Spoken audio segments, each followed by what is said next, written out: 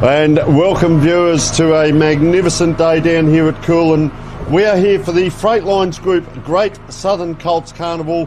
My name is Tony Neal, and joining me in commentary today will be Yogi. He'll be on a little bit later, of course.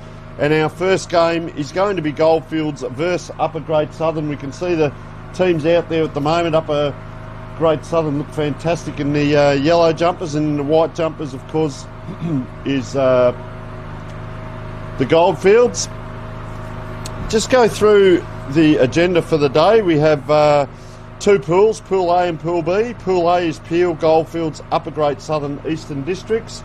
Pool B, Great Southern, Esperance, Lower Southwest and Ongerup. So it is a magnificent event, the Coolin Colts Carnival. We'll touch on that in a moment.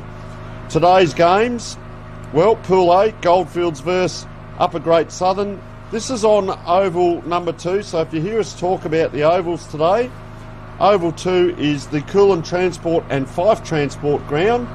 Fantastic supporters of country and regional football.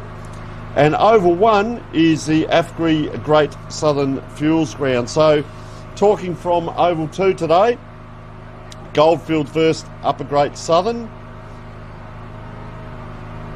on Oval 2. On Oval 1, it's Peel versus Eastern Districts, and of course all games are live streamed, so you, the viewer, can choose whether you're at home or out in your farming equipment or just around town and you want to have a quick check of the scores or you want to watch the whole game. By all means, jump on. Filming Footy and Classic Clashes, doing a great job. All games commentated. At 10:25, the next couple of games, Great Southern versus Ongerup, Oval 1, Esperance versus Lower Southwest. So get your time clocks out as the teams come into a huddle. At 11:50, we have Peel versus Upper Great Southern on Oval 1. Oval 2 is Goldfields Eastern Districts. 1:15, we have Great Southern versus Lower Southwest, Oval 1. Esperance versus Ongerup, Oval 2. Stay with us. 2:40, Peel versus the Goldfields on Oval 1. Upper Great Southern versus Eastern Districts, Oval 2. And at 4:05, the last games of the day, Great Southern versus Esperance and Lower Southwest versus Ongerup. Now, if you haven't been at 4:05, if you haven't been able to keep up, it is all on Play HQ. And, well, this will be interesting because the Goldfields have just taken off the white jumpers, which look like being a warm-up jumper, and you wouldn't believe it, they're wearing yellow. So, thank goodness Yogi's come on board because this is going to be interesting, Yogi. Both teams are in yellow as we speak. Any chance of getting them to wear their white jumpers? Yellow versus yellow. So Sunday's fixture, of course, Pool A, 4th versus 4th at 9:30. That's 7th versus 8th. 5th versus 6th at 10:55. Pool A 3rd versus Pool B 3rd. So they go 4th, 3rd, 2nd, 1st. The second place getters at 10:55. 3rd versus 4th from A and B. And the grand final, Pool A 1st versus Pool B 1st at 12:30 p.m. on Oval 1 tomorrow. So it's a great pleasure to welcome in Yogi. And Yogi, you've got a bit of background on the Upper Great Southern Football League. So first of all, welcome, mate. And, well, dry weather for the footballers out there today. Yeah, a bit of dew on the ground, a bit of cool morning, but yeah, looking forward to 3 interesting games of football with our boys out there. All right, our sponsors are very important to mention. Our, as we said, Oval 1 is the AFGRI Great Southern Fuels ground. Oval 2 is the Coolin Transport and Fife Transport ground. Our scoreboard today is brought to us by Sportal. Of course, we would like to thank Great Southern Fuels, Dyson Jones Wools, Newdigate Stock and Trading, Moylan Silos, Triple M, CBH, Men's Health, Talk to a Mate, Nutrient Ag, Belt Up and Omnibus. Of course, some great awards, Yogi. The Broadcast and Classic Clashes sponsors, Goal of the Year, and this carnival is part of that. So the Goal of the Year is sponsored by Kimberley Accommodation Group. And we thank Carl Rex from Ord River. Carl Rex from Ord River Magpies would have to be leading this at the moment. The prize, 3 nights accommodation right up there at Broome. Our Mark of the Year, well, once again, they're eligible here. $3,500 for the Mark of the Year prize. Our partner with Classic Clashes for the next 6 years.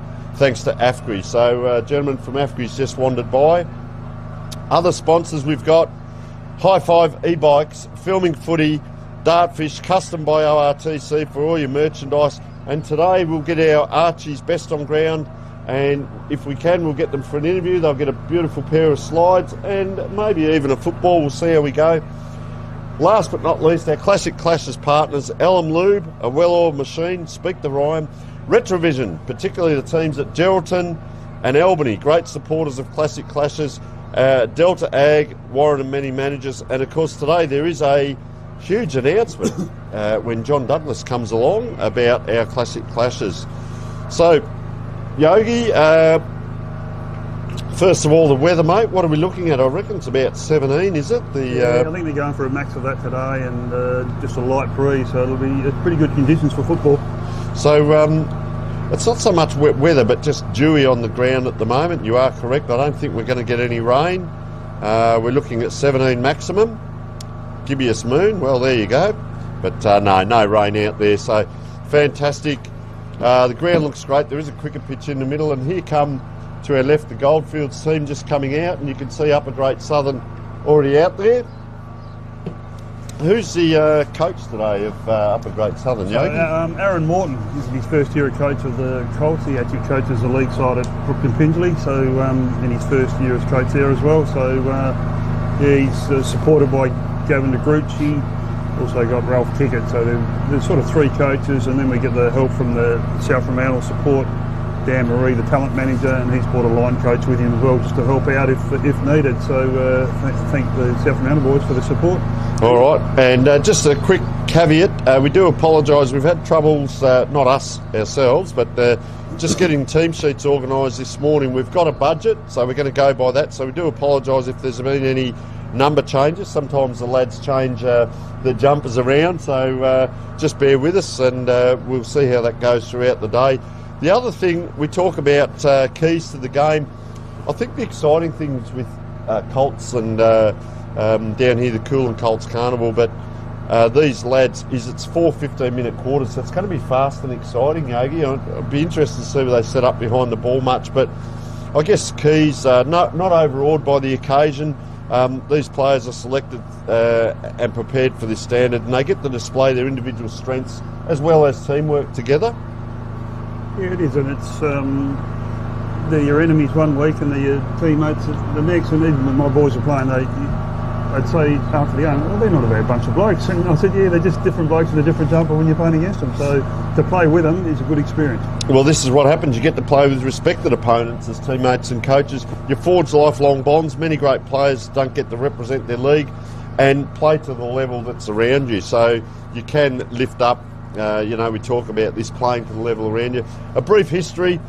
Great Southern Carnival is the longest running carnival any type in the Southern Hemisphere. Commenced in 1922 as a senior competition until 2001. It then transitioned across into the Colts Carnival as we know it now. So let's focus now on what's happening out there. The umpire's just getting ready. Come into the middle. He's had a bit of a chat with them, and great to see them. Everything's got to be positive about the umpires. They do a great job, and a lot of people out here volunteering as well to get these teams out there. Yes, it's umpires are hard to come by nowadays, so we've got to respect them. All right, so we've just got a couple of updates there. We'll have a look just if there are any changes. Looks to be as selected. So let's get ready for a great day of football ahead of us. Both teams are keen. I always wonder what gets said in a huddle too, Yogi. You know, they're all a bit nervous, but they want to get going and get into it. So good on them. I'm interested today, looking at the patterns, what happens at half forward inside the 50s, whether they get a finish. You know, is there going to be a big target up there, and whether you can finish or whether it's a nippy young lad. And then what happens at half back? You know, are they panicked? Are they composed? Do they switch or go down the line? So there'll be a couple of things we'll bring into the commentary today that we're looking at, but all augurs well as teams are just moving into position.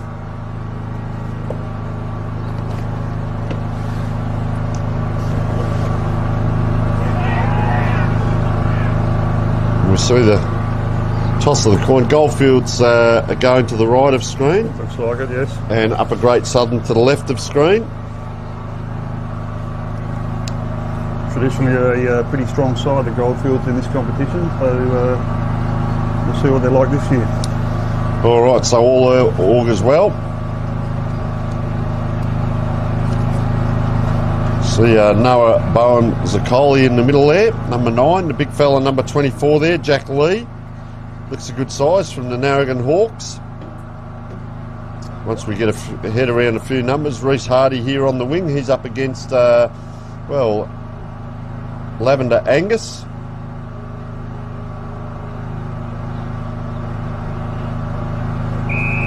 So umpire is about to throw this ball up, not going to bounce on the wet, so gee, an easy tap there. He didn't even rise up there, Jared Donaldson. So Goldfields player taken high there, and he's going to be the recipient of the free kick. And what's he going to do? He's going to come diagonally to the half forward line.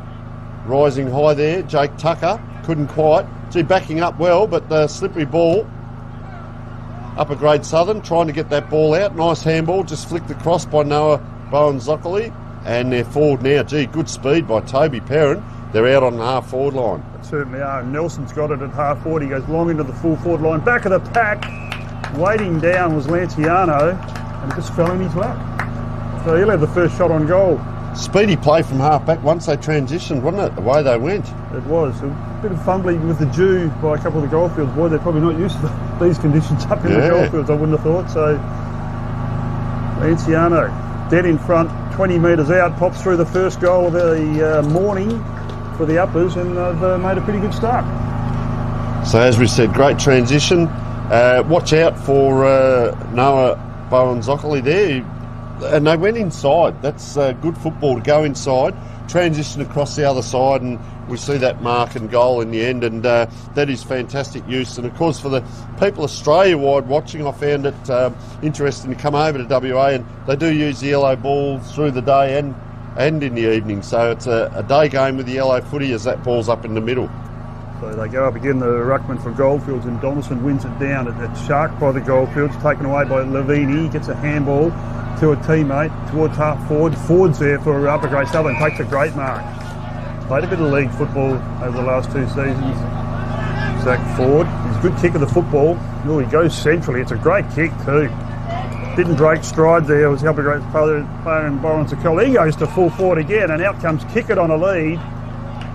And young Kickett, his dad's one of the assistant coaches this afternoon from the Narrogin Hawks. He's going to have a shot on goal. He's a bit further out.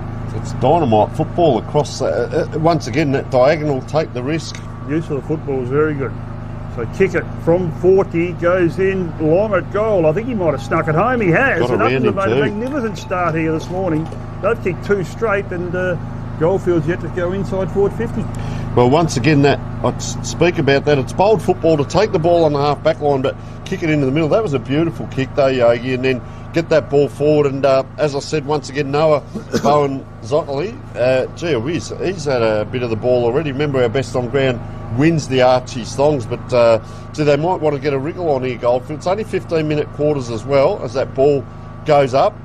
Tap forward again. Gee, taken out of the air. That's good play by the big fella. He's followed up as well, and it's one thing to be able to tap, but it's what you can do around the ground as well. A lot of congestion around the ball, and I'll tell you what, a lot of yellow jumpers in there because both teams are wearing them, but coming out, just handing it back there was Charlie Scafidi. So up it goes. You wouldn't want to be colourblind out there, would you? No, so These ball two now jumpers. comes forward. In front there is Thomas Coughlin.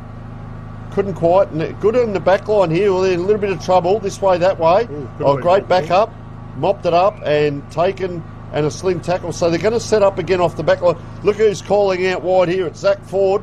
But they go out the other side diagonally, not afraid to move the ball around the width of the ground, Yogi, and they're on that far wing, mate. Yeah, so Green had that ball. He goes to ball. It goes centrally. Oh, it's a good kick too.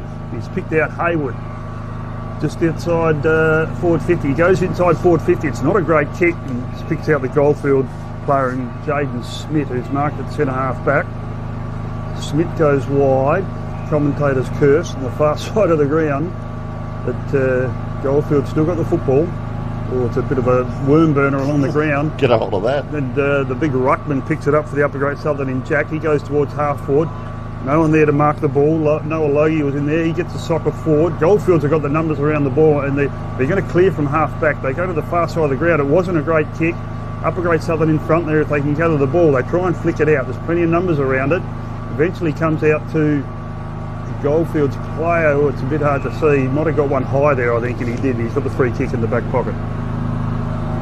So free kick on that half-back flank. It looks could be Jarman Mayer maybe. We'll get the numbers. So they go bold as well. They get inside. They've had a bit of trouble getting out of the back line here, the Goldfields. A couple of times they've put themselves under pressure. And as you can see, there's a ground ball. So the skill just at the moment with the wet ball, so it's a bomb. The bomb becomes a 50-50 or a player from the Goldfields leading out. But, gee, that was strong by number 19, Reece Hardy there.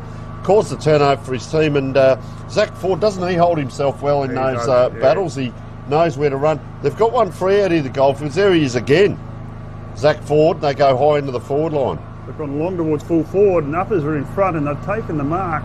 Looking at it's Goldfields again. Goldfields seen the black sleeve, so they move it out towards centre wing there to Wally. It goes over his head, so uppers go through in green, gathers, flicks it out the back. Sorry, the player wasn't green, it was Perrin. Plenty of numbers around the footy again as it's forced to the boundary line. Just going to say, Yogi, 3-on-2 there. So the work rate, you talk about work rate, these lads are all young, fit, and you alluded to it before, probably a lot of these lads play senior football in their local competition, probably 70-80%. We were talking last night with a few of the coaches, and a lot of them do play senior footy. It's going to be a great standard. You don't go back and play under 14s after this, you come up into senior football. So this is that step up, and just play a swung right around, gets it out. So panic kick, so they're having trouble going forward, Goldfields, 50-50s. Great teamwork here by Upper Great Southern. On the left boot there, well done by Slade Green. Gets it forward and a diving mark there. Rory Pupper, he elects to come inside. Bold football, and that's a good mark out in front. It's play on. Couldn't take it, it was Albert Leaveney. Handball comes out now, a couple of players in the long sleeves. They're pretty smart. Handball back, another just a bomb forward, and there's the advantage of playing in front. Oh, beautiful play now. Breaks away. Looks for the player in the pocket, doesn't hit him, and that was Jake Tucker.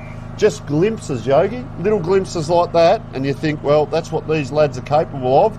And, well, you can see they were under pressure through here in the midfield as we get a ball up in that, well, it's a forward area for the Goldfields. Both ruckmen go to ground. He goes to the back of the pack. Bursting through there was Coughlin for the Goldfields. It's deep in the goal square. A soccer off the ground. No, they've kept it in at the Upper Great Southern fence. Goes to forward. It's forced through for a... Behind. So 2 straight to the Upper Great Southern. Goldfields' first score. They're one behind. As Drew, we wait on Green from full back to bring it in. He goes towards a ruckman. Up he goes, a big fella. Can't take the mark. Bowen Sokoli's at the back. Tackle without the football. A ruckman, he flicks it out towards Finlayson. He can't take it. Bowen Sokoli's done really well. Taps the ball forward to a teammate. Picked up by the skipper there in Perrin. He gets it towards centre wing. And uppers have got numbers at the back there through Lanciano. Oh, he missed the ball. It was a bit of a fickle bounce. Goldfields there. They can't grab the ball. They do so through Garlett.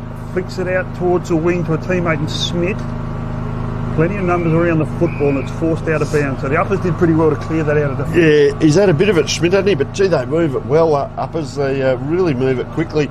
I did notice Goldfields, the first couple of times they tried to clear, they went out the other side of the ground. But at the moment, you see pretty much every player is on this half of the ground, and a lot of congestion, a bit of interchange. No, not quite. So this is the big fella here in Jack Lee. And this is what we talk about. Gee, he's got a nice leg on him. That is a beautiful leg for a big fella, and nice mark in front. Jake Nelson, and the synergy looks quite good, Yogi. They're a bit cleaner than the Goldfields. Not as fumbly, and their kicking has been a bit more precise as well. Well, Jack Lee from Narrogin Hawks would talk about this. Don't just be a tap ruckman. What else can you do? And he's displayed some real talent with that leg. And just swinging out to the right here, player lets it go with 2 hands, and doing so, that just goes offline. 2 goals, 1 place, 1 point. And I'm going to harp on it because Jack Lee, this is what they look for, the recruiters and everything that are out, whether it's Waffle, AFL, whatever. But a big fella that can get around the ground. He's getting a run around now, so this will be interesting. Tex McLeod's taken off and trying to run him around a bit, and he's going to be deep into this opposite side of the ground play, and that's a good cut-off by Uppers again. He's not moving. There is a player out this side. There's two of them set up well here. A bit hard with the all the yellow jumpers. So Xavier Ford at half-back goes towards the centre of the ground. Goldfields in front there. And it's a good grab, I think, by Albert Lavini. He's been all right so far. He's had a bit of it. Wide. Finds a teammate in Mar. By hand, they go through the centre wing. It's a good little kick back inboard and great kick. Hands again to Lavini. He's got it. Kicks inside forward 50. They've got the numbers, Goldfields. It's close to the boundary line. It's just outside of our vision. And we'll so they're starting to just team up. I've liked Schmidt, like he, just a good sized lad, good athletic lad, but he's done some good work down there. He's had 4 or 5 possessions already this quarter. Just looking at who they're picking up down here behind us is that ball in the pack now, the rolling ball. Comes out to upper grade other player in Finlayson, gets it towards centre wing.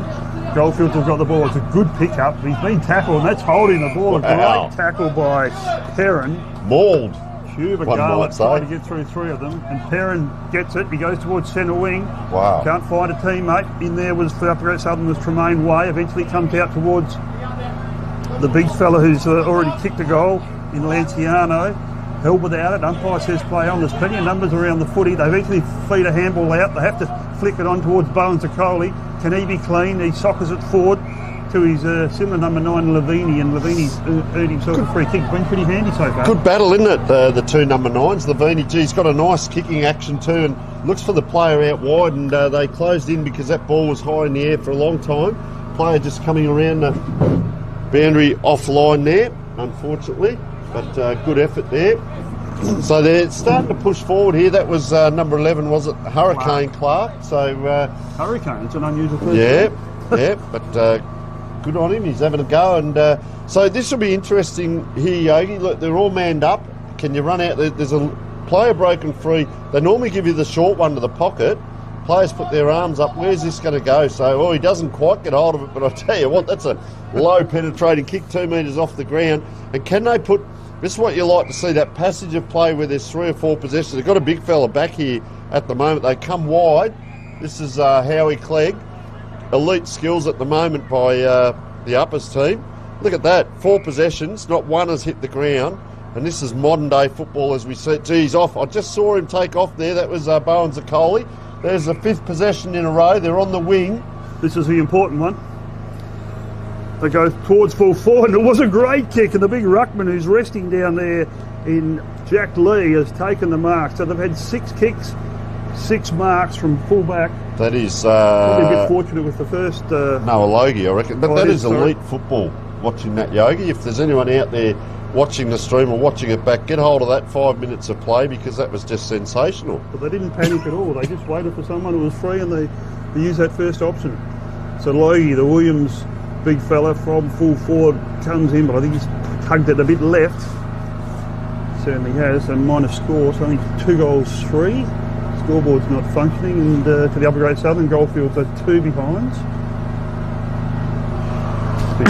Full back, Goldfields bring it in. Find Tex McLeod. So the Texan, good kick to centre wing. Free go. And that's quarter time. Is it? Or is he just called it? This umpire put both arms up, and he's pointing to a free kick. Pardon me. Just pointing to a free kick. I thought both arms went up for the end of the quarter. Well, nice kick by the umpire back, but well, we'll reset here because that was interesting. Players just walking around. Now the leads come. They come towards the player. And well done there by number 18 in Tim George. He hurriedly gets it on right in front of our commentary position here. It's a big high spiralling kick. Player gliding by on the wing, gets it around the corner, and that was Rory Pumper. The one-handed pick-up. They go outside to come inside. Another spiralling kick, and strong in defence is Casey Beard. Looks a good side. It's almost circle work now, Yogi. They're out the other side now. And let's see how this possession game goes for Uppers, because this is number 19, Reece Hardy. He's a left footer. He goes to the far side of the ground. It's a good kick too. I've been very impressed with the Uppers skills in this first quarter. If they can keep Huge. this up, they're going to be a bit of a force. They go towards half forward, Goldfields in front and at the end of the back. That's the way the kick comes. It's a poor kick out of defence by Goldfields, because all they've done is pick out Bowen Zakoli. He goes into the pocket. Upper Great Southern playing from behind. The ball's flicked out the back.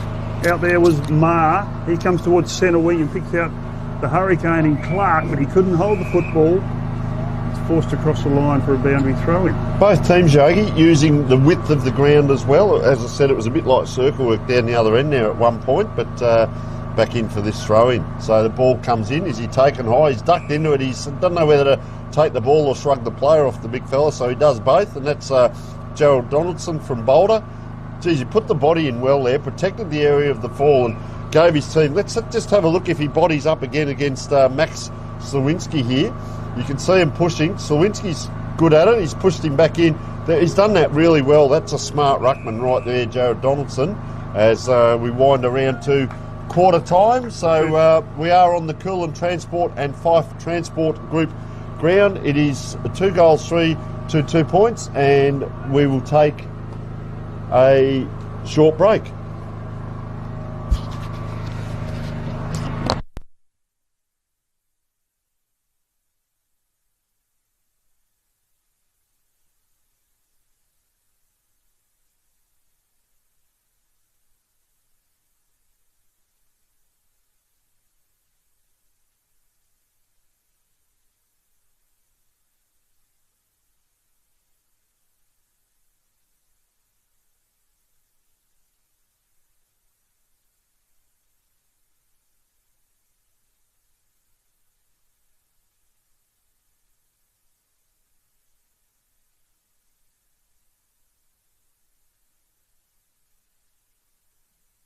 At Great Southern Fuels, we know fuel. It for over 40 years. We're a family business, we employ locals, and we support the communities we operate in. But don't just take it from us. Hear what our customers have to say.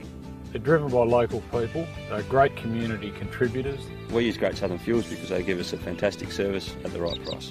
You can rely on them no matter what. It's just a phone call away and the tanks are full. Why would you go anywhere else? Great Southern Fuels. Reliability you can trust.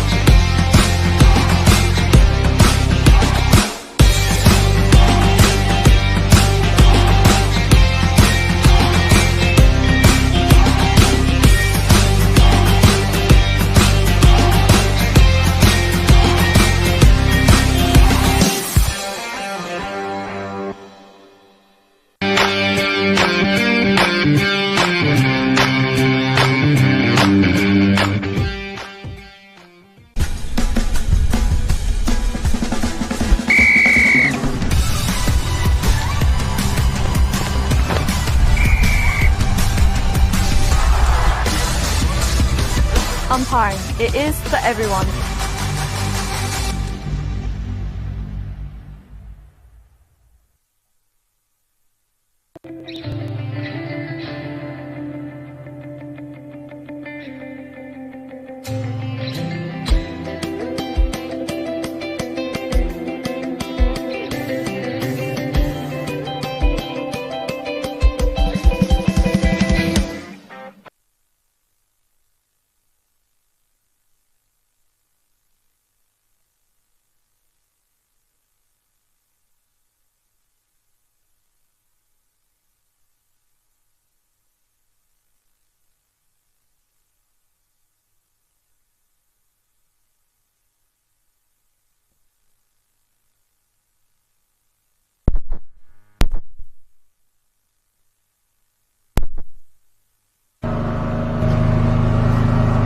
And welcome back to the magnificent, well, it is the Freightlines Group Great Southern Colts Carnival down here in Coolin since 19... 22, I think. 1922. That's over 100 years. I wasn't playing back then, but... but... I remember playing one at Manjimup in about 1985 in a grand final, and it was 7 degrees that day. We actually had a drum in the change room with a fire in it. It was freezing. There's some great stories, mate. We had the launch last night, of course, and it was fantastic. Once again, thanking our sponsors, our major sponsor, Freightlines Group, of course, Coolin Transport and Fife Transport for this magnificent support on this ground. Of course, our scoreboard is brought to you by Sportal. Great Southern Fuels, great supporters, Dyson Jones Wools, Newdigate Stock and Trading, Moylan Silos, and we'll cover off on some more a bit later on. But Yogi, how have you seen the game? Very impressive by uppers at the moment. Yeah, they've started very well. I think their skills have been a bit better than the Goldfields side. Goldfields sort of picked their game up in the second half of that first quarter, but the Upper Grade Southern prepared to use that first option, and they've just been playing in front. They're just a little bit cleaner at this stage, but 2 goals 3 to 2 behinds as the ball's thrown up in the middle, and the big fellas go up, no one can win the ball, come to Upper Grade Southern. They probably should have kicked the ball then. They handballed it in the direction, they're trying to push it forward. In there was Perrin, the captain, couldn't gather it, bursting out of defence. Great play there by the Goldfields defender in Schmidt. Again, eventually work it wide to Marr. He goes in short, it's a good kick too. Finds a teammate right in front of us in the old Hurricane Clark. He goes towards half forward. Up they go, or centre wing. Morton read off the pack beautifully by the big ruck when he gets a boot on the ball. Only goes as far as forward for the Upper Grade Southern. He gets settled on as soon as he picks the ball up. And Goldfields will lock it in at centre half forward. I was just looking there. You did call him as the ruckman, and then they've got the big bloke Donaldson's come in to the back of this pack as well. So they've got a bit of height out there, the Goldfields. And I was looking at the better players, and I did like Donaldson's tap work in that first quarter as that ball comes forward. Starting to get a bit of it now is Jarman Maher. He's really become industrious. Sliding mark. That is just sensational there. And we'll try and pick out who that was. That is a great mark. That could be a contender for our mark of the year. Afgri. So great mark there. Can we see it's number 4 or 14? Jake Tucker? Jake Tucker it is. Tucker, I think.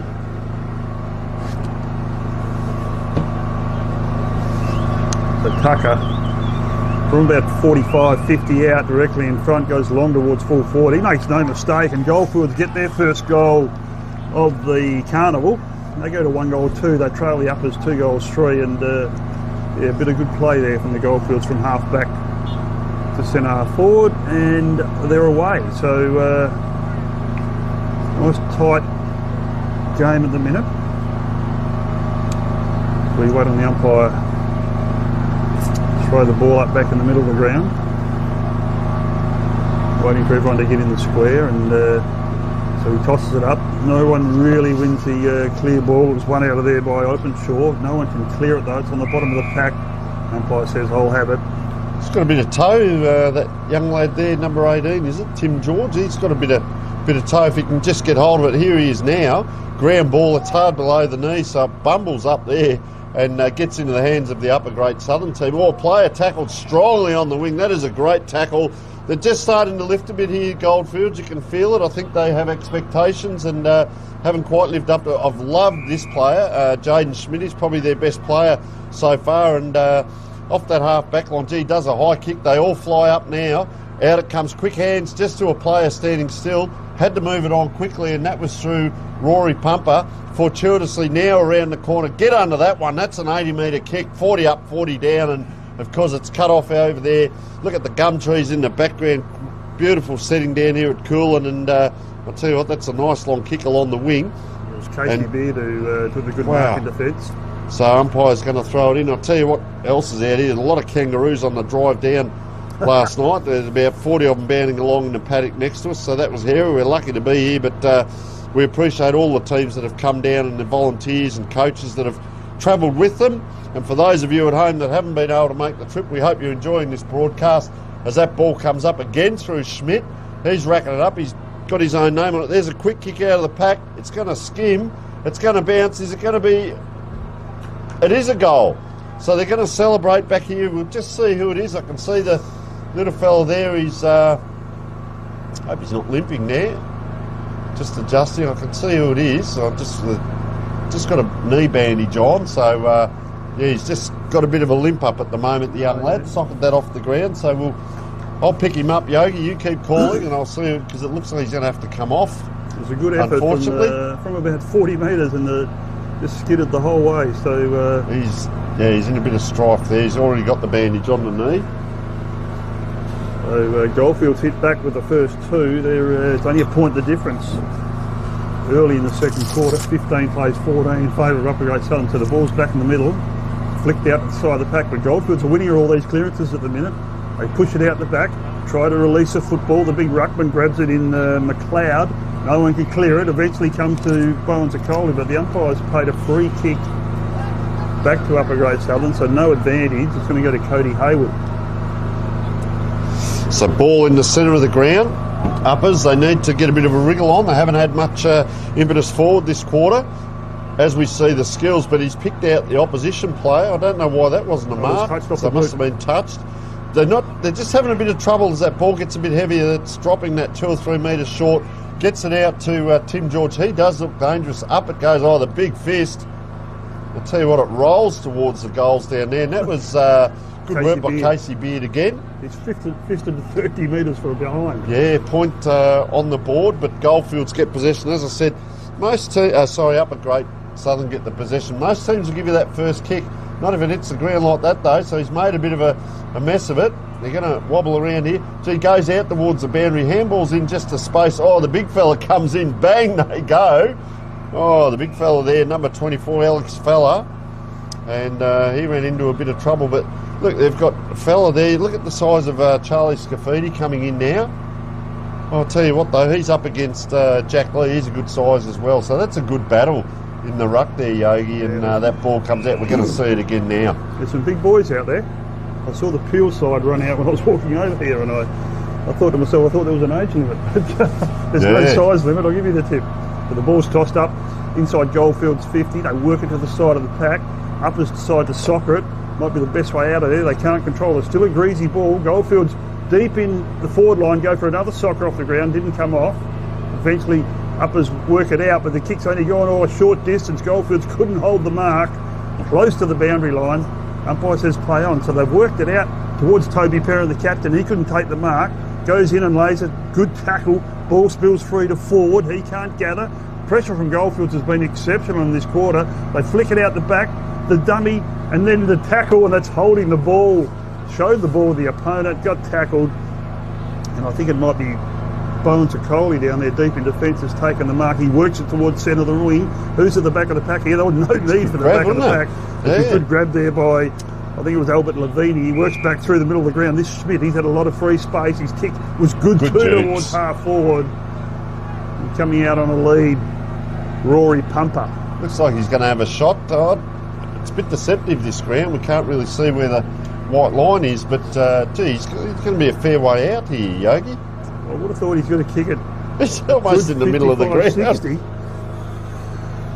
So Pumper, can he put the Goldfields in front? Oh, he's slewed it off the side of the boot, goes towards the forward pocket, off the back of the pack and out of bounds for a boundary throw-in. So I've got it as 2-1 versus 2-3. Goldfields have fought back this quarter. That was actually Thomas Coughlin that kicked that soccer goal, and he had another go at it. Looks like he's picked himself up a bit. He has got a bandage on that leg, but he's still out there. So throwing on that far side, it's anyone's ball. Soccer off the ground, that'll do on a wet day. Couldn't quite take the ball there. The Goldfields player goes back. Here he is. Little George, I like this lad. I reckon he can light him up if he gets going, and that's what he can do. Picks out a player there.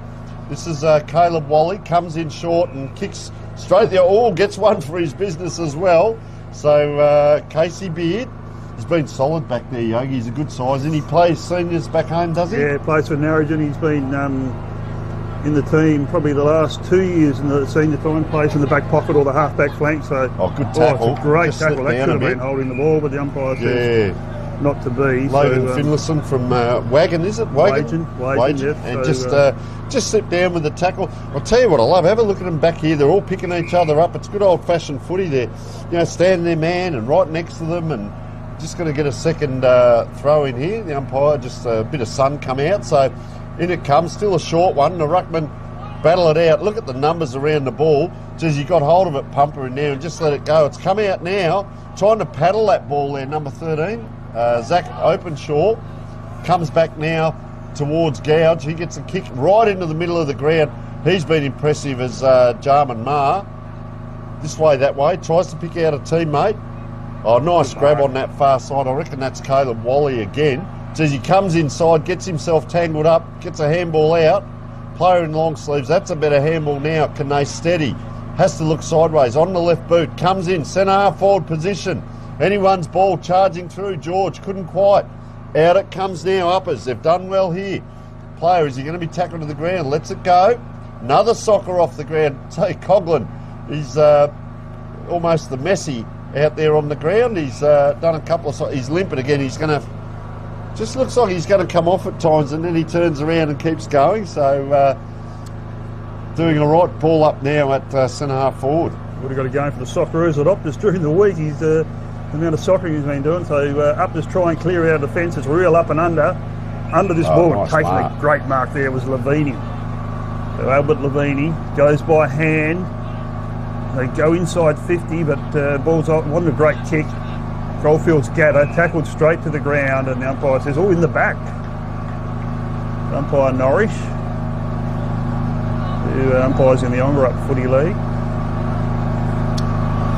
Free kick to Marcelo Alex. He's going to go in short. They've got to play a free at centre half forward. Poor defending by the upper grade southern side. I think it's Rory Pumper again has marked it at half forward, directly in front.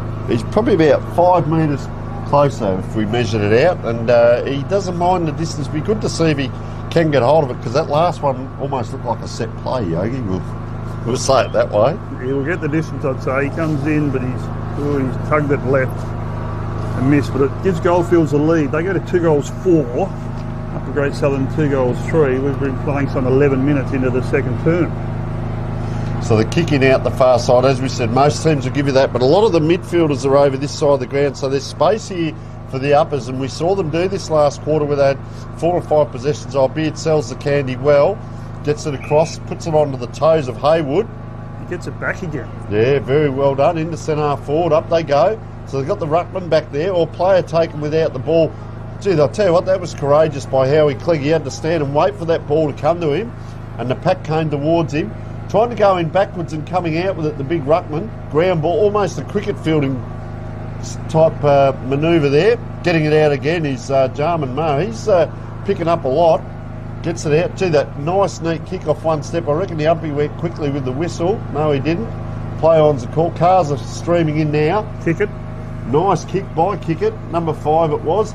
Oh, trying to weave around, and he does get out of it. And I tell you what, he's put it through, and that's big number 26, Tyron Lanciano, and that's a much-needed goal, Yogi. Well, that's probably only the second time they've been inside forward 50 for the quarter, the Upper Grade Southern. Goldfields have controlled the game, and they probably should be a bit further ahead. But Upper Grade Southern get their third.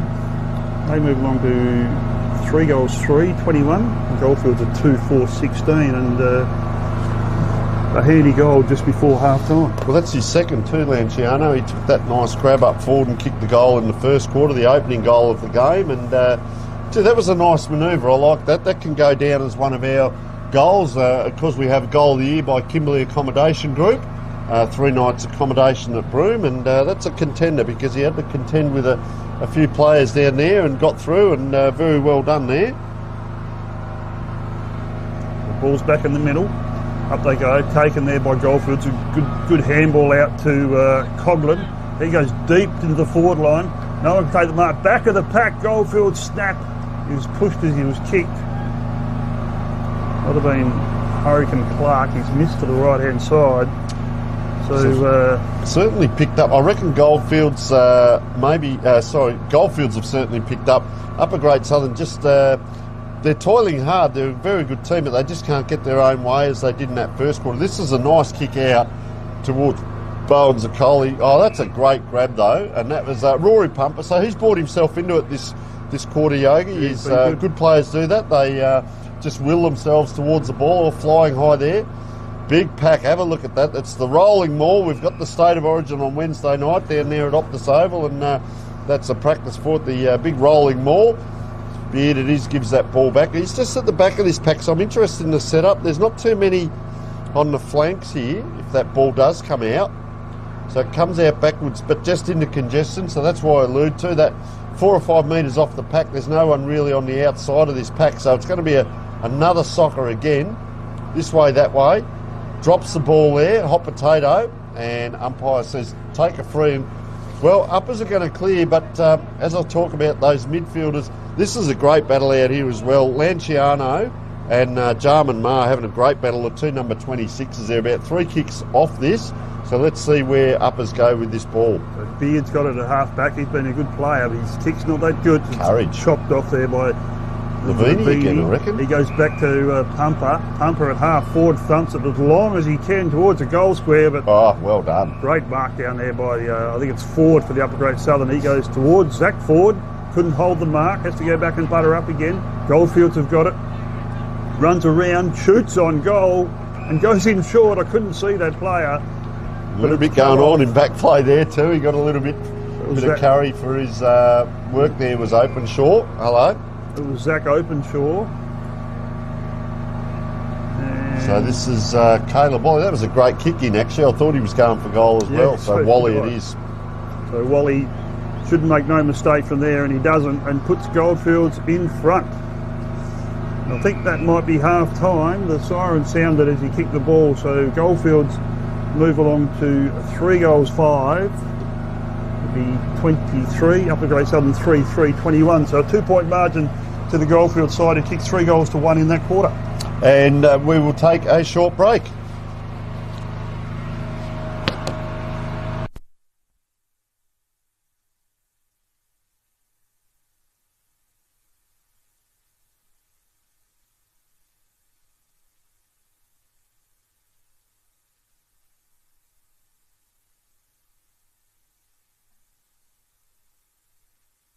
At Great Southern Fuels, we know fuel, and we know we serve you.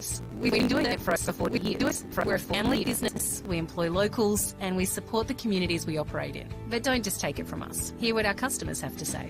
They're driven by local people, they're great community contributors. We use Great Southern Fuels because they give us a fantastic service at the right price. You can rely on them no matter what. It's just a phone call away and the tanks are full. Why would you go anywhere else? Great Southern Fuels. Reliability you can trust.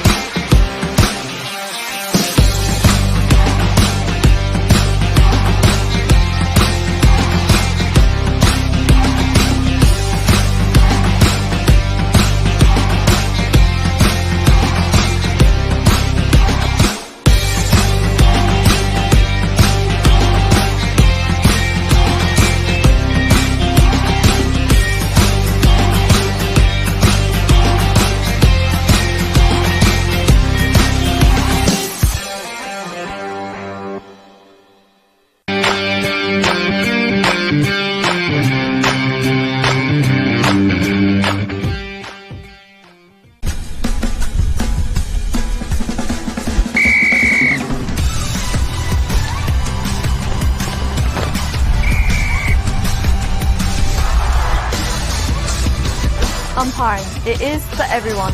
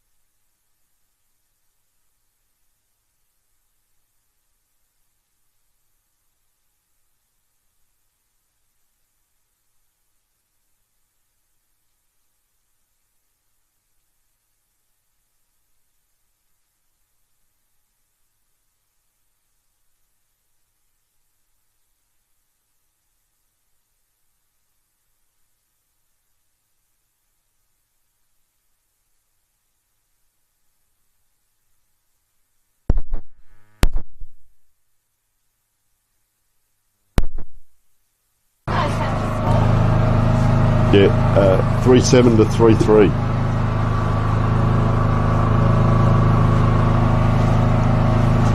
And welcome back to, well, the halftime break's been and gone. It is Goldfields versus Upper Great Southern. And Goldfields, Yogi, what a fantastic quarter that was. They kicked 3 goals 5. It is now 3 goals 7-25, leading Upper Great Southern 3-3-21. Upper Great Southern, of course, led by 13 at quarter time. The lead now to Goldfields 4 points. And we have a very entertaining game on our hands. We do, yeah. Goldfields just flicked the switch at quarter time. A totally different side. They were a lot cleaner. A bit fumbly in the first quarter, but yeah, they got going in that second quarter and probably should be further ahead. So we start the third quarter, ball back in the middle, and let's see if there's a bit more manning up by Upper Great Southern in the middle of the ground, because they were a bit poor in that second quarter. They flick it out the back towards Logan Finlayson. He can't gather. Goldfields in there. Good tackle straight to the ground. Umpire Norris says we'll have a ball up. So it hasn't moved far at the moment. No, they went it out the side of the pack. In there was Finlayson again, but Pumper it was. Might have been pushed to the back. Umpire says play on. Through went Ma, who's had a good first half. But just watching there, Jack Lee, you see him, number 24 and number 27, they're having a real ding-dong battle at each other. Tex McLeod, if I was Lee, I think he's the leading ruckman on the ground at the moment. I'd be making them follow him, but he was really aware of where Tex McLeod was then. We're going to get another throw in, and this is a good battle. I think there's a little bit of feeling between two. Look at his chest out, Big Lee, protects the space, but I'll tell you what, they're having a ding-dong battle, and there is the ruckman just picking up the ball and doesn't go anywhere. Lee's just really watching him at the moment. So that's an interesting, there it is, a little bit of side battle on, and he's trying to put body on body as that ball comes in. They're on, Yogi, they are on at the moment. Wrestle as a good mark taken in the back line. I'll call the footy, you watch the fights, and that is Beard again. He's up there in our better players. Strong kick out, another tall player, the 2 number 26s, he was nudged out there, Lanciano. He's a long way from goals, and there's something going on. See, there's umpire's calling a yellow card. Those two have been battling in the middle, and it looks like Lee, Jack Lee, is it? He's going to get the yellow card, or is it, the umpire's just pointing at the moment, or is it McLeod, or is it both? So Lee it is. So they were having a real battle there, and Lee unfortunately having to come off the ground. Just 2 blokes having a go, but Lee it is coming off the ground. Also Pumper as well. I think they've both been given yellows. So Pumper it is too, yeah. As the ball hits him as he's running off, he can't do anything about it. And it's play on here. So a little bit of feeling crept into the game. I don't know that they get to replace it, so it might be 17 on 17 as at this moment Jaden Schmidt runs out, and he's been a good player. There's still a bit, a player gone down in back play. Hurricane Clark gave a bit and then got a bit. He got a receipt. And number 10 there, Logan Finlayson, just giving a bit of lip as well. So have a look. There's a real bit of feeling going on out there. Hurricane just here on the back of the pack, and players are just having a bit of a go at each other here. Yogi? Yeah, so through goes there to a player in George. He flicks it out the back. Uppers try and get it on through Perrin, but Goldfields flick it down towards half forward. Ford was in there for Upper Great Southern. Can't gather the ball. It's on the bottom of the pack. There's plenty of numbers around this one. Just keep a watch out, for Gerald Donaldson here, big number 20 here. Just a really good palm of the ball. He points now. He's got a couple of inches. That's what he can do, just palms the ball out to his teammates. So they flick it on to Upper Great Southern, but can't control the ball in Finlayson. Goldfields break through. Number 19, he's smashed into in a great tackle, Latrell. He extracted that ball out, didn't he? And just couldn't get away with it. So Moritz, the Wagen midfielder, goes towards half forward. It's a good kick too. Picks out a teammate down there in Tremaine Way. They go towards full forward. They flick it out. Comes to the big fella. He snaps around the corner. And I think he's kicked it. Oh, he has a magnificent goal. Was that Noah Logie, was it? It was. 28? Logie, the Williams player. Yes, it was. It was a great goal. Oh, we got the wrong game. So Uppers hit back, and the scoreboard's a bit behind, but I think the Uppers moved to 4 goals 3, and Goldfields should be 3 goals 5, 3 goals 6. It's a bit hard to say because 3-7, I reckon I've got them at. 3-7, you've got. So that was Logie. We think that was a great goal. That could be a contender for goal of the game. So it's 3-5 they are, the Goldfields. 3 goals 5, Upper Great Southern 4 goals 3. So we've got a 4-point margin in halfway through this third quarter. Ball's back in the middle, 1 down by Goldfields. The back of the pack, Bones of Cole. He's started the third quarter well, goes with the outside of the boot in the direction there of Lanciano. Drops what he should have taken, the big fella. Then gets tackled, that's holding the ball. Put himself in a world of trouble there, didn't he? It was almost slow motion. Yeah. But, the big fella couldn't get rid of the footy, so great tackle with the Goldfields player. He goes in short. Ball comes off hands. They couldn't find a teammate. Could have been tackled high. Umpire says play on. Patterson goes in for Upper Great Southern. Can't gather. Goldfields, they played a throw against Smith, who was a good player, but Way's got it. He goes with a magnificent bullet pass to full forward. Tremaine Way, he speared that like a daisy cutter, and Logi's taken the mark again. Chance to kick 2 in a couple of minutes and extend the lead for the Upper Great Southern. He's probably going to kick from around 50 here, so we'll see if he's a bit more accurate. So there's no breeze to speak of, and that ground's dried up now, so we're really going to see some good footy. He just holds himself very well, doesn't he, Logie? He does. So the Williams forward comes in on the right boot, makes no mistake. Just no worries with the distance. And Uppers get a little bit of a mini break in the third quarter. They move to 5-3, Goldfields 3-5. They push it out to a 10-point margin. We talk about that, Yogi, that ball coming in quickly, which Upper Great Southern showed us in the first quarter, and they've done it again here.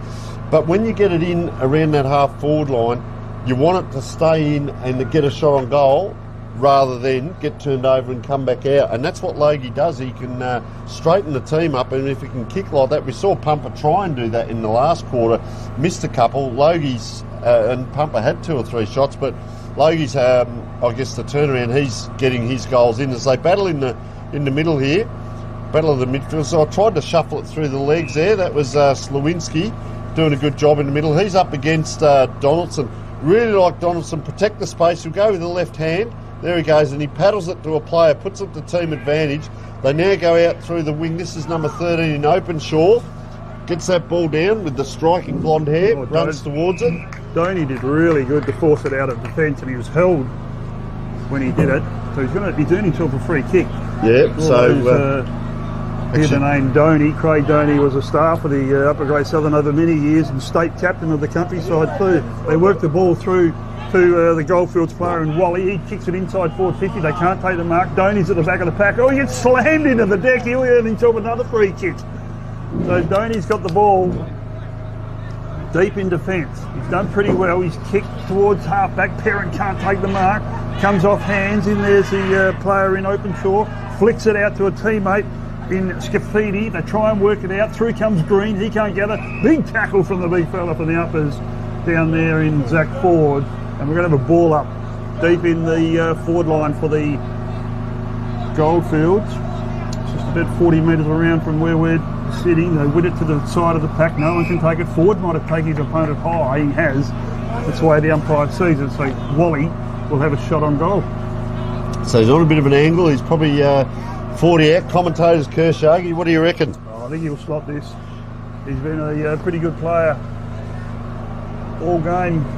Caleb Wally comes from the Boulder Football Club. So from 40 on the right boot. Doesn't let me down, or does he? No, he doesn't let me down. He's put it through. He's just got the distance, and they get their fourth. They go to 4 goals. Well, we'll go with 4 goals 5. Upper Great Southern 5 goals 3 as Donny comes off for a well-earned rest.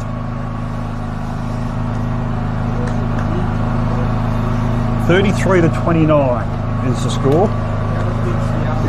So 5-3. Yeah, I've got it as 3-5. It's 5-3 to 4-5. That's the official score. So, yeah, somehow there's got an extra point up there on the scoreboard. So, well, that could be interesting later on in the game. As ball back in the middle now, and Upper Great Southern, we've got a pretty good battle on our hands. Out it comes. Oh, a player left it for his teammate who was running the opposite way. Made it a little bit hard there for Coughlin. and just ended up with a ground ball. So it hasn't gone very far at all from that ball up. There's a little bit of a paddle, beautiful blind turn, and then misses the ball. There's Toby Perrin. Out it comes, extracting it again is Schmidt. Puts it into open. There's a sense of theatre there because he's made his players run for it. That's a nice little neat handball up. They're inside 50 here, but not to anyone, Goldfields. This time this way, that way. Player tries to get around, goes backwards. Georges gets a handball on. He's going to have to chase his own ball. Paddles it again. Goes after it again. Caught behind. Good tackle on there. What's the umpire adjudicated? Just caught there, and that was Caleb Wally, who's been dangerous up forward. Just what's on the outside of the pack if they can get it here. Uppers. Oh, player just putting the body right in. That's what you like to see. This way, that way. Look at him go for that ground ball. Push it out again. It's sliding around like a piece of soap, and it is the rolling maul again. Dangerous position here for Upper Great Southern because Goldfields are right in their forward line here as Scafidi it is. Goes up, punches that ball towards the goals. We've seen a goal earlier in the day. The big fella can't quite get around. Just gets a boot to the ball. Still on here in the forward pocket. Oh, this way, that way. Can't quite. Oh, players all trying to get a boot to the ball. Under pressure, the uppers. Can they get it out? The handball comes out. Oh, over the head. Trying for a little bit of magic there. Couldn't quite get it done, but it was worth having a go. Looked like Garlett. Good on the young lad for giving it a go. That's what we say, but sometimes ambition gets ahead of talent. No, you've got to have a go at it. As boom, the big left footer comes out. Only the centre half back now. Having a great game is Ma. Over it comes. Jarman Ma. Back inside now. Peppering. Oh, the big fella comes out.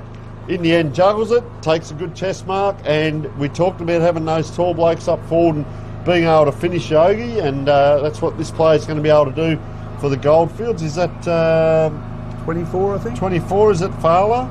Alex Fowler, I think, yeah. So Fowler it is, wanders in. 25 out. Oh, a little bit slow on release, but does well. And they get another goal here, the Goldfields. So I've got 5-5. Plays 5-3. We really do have a game on our hands, Yogi. Yeah, so Goldfields back in front. And they've been the better side since quarter time, but yeah, she's a tight affair. Well, they didn't kick a goal in that first quarter. They kicked. We got them down for 3 goals, 3 in that second quarter, and they've kicked 2 this quarter. 1 through Wally and 1 through Fowler. Goldfields, Upper Great Southern kicked 2-3. Then they've kicked 1 goal straight last quarter. They've kicked 2. So probably, really good game in their hands. If Upper Great Southern can answer, that's the question. Or will Goldfields now get 2 in a row? Well, so the ball's back in the middle. The big fella, he's been in the ruck, has been good, but Perrin tries to break through, can't gather. Comes to nice. It was Finlay centre who fed a handball through to Bowen Zakoli. Back of the pack could be the key here. The umpires paid a push. Just as Howie Clegg was streaming into goal. So Elijah Evans there. They've got the free kick. They go out wide. There's that Jarman Ma. He hasn't been in the play a lot this third quarter, but the ball hasn't been down there much. Well, that's interference. You have to pay a free kick there. Went early. Went early, Yogi. Didn't touch the footy. So Casey Beard, the Narrogin Hawks defender, he spears it into the forward line, looking for kick it. Went one-handed. Should have gone 2, son. Has to go back and lay a tackle. And the ball's going to be balled up.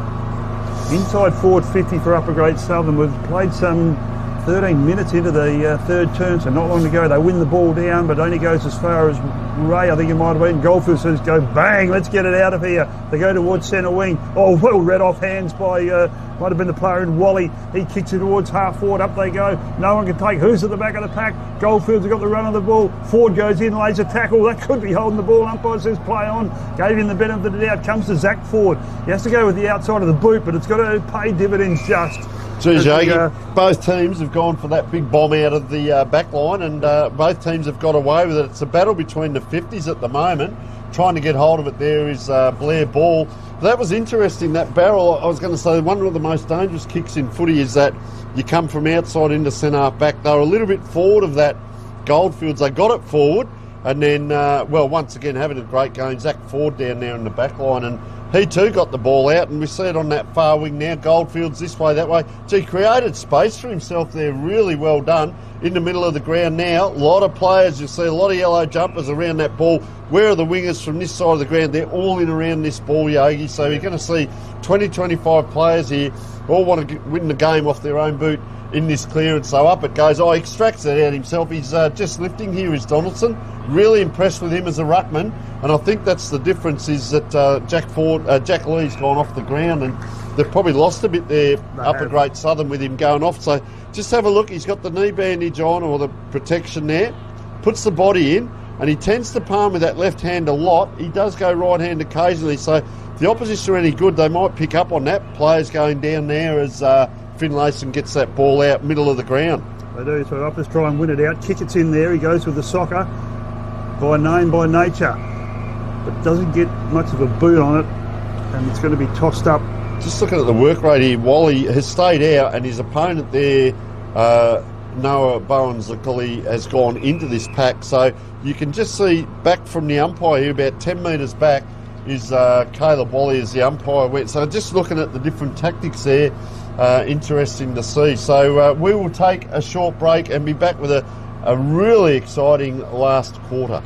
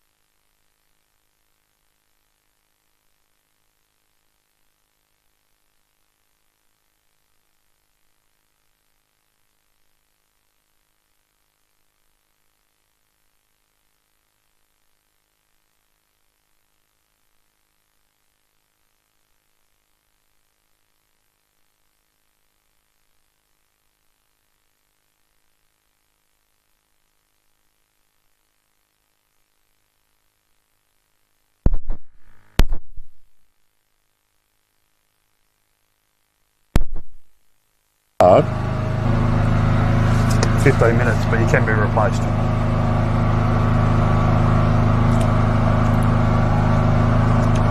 well, welcome back, and gee, I'll tell you what, it's built into a huge last quarter here. 5-5-35 Goldfields plays Upper Great Southern 5-2-32. It was 2 goals apiece for that quarter, so must have been a point in there somewhere. 5-3-33, I should say.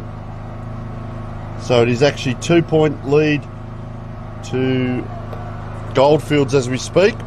And, well, all August for a great last quarter. Tony Neal and Yogi joining you. Hope the viewers around Australia and around the world are enjoying the Coolin Colts Carnival, of course, sponsored by the Freight Lines Group. We're on the Coolin Transport, Fife Transport. Oval number 2, and that ball up in the middle as the big men fly. Tracking that ball, gee, just waited well there. Did a great job, did Bowen Zakoli there. They go forward here, Goldfields, and they get an inside 50. They do on the left boot of Reynolds.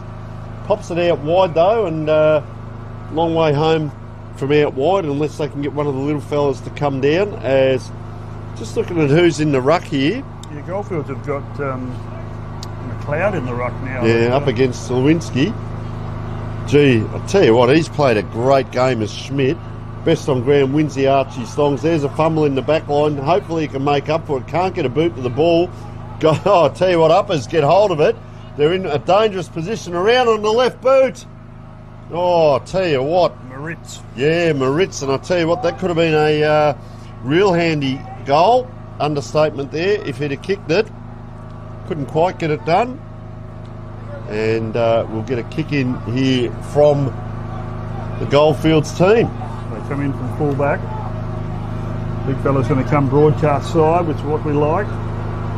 Slots out towards the 2 big ruckmen. No one can take it. Back of the pack, Bones of Cole is there, as is Lanciano. Oh, that might have been out in the full. Came off the boot. But sound umpire trailing a bit. It's a good battle here, Yogi, right in front of us in the commentary position. Players behind the ball, like to see that as well. He was free there, wasn't he, Bowen Zakoli? He was. Comes to Doney. He can't gather. Gets tackled, as does a Goldfields player. Horrific tackle by the skipper in Perrin.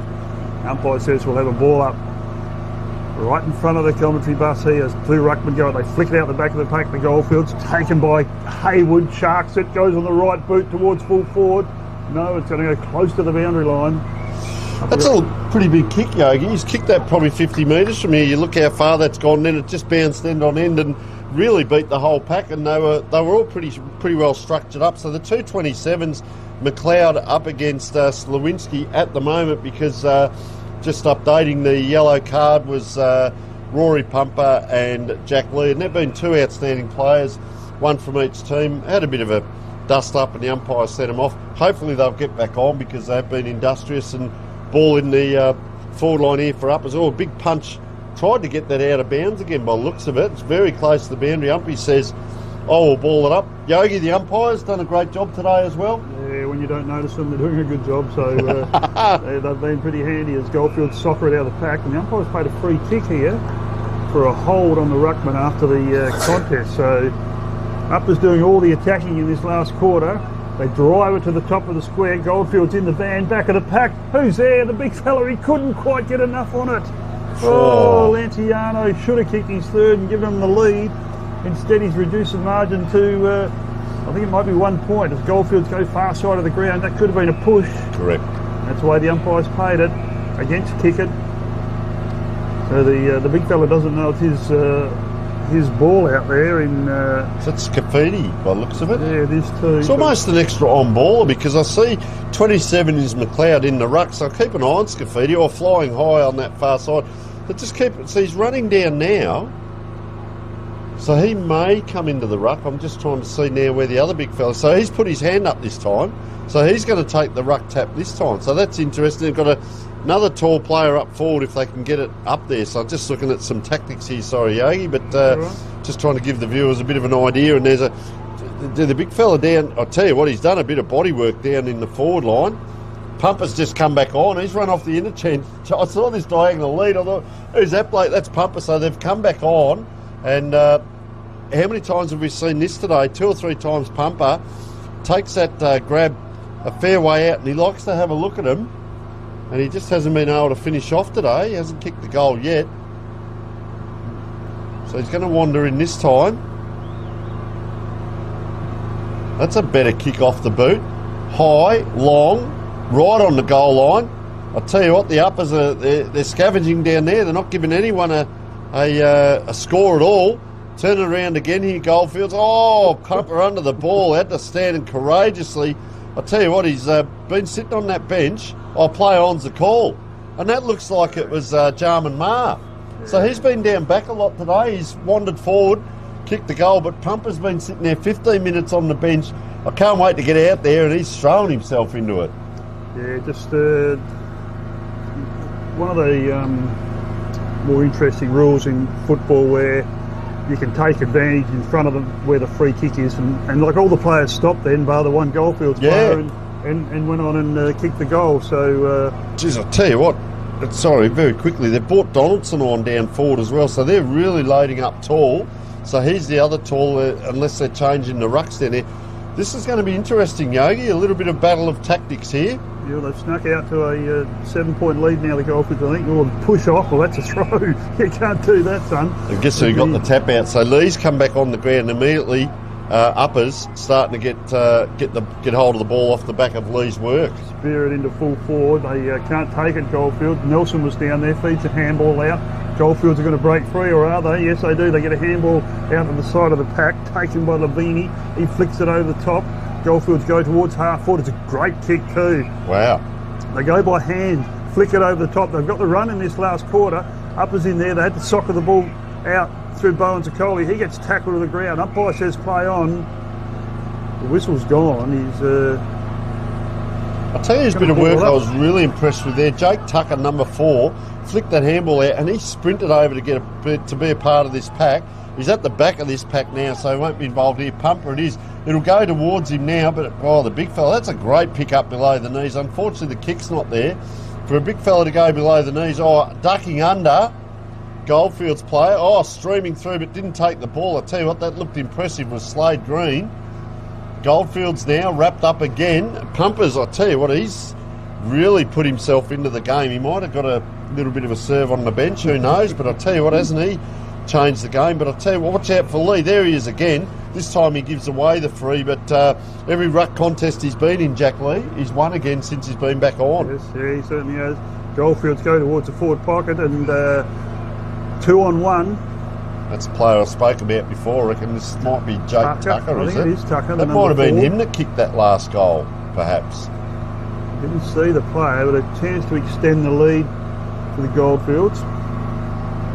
Nice sunny conditions. The oval's nearly dried out now. The play's been a lot better since the Jews disappeared. So Tucker comes in on the right boot, points to the sky, watches a bit of TV, no doubt about it, but he gets maybe his second goal, and he gives the Goldfields a 12-point margin. 8 minutes gone into the final term. Well, he kicked their first goal in the second quarter. He opened the account for them. He might have 3. And I've got him down for 2 at this point. Tucker, Thomas Coughlin 1, Wally's got 2, Fella's got 1. We think it's Marr, but if that wasn't Marr, because they both got the same haircut, and it was hard to see on the far side, if that was Tucker, you're right, that could be his third. Just coming on here, the interchange, so Jai Patterson springing down in, because the 6-6-6 rule by the looks of it, just makes it. Interesting there, Goldfields Ruckman. Oh, beautiful tap through. Coughlin it is, comes through and kicks long. Not able to take it down back. So can they clear out? Uppers are in a bit of trouble, or wheeling around is George. Doesn't quite make the distance. Anyone's ball on the ground, it's a scramble. And they've had a couple of opportunities there, Goldfields, and couldn't quite get it done. Number 17 just coming on is Xavier Ford from Williams. Come on for the Uppers right here in front of us. They've set up well across the back of the ground. If this kick comes out, George gets after it, can't quite pick it up, leaves it for a teammate. Pumper doesn't go anywhere. This is what I was talking about. They have set up well here, Goldfields. Watch out here for Schmidt. Can't quite. A player comes in, puts a body on. Schmidt's on the outside of this ball, but it comes inside. Very smooth moving player is Albert Lavini from Railways. Up and down it goes. Just a hurried kick around the corner here by number 9. That's Noah Bowens-Akoli. Can they mop up again? There is a player back if he needs. This way, that way. Now he goes there. Lavini again. Beautiful movement. He's got a left foot as well. We like to see that right and left foot. Up go the big fellas. Can't quite. Down on the ground. Dangerous ball. Coughlin again. He's got into it. George goes backwards to go forwards. 19 here is Latrell. Gets it into a dangerous position. Ball on the ground and coming out there around the corner. Goal on the board. Just trying to pick up who that is now. The Hurricane, Clark. It is Hurricane with the red boots. You're correct. And, well, they're just starting to finish off here, the Goldfields, really well. They've kicked 2, perhaps 3 for the quarter now. 3 for the quarter, that is. And, well, Clark it is, number 11, with a nice goal there. Just finished it off well. So, Ma, Tucker and Clark, 1 each for the quarter. And they go out to 8 goals 5. Up against 5 goals 5, so 3-goal lead, 18-point lead we've got. 53 to 35, correct. Yeah, finishing off well. Lee again in the middle, probably should win this one. He's got the other ruckman done for height. George, I've liked him today. Nippy, I'll tell you what, look at that for play.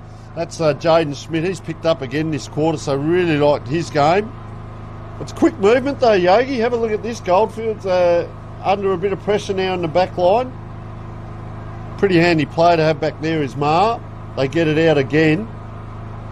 This way, that way. Is it going to come in again? Uppers. Player taking the ground. Surely that's a free kick. Umpire said throw it in.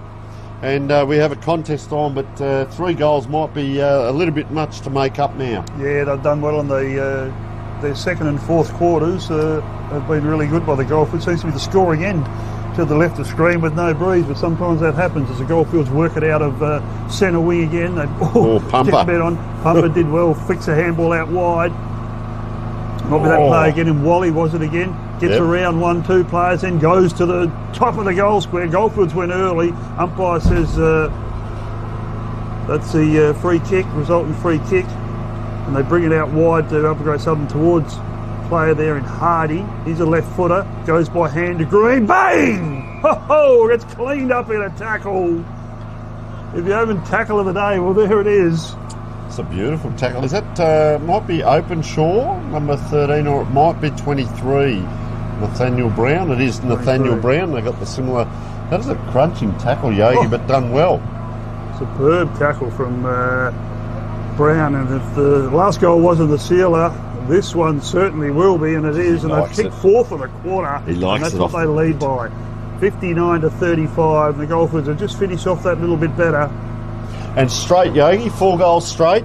So good to see. They've kicked 9 goals 5, so that's very accurate. And we talk about the skill and style of these players out here. It is elite, and that's what you get to see. A lot of these players playing senior football, but gee, they're reeling in the changes now, the uppers. So they're pretty much giving everyone a run by the looks of it.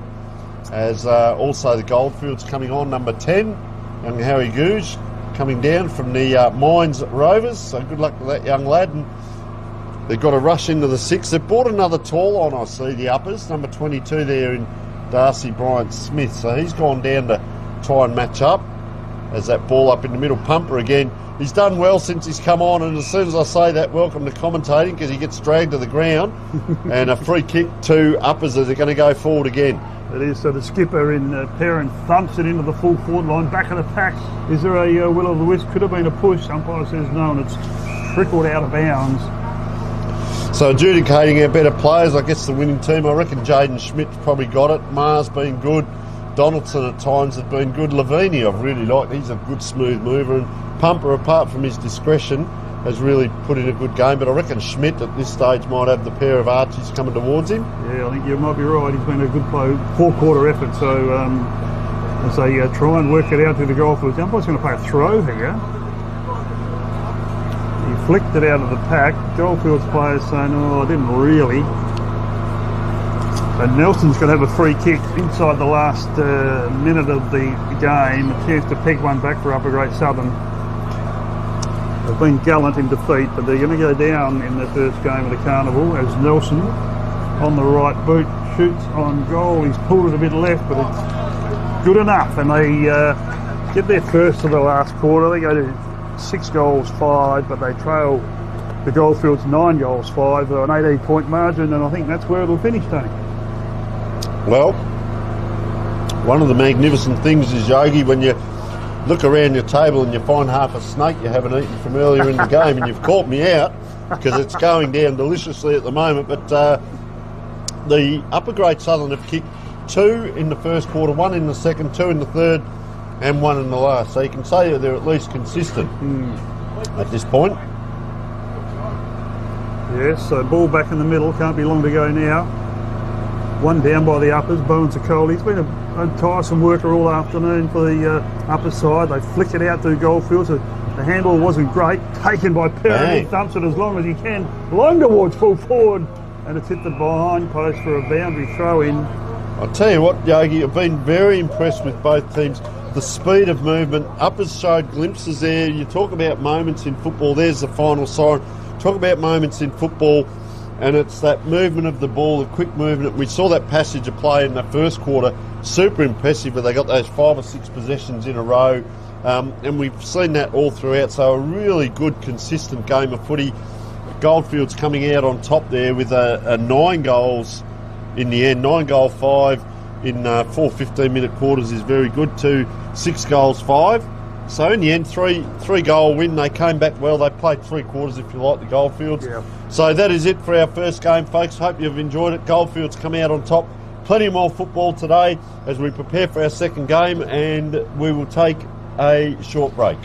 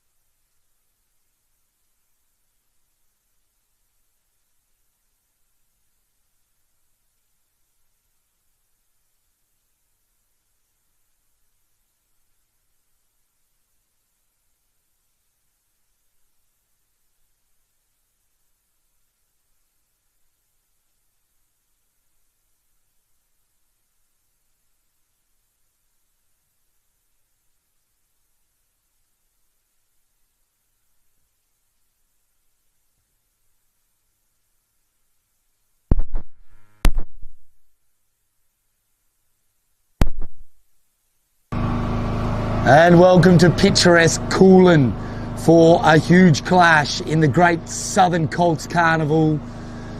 And it's a big day here.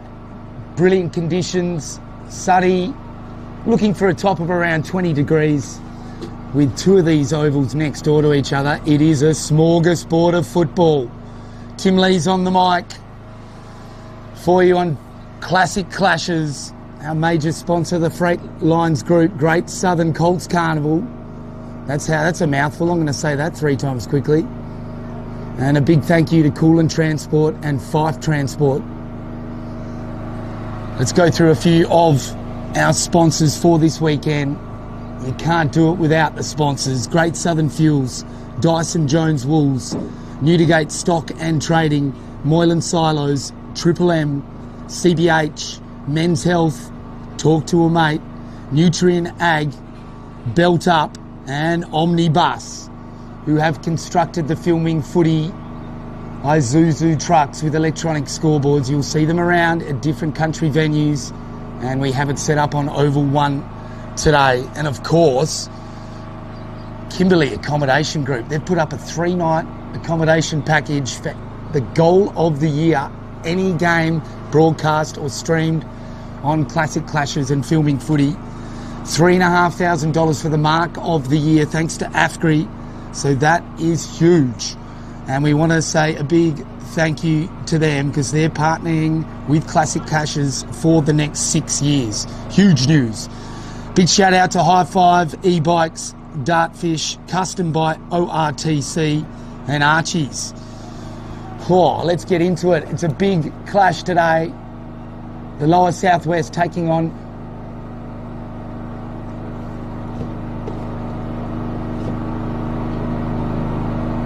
well, I thought it was Ongerup, but it is Esperance in fact. So magnificent jumpers from Esperance. The black V down the front. Lower Southwest with their customary mixture of colours. It's red, navy blue, yellow, a bit of green in there as well. So almost about ready for bounce down. Lower Southwest will kick to your right of your screen.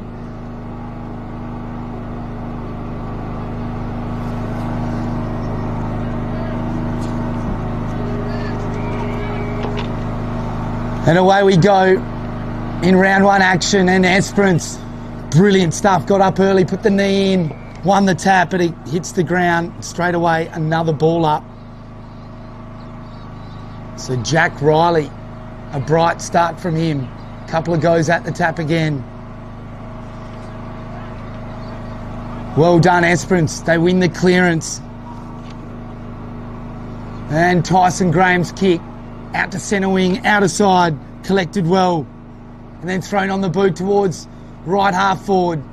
Or sling tackle, and he eats the turf, so free kick going the way of Lower Southwest. Johnston from the Manjimup Tigers kicks it along the line, successfully finds a teammate, rangy left footer in towards centre half forward, but it beats him over the line. Tayton Smith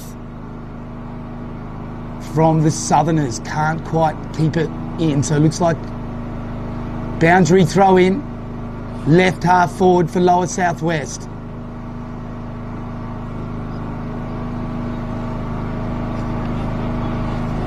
And the clearance goes the way of Esperance. Brilliant play, centre wing, just went to ground, needed to keep his feet. Mitchell Burton, he's last up with the footy, and umpire's going to press the reset button. Oh, what a contest here by the two rucks. Having a real dip, both of them. As the kick comes towards the half-forward line. Spin move, well done. Well done by Jackson Walsh. They go backwards. Tate gets wrapped up in the tackle. Could have put a bow on him. And Lower Southwest have the footy on right half back. Kick goes inboard, dicey one it is. Oh, ball! And that's how the umpire sees it.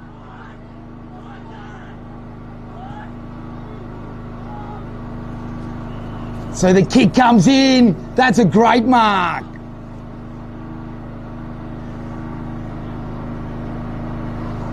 And Jackson Walsh will have the shot for goal from 50 metres out.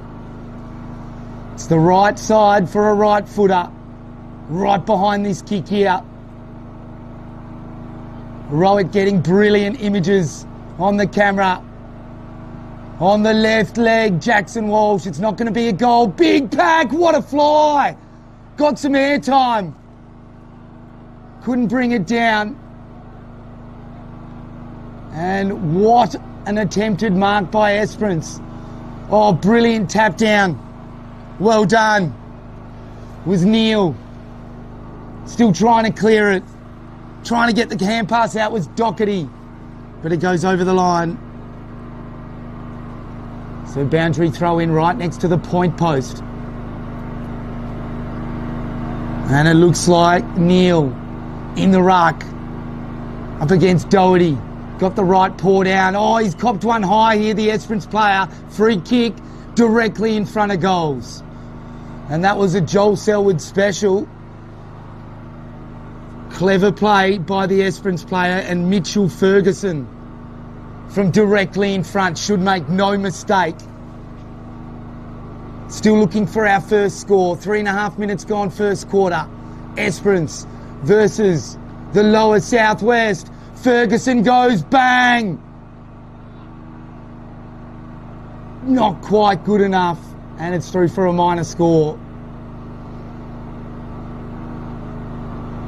So the Lower Southwest to bring the footy back in. The competition comprising Pemberton, 3 sides in Mandurah, as that spot kick over the back was looking for a teammate, misses everyone.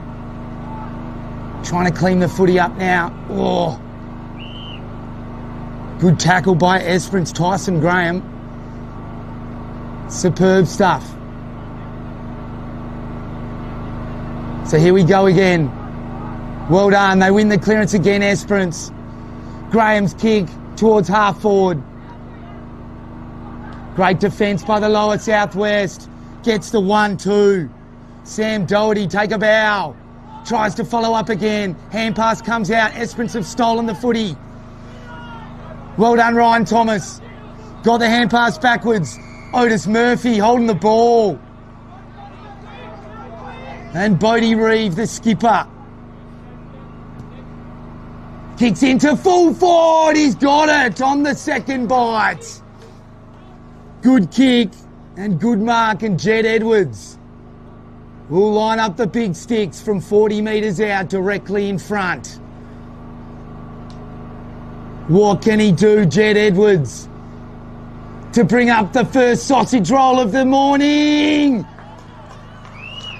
Boom! Straight through. Jed Edwards goes bang, and the Lower Southwest, they draw first blood.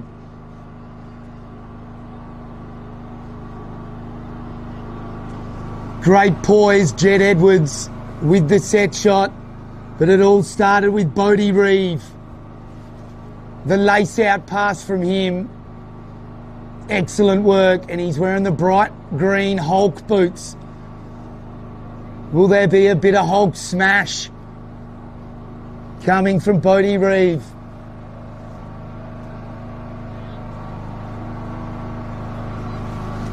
And he's low to the ground, but he is well built.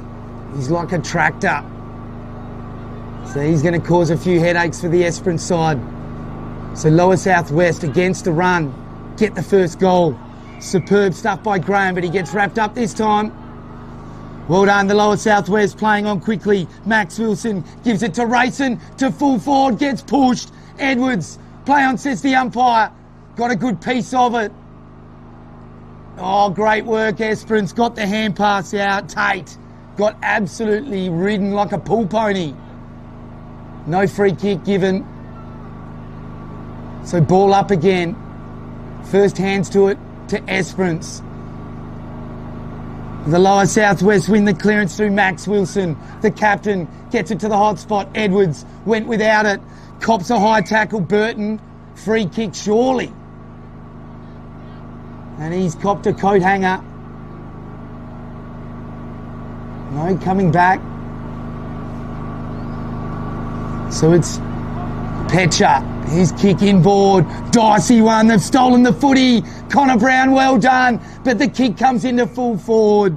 Didn't have a Captain Cook. And Petcher. He's got the footy. Not a good kick though.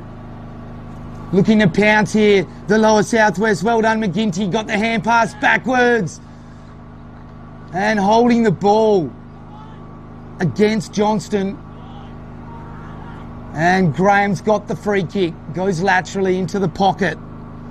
Finds Magagnotti.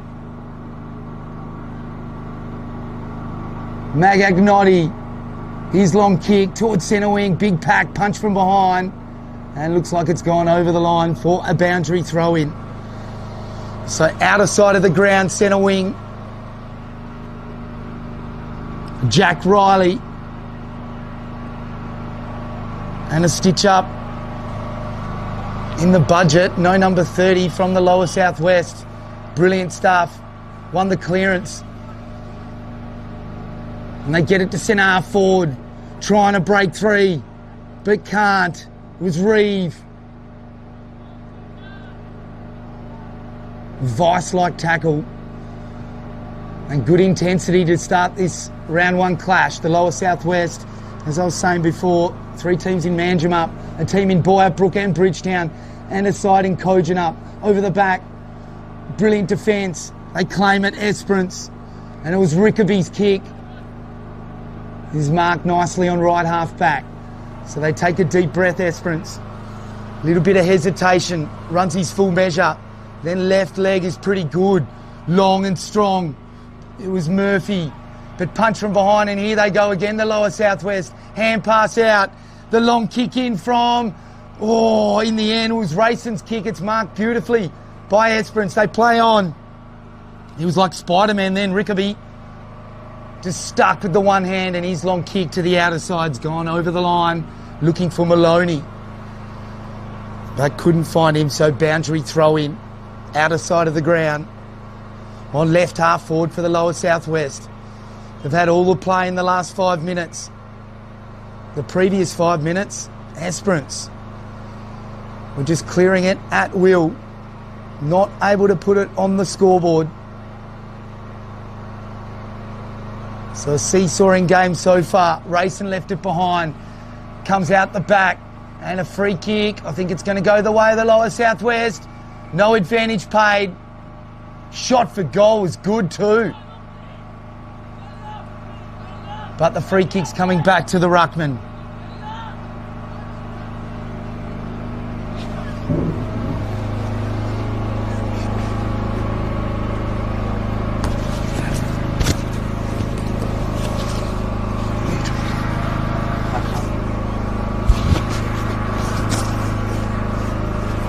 Needy.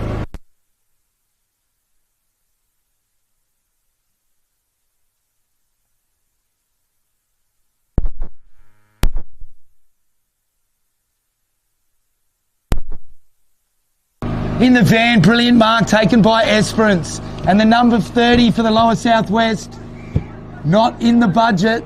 Commentator stitch up. And good kick here by Petcher.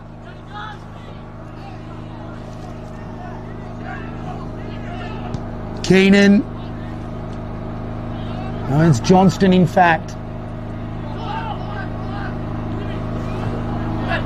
Torrin Petcher gets the footy to Jed Davies. Ball's gone over the line. And Petcher escorts Tate Craven.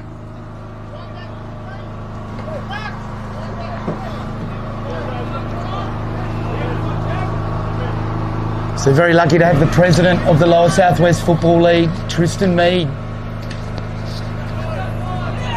on the mic. Former premiership player for the Boyabrook Roos in the Lower Southwest. And chip kick goes inboard. And it's Maloney in towards the centre. Brilliant contest. McGinty's there. Coming through.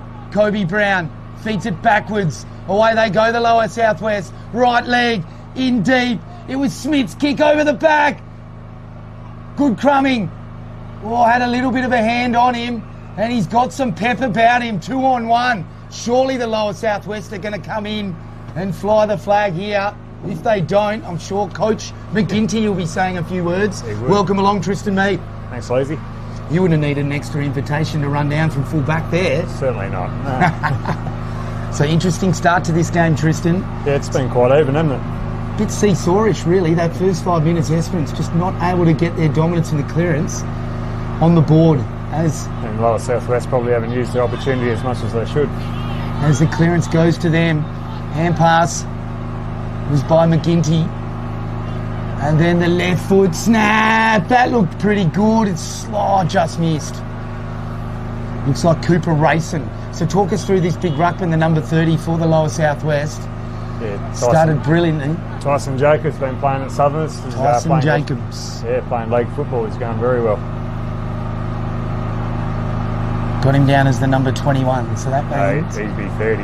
They're doing the old jumper swaps. Number swap, yep. Gotta love that. So here we go, Esperance playing on. Ran a good 30 metres.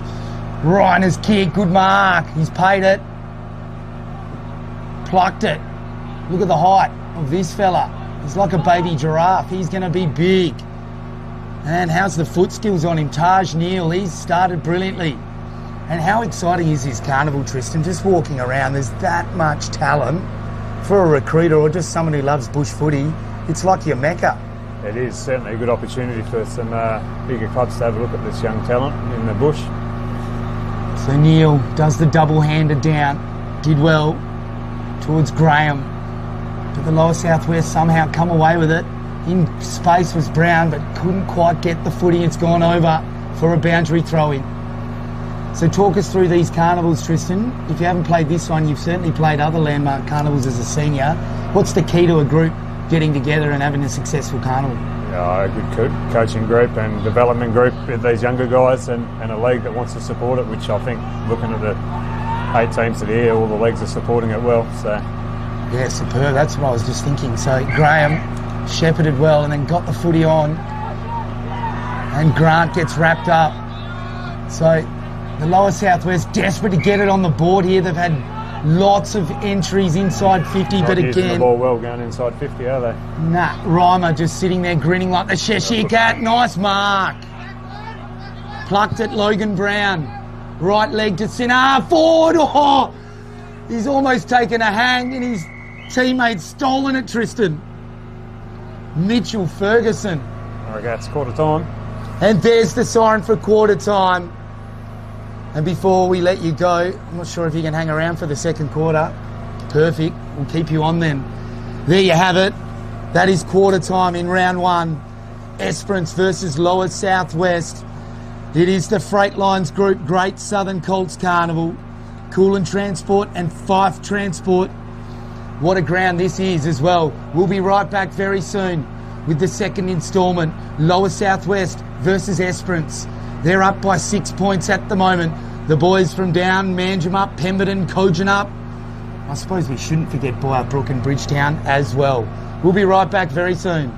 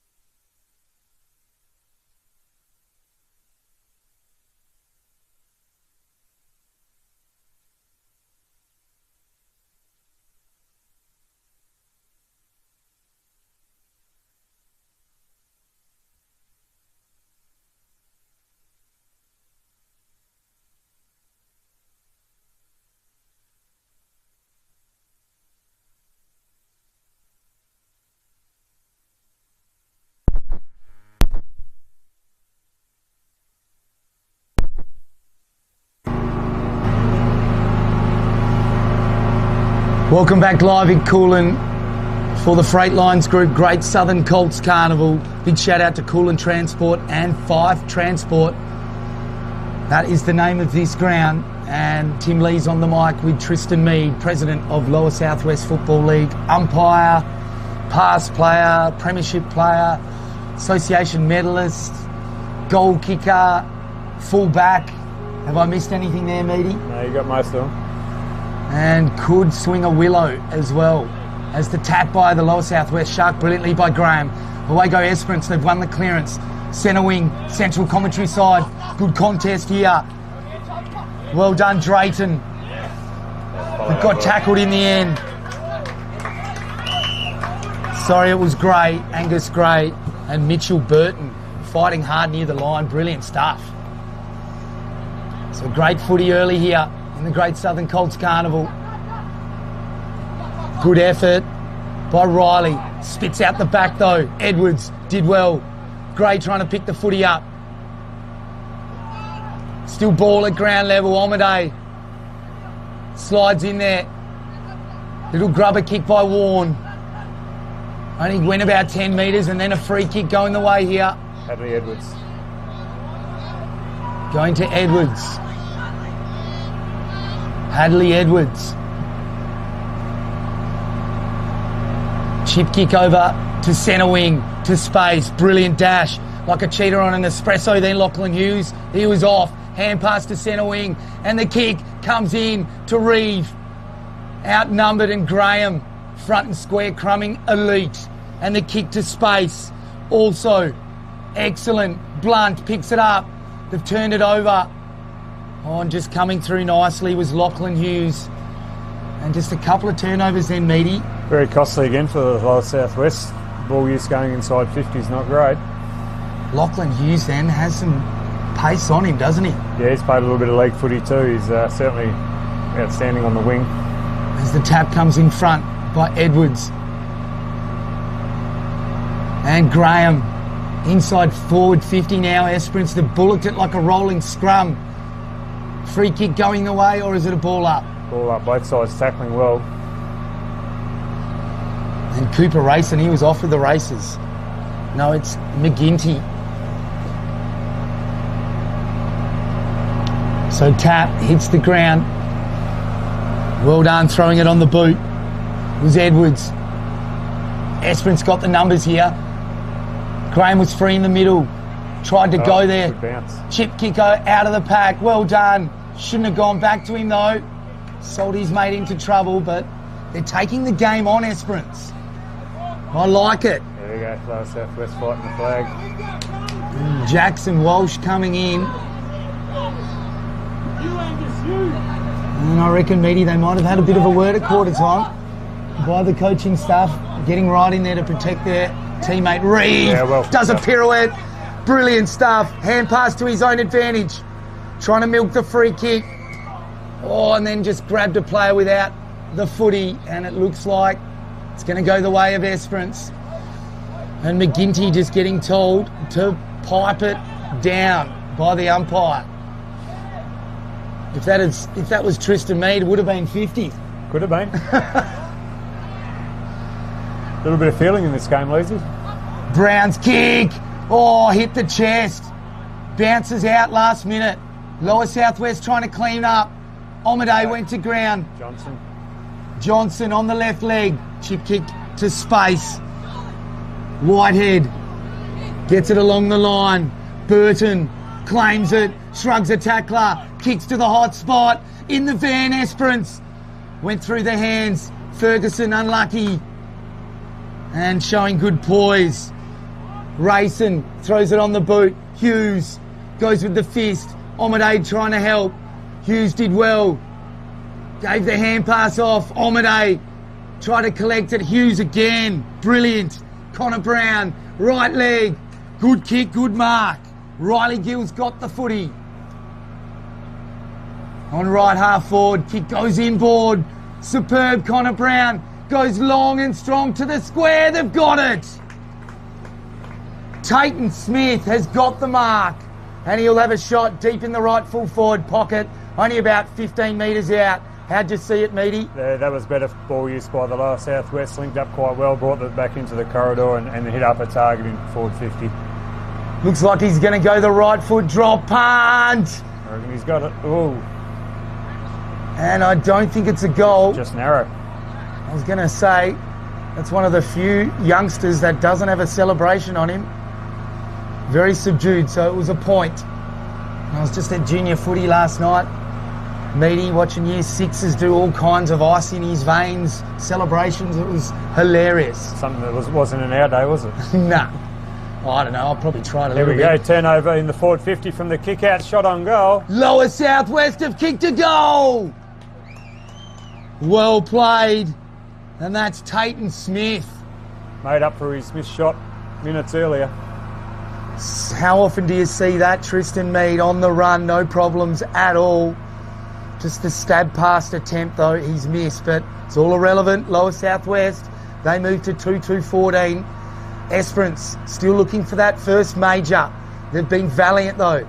5.5 minutes in this second quarter, they're just one behind. Yeah, Lower Southwest just starting to show some signs of linking up and playing some good football. Takes a while, doesn't it? It does get used to each other. As Here we Edwards go again with a bit of a break out of the middle. got the tap to Wilson. Wilson gave it off and they've won the clearance. Innocent half forward. Reeve inside 50. Right foot shot for goal. Oh, he's just missed. And he's wearing those bright green boots today, Tristan. I was saying he's a bit like the Hulk. Will we see some Hulk smash? And that kick, there's a tracer bullet, bounces straight off the chest of Thomas Tate. Some serious pressure coming out of defence. Licorice all sorts, isn't it? As the kick down the line is marked nicely. Looks like Angus Gray likes the inboard option. Oh, great and pass. why wouldn't you? Goes to Smith for 2 in 1 minute. Oh, great kick. It dribbles through. He's kicked a goal. Tate and Smith take a bow. How'd you see it, Tristan? Yes, Lower Southwest certainly putting some pressure on. Esperance coming out of defence there. Turn the ball over again. Starting to use the corridor very well. And Coach McGinnity still pacing along the sidelines. He's got a smile on his face though. For now, there's still a long way to go. Esperance desperate to get their first goal on the board. And the likes of Tate and Graham in that middle, along with Jack Riley, they've been getting a fair bit of it, Tristan. Some big body boys in there for young fellas. So here we go again. Tyson Jacobs back in the ruck. Good tackle laid by Logan Brown for Esperance. So resolute at the moment. What they don't want is this to blow out. Another couple of goals. So claimed out of the ruck tap, James Johnston. Maybe if you could, Tristan, highlight a few players you're familiar with that you think are real talents. I know it's hard when there's so many out there, but you've got the mic to highlight a few if you wish. As the kick from Esperance, Thomas Tate. Good kick in towards full forward and it beats both players. Does it? Yes, it does. It's through. Post, I reckon. I think that is, yeah, point post. So boundary throw in right next to the point post. Jeff Bennett in the goals down there. He wouldn't miss it. Oh, Jeff Bennett. Of course, ex-field umpire for the Lower Southwest. We've both had him in a few games, haven't we, Tristan? We have over the years. Very good umpire. As the right paw down by Esperance. Logan Brown. Body's going in hard here. Oh. And left snap. Cleared by Sam Doherty, a very talented player out of Bridgetown, playing senior football. Yeah, he's an absolute man mountain as well, isn't he, Doherty? He's a big boy for a young lad. As we've got a stalemate here on right half forward for Esperance. 0-1 to 3-3. Lower Southwest in the lead. 9 minutes gone, second quarter. It's this, or both these teams' first game in the competition. It's the Freight Lines group. Great Southern Colts. Carnival kick to full forward. They've got the mark. Esperance playing on quickly. They've got a loose player. Jumping in over the back. Trying to keep it alive was Walsh. In the back, I reckon. Free kick here going to Esperance. And looks like Tayton Smith gave away the free kick. He's kicked a goal. Probably their first genuine shot on goal, I reckon, Tim. Well, Ferguson had one from point blank range and missed it in the first couple of minutes of the first quarter, and that's the point they've got on the board. So he'd be ruining that one. Let's see what Walsh can do. For Esperance, left foot drop punt, gun barrel straight, and Esperance get their first sausage roll on the board. Left footers don't miss at full forward, Tristan. So they tell us. And that is a big contender for the Kimberley Accommodation Group goal of the day. 3 nights accommodation in any Kimberley Accommodation Group for the goal of the year, Tristan. And Carl Rex from Ord River Magpies. Did you see his goal from last weekend? No, but I've heard about it. Heard it was pretty special. And I reckon the replay on Classic Clashes doesn't do it justice. There we go, 666 warning to Lower Southwest. So talk us through that. 1 warning per side, is it? 1 warning per side per game, and then it's a free kick. So that's it for Lower Southwest. I don't want to be doing that again. So Jack Riley did well, got it to Thomas Tate. They feed the ball backwards to Graham. And they've won the clearance here. Doherty went back with the 1 paw, collected it, then gave the hand pass off. Just couldn't pick the footy up though. It was Hutchinson, and that kick comes into Smith. Tate and Smith. Oh, poor kick. Doherty's been racking them up off centre half back, and Smith's kick is poor. And it looks like another ball up across centre half forward for Lower Southwest. So the 2 rucks are going to go at it. Esperance organised themselves pretty well now around the ball, so another clearance to Esperance. So Riley, neat work in there. Jed Davies getting involved. And then the long kick by Tate. Then the hand pass out backwards. Oh, some good run. Well done, Ryan Thomas. Ducks inboard with the left leg. They've got space here. Inside 50. Ordinary kick, though, to the full forward. Charging out is Ferguson. Can he redeem himself for earlier? Beats a player. Right foot snap. It doesn't have enough pepper on it. Marked and then just hacked. 30 metres. Still 40 metres out from goal. Max Wilson, the skipper, shows good poise to Hughes. And Hughes hits Omaday.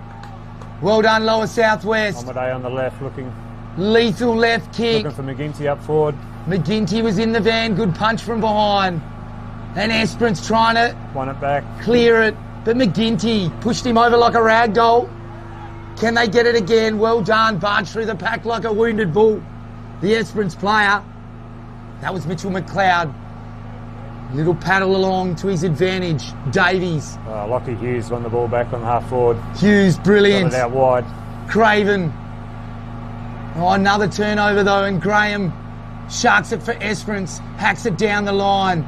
But good saving mark taken from McHutchinson. Chip kick over the top. That looks like Hughes again. It's Hughes. Or is it Gray? Anyway, long right kick in towards the right half forward line. Good mark taken by Grant. Hard to see that far out that side of the ground, Lizzie. Was looking for Craven, and here they go now. Long leg in towards centre half forward. Didn't have a captain Cook though. Straight into the hands of the Lower Southwest defence, and Smith can play on quickly. Long kick in towards McGinty. Oh, what a fly! Got hands to it. Couldn't bring it down, Graham. Oh, like a racehorse. 2 bounces through centre wing. Long kick to centre half forward. They've got the mark. Out the back. Meyer plays on, and Walsh has got it. How'd you see it, Meaty? Yeah, no, they used the ball well. Took advantage of playing on quickly. Got it back through the middle. So Jackson Walsh for goal. 40 metres out directly in front. I don't know if he plays poker. He's told the boys he's having the shot. Shouldn't have any dramas with the distance. Has already kicked 1. Can he make it 2? I bet he can. Jackson Walsh goes bang. And all of a sudden, Esperance are right back in it, Tristan. Yeah, just the last 5 minutes. I think they've been defending well and using the ball well, coming back out of that back line. Linking up well, aren't they? It's back through the middle of the ground. Looks like change of ruck with Neil changing over for Esperance now. I really like their combination in the ruck with Neil and also Riley. Definitely testing the rucks. The combination of Jacobs. McGinty back into the middle, so they're looking to win the ball, the lower southwest. The big guns in the guts is Jacobs. McGinty back on. This is about the time that you have that rotation, isn't it? Yeah, there's only a couple of seconds to go in the quarter. That'll be it. Oh, of course, 15-minute quarters. Still got to remember that. No time on either. So 3-3-21, the lower southwest. Esperance 2-1-13. And just a big thank you to Great Southern Fuels, Alan, Faye, Steve and Diane. Great support from John O'Neill, who's driven the Classic Clashes initiative to support the promotion of community events from Kununurra to Albany. They are the primary owners of Great Southern Fuels. Alan and Faye McWhirter. The company was founded in Lake Grace in 1976 and has grown from a one-truck operation to supplying over 100 rural BP retailer outlets in Western Australia and delivers to metropolitan sites as well. But it's what they do for communities is what we want to thank them for. So Great Southern Fuels, we tip our cap to you.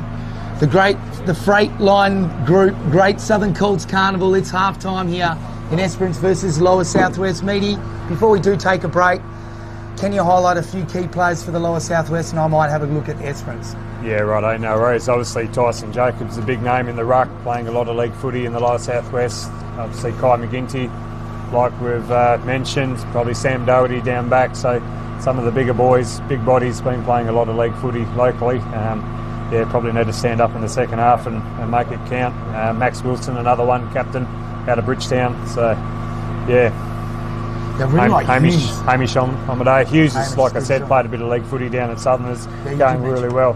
Yeah. He looks like some sort of player. Yeah, he's dangerous on the outside. If they can get the ball in his hands, I think he could be really dangerous in the second half, can run well. I'd like to see Hamish Omade in the ruck as well. I've seen him play that position, and he can be good. And so maybe a little bit of rolling around, you know, like Jed Edwards at the moment is doing that pinch hitting role with Jacobs, but you could quite easily throw Jacobs to full forward. Yeah, Edwards in the ruck, he's done a bit of rucking through his time and he's rucks very well, so you could quite easily get him up high. It's pretty handy having three big men in your team. And for Esperance, Tyson Graham, just superb in the guts, went back to half back, just a ball magnet. Thomas Tate, really good output from him as well. And I mentioned the two rucks, Jack Riley and also the big 24 Taj Neal, getting right amongst it. Mitchell Ferguson looks dangerous up forward, and so does Jackson Walsh. So look for those players to really lift as well in this second half. We take a quick break here on Classic Clashes. It is the Freight Line Group, Great Southern Colts Carnival. Tim Lees on the mic with Tristan Mead. We'll be right back very soon.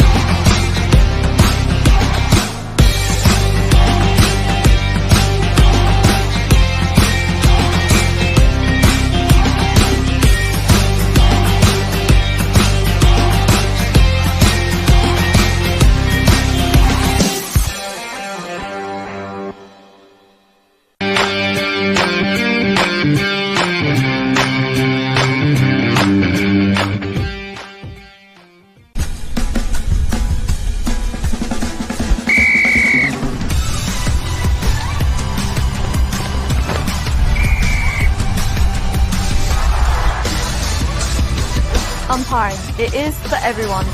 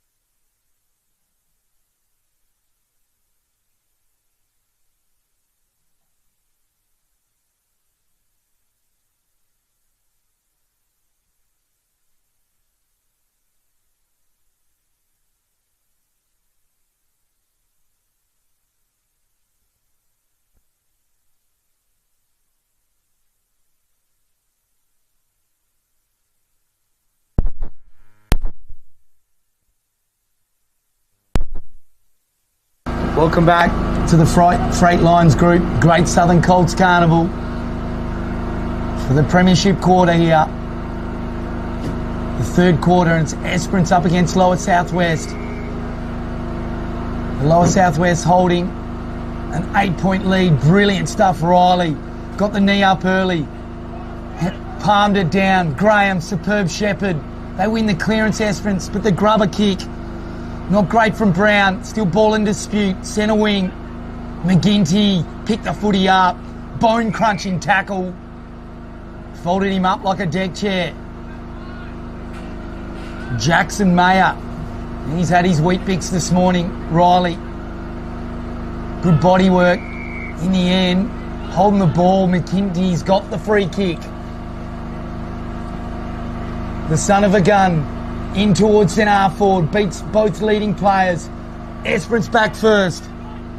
Rickaby gave the hand pass off, and now the kick comes to centre wing. Brilliant dash on the right leg now towards the right half forward line over the back. It was Mayer's kick. Couldn't take the mark. Maloney, and it's near the line. Players desperate. And Omade throws in the left slipper. Up and under ball. Centre wing out of side. Both players miss it. Neil barged his way through brilliantly. And then the right leg towards right half forward. Oh, had a jumper tug. Ferguson, play on, says the umpire. Hand pass over the top by the Lower Southwest. Gets a bump. Maloney. And he gets bundled over the line. So boundary throw in. Deep in the right full forward pocket for Esperance. They're pressing early in this third quarter. 15 minutes, no time on. And we're into the third quarter. It's 3-3-21, Lower Southwest. 2-1-13. And just struggling to collect the footy. The Lower Southwest defender gets wrapped up by Graham. No free kick, so ball up. And Neil got it down to Rayson. Coming through on the left leg. What a brilliant tackle. Goal saving. McHutchinson probably could have got the sling for it. Mayer's head hit the ground, but play on. It's irrelevant now. The punch from Lower Southwest. It falls to Esperance. Maloney snaps it. He snapped it like a rice bubble. Stay tuned for the crackle and pop. What a goal.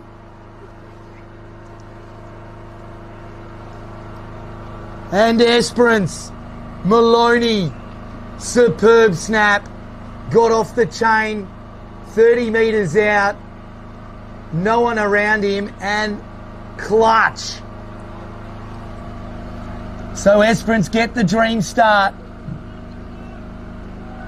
And no more important stage of a game than the first 10 minutes of the third quarter. 2 points the difference. And like a scene out of Karate Kid then, Riley fly kicking and cops Jacobs in the chops. And then he's given the Puss in Boots face afterwards as the kick comes into Reeve. Juggled the mark. Play on, says the umpire. Oh, ran into a Mack truck in the form of Jackson Mayer. But Reeve has been on the ball. Chip kick finds Reimer. Esperance has started brightly in this third quarter. Just went to ground, tried to slap it out. Comes back to Reimer. Needs to make amends with this kick. Hits the turf again. Hughes bumps him out of the way. Superb stuff. Kicks it to centre half forward. Coming through Edwards. Got both hands to it. Esperance, desperate. They claimed it, and Edwards, the follow-up tackle. Excellent. So a stalemate inside 50 for the Lower Southwest. 4.5 minutes gone, third quarter. Hughes up against Graham. Two alphas going at each other. Oh, it's a burger over there. And Esperance are the meat. Brilliant gang tackle by the Lower Southwest. Riley, as easy as you like, gave it off. Now the up and under ball came off hands. Flying early was Mayer. Still ball in dispute. Reimer couldn't pick it up. Well done, Edwards, for the Lower Southwest. Reimer for Esperance. Picks it up, gets claim. Reeve dishes it out to McGinty. Graham comes in. He got a hand in. Couldn't force the turnover. Magagnotti in there for Esperance. Ball comes out the back. On hands and knees. Hughes ends up with the footy. Brilliant smother, Esperance. And they're going to win the footy here through James Grant. And a good one-on-one contest. Out of side, Riley eventually got the hand pass out, but then another tackle, so we'll have a ball up. On left half forward for Lower Southwest, out of sight of the ground. And it's Riley, gets the tap down. Grubber ball. Ends up with Mitchell McLeod. Oh, brilliant play. Maloney gets it on. Magagnotti, hand pass over the top. Left, drop punt to full forward Ferguson. He's got the mark. And he'll line up the big sticks from 25 metres out, 45-degree angle. And redemption is near for Ferguson. Missed. Very similar shot from the other side. First few minutes of the first quarter to erase that memory. Oh, that's going to do it. Surgical drop punt. Straight through the eye, diddle diddle. And Mitchell Ferguson makes no mistake. And Esperance have hit the front for the second time this morning. They led after kicking a behind, the first score of the match in the first few minutes of the first quarter. And then they've had to wait a fair while, but they've poked their noses in front. 5 scoring shots to 6. And what a game we've got on our hands here. Riley gets the tap down. Graham working hard. Good tackle. Max Wilson, the skipper for the Lower Southwest, not letting anyone get past him as Riley gets the tap down. Omaday's there. Tried to barge through, but he got tackled well. So they've got a bit of height in there at the moment, the Lower Southwest. What a tackle, Hamish Omaday. Thomas Tate trying to clear the footy for Esperance. So here we go again. Riley up against Edwards. Free kick going the way of Esperance. Just shepherded him illegally as the kick comes into full forward. Centre half forward rather. Easy mark. And now the kick comes into full forward. It's bounced off the chest. Dropped what he should have taken. And looks like a ball up now. And he'll be kicking himself. He dropped that one. And now Neil wins the tap down. Lower Southwest claim it. Try to kick it. But gang tackled immediately. So another ball up deep in the right full forward pocket for Esperance. Ball hits ground level. Lower Southwest there. Picking it up. Gang tackle again. Toby Warren. Another burger. Brilliant tackling here from Lower Southwest. As Edwards beats Neil. But Otis Murphy has got it. Oisin Murphy got the hand pass out and claiming the footy Maloney, but he gets tackled immediately as well. So Hamish Omaday playing as a ruck rover. He is some sort of player. Edwards got the tap down. Bit of aerial ping pong. Johnston in there for Lower Southwest as well. Trying to clear it. Graham has got the Lower Southwest player tackled, but we'll have a ball up. And again, good work by Max Wilson. Here they go out the back. It was Lidlow, gave it to Graham, but it's a free kick coming back to Smith for the Lower Southwest. Options are plenty at centre half forward. Now they go laterally though. Likes the look of Johnston. Now the kick comes in towards Reeve. Didn't get a great bounce. At his feet, and Reeve takes it over the line. Good pressure by Oisin Murphy. Wearing the compression garment. And Reeve being busy for the Lower Southwest. Central commentary position. How good's this view? As Edwards gets the tap down in front. Well done. Hand pass over the top. McGinty gave it off. Smith's kick down the line. Good fly by Esperance. Got a good piece of it. Rickaby. Now Reeve gives the hand pass out. Goes one way, then the other. Beggs gives it off. McGinty for goal! Boom shakalaka! The Lower Southwest get the answer. Good teamwork. And what a goal from McGinty. Seen his old man kick a few of those. But McGinty playing on the ball along with Hamish Omaday. Max Wilson in there as well, and Jed Edwards. Smith's doing the rotation with Omaday now. But another lead change. This seesawing encounter. 2 points the way of Lower Southwest this time. And Smith really starting to maul Esperance. Gets another clearance up and under ball to Reeve. Reeve got knee in the hip. Play on, says the umpire. Gray left it behind.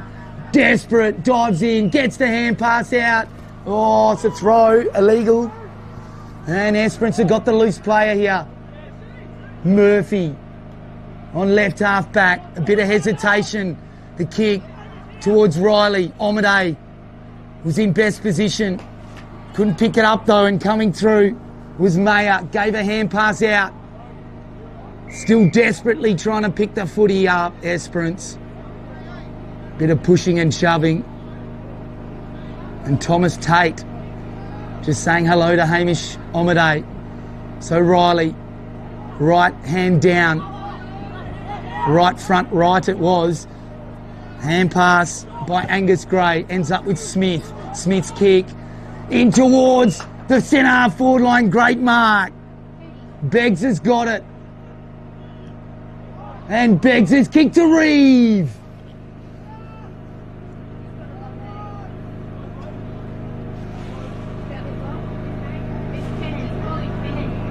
Ken, I'm still going to have a crack at it. But brilliant stuff from Beggs. We're in the Craig Turley number 7. What can Reeve do? Plays on out to the right. Right foot drop punt. Oh, hasn't quite. Just clears the line, and good mark in the end. Well, it wasn't a mark. It was over the line. But Rickaby was there. So long kick now. Oh, solid mark taken by Smith, but there's a whistle blown. Looks like down the ground free kick goes to the ruckman. Riley's got it. So long kick down the line. Omaday went with the one hand. Had more time, needed some voice. Ball at ground level. And working hard in there is Warren. He's been solid this afternoon. More like it this morning. 4-4-28 to 4-1-25. 3 points the difference.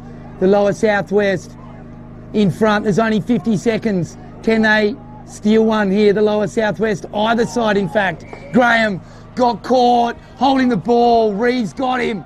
Has to be quick. Only 30 seconds. Inboard. They're going to have to be precise here. James Johnston. Long.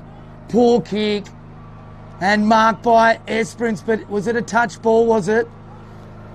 Oh, I think the siren's going to beat us. 15 seconds. Might just be enough time. Jacobs. Good tap down, but straight to the Esperance player. Thomas's kick. The siren's going to go. Gray collects it, gives it back. There's the siren. And it's 3 points, the difference at three-quarter time. And the trend continues at the Freightlines Group Great Southern Colts Carnival. We've had a 2-point result in the Peel Eastern Districts game earlier, with Peel kicking a goal with 5 seconds to go to snatch it by 4 points. Incredible stuff. Are we going to see some similar theatre? We're going to find out very soon, in about 20 minutes' time. A big thank you to Great Southern Fuels, Dyson Jones Wools, Newdigate Stock and Trading, Moylan Silos, Triple M, Men's Health, Talk to a Mate, CBH, Nutrient Ag, Belt Up, Omnibus, and of course Classic Clashes partners, Alum Lube for a well-oiled machine. Speak to Ryan, just like Row It on the camera today. Retrovision as well, particularly the teams at Geraldton and Albany, great supporters of Classic Clashes. Delta Ag all over the state, Warren and the many managers and staff statewide. Check them out at deltaag.com.au. And this is a huge announcement. On day one, during our footy show, there's going to be a huge announcement, so stay tuned for that. And it's all thanks to Universal Trailers, utfaustralia.com.au. Ben Clark and his team are just magnificent. Country people supporting country people. Check out their range of trailers and feeders online. Don't forget Premium Grains. They sponsor Grassroots Grapes. And Josh Hughes from AFGRI in Narrabeen, a huge shout out to you. And the Classic Clashes media truck is operating throughout country WA and other states, and is a first across Australian media, with a massive Sportal screen on the side and commentating facilities above. We are capable of broadcasting a multitude of events, including sports of all types, community events, film nights, plus much more. In exciting news, we continue to offer sponsor and collaboration places available, including naming rights and advertising options for 2025 and beyond. Don't miss this huge opportunity to create a unique way to bring brand awareness to your valued customers, potential customers, sponsors and supporters. Classic Clashes, celebrating grassroots greatness. Tim Lee's on the mic here. We'll take an extremely short break and we'll be back with the final instalment. Is it going to be an Esperance win, or will Lower Southwest hang on? We'll find out very soon.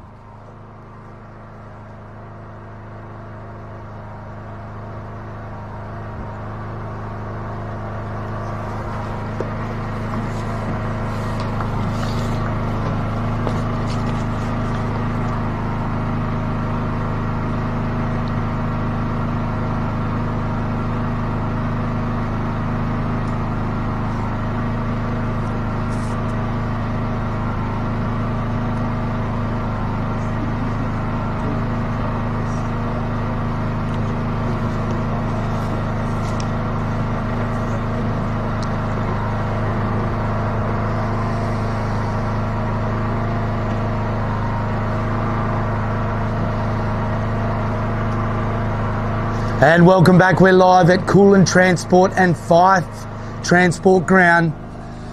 And what a job they've done providing the truck that I'm sitting in right now for our broadcast.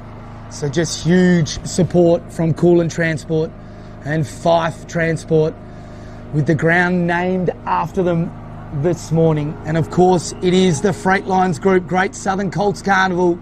There's the siren for the start of the fourth quarter. Riley jumps over the top of Jacobs, gets the tap down, and away go Esperance. They win the clearance through Blunt. Left snap kick in towards centre half forward. First claimed by Lower Southwest. Doherty fed it to Soroka, and his kick under pressure is out of bounds on the full. So Graham's got the pigskin. Tyson Graham Right leg to centre forward. What a mark, Walsh! He's taken it. Like a jack in a box. Jackson Walsh. And he's going to line him up from 40 metres in the right pocket for a right footer.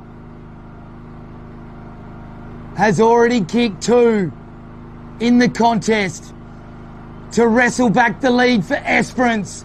The left footer's drop punt is off to the minor side. And that would have been a dream start for Esperance. But it's back to 2 points. And Doherty's kick. Oh, a little bit too much on it. Smith, can he keep it in? No, he can't. So it's a boundary throw in. Esperance can reset and try and pump it in again. Hughes had a brilliant game this morning in the front of this stoppage here. Can he help his side clear it? Smith gets it, wins the clearance, throws it on the left foot. Reeve got a good piece of it. Couldn't hang it though. Well done, Beggs. Hand pass backwards to McGinty. Punched away. Ball in dispute. Well done, Esperance. Blunt wins it to full forward. Ferguson needed to attack it. Coming through, brilliant spoil was Green and follows it up. Underground ball to the advantage of a teammate, Brown. The vice captain went to ground.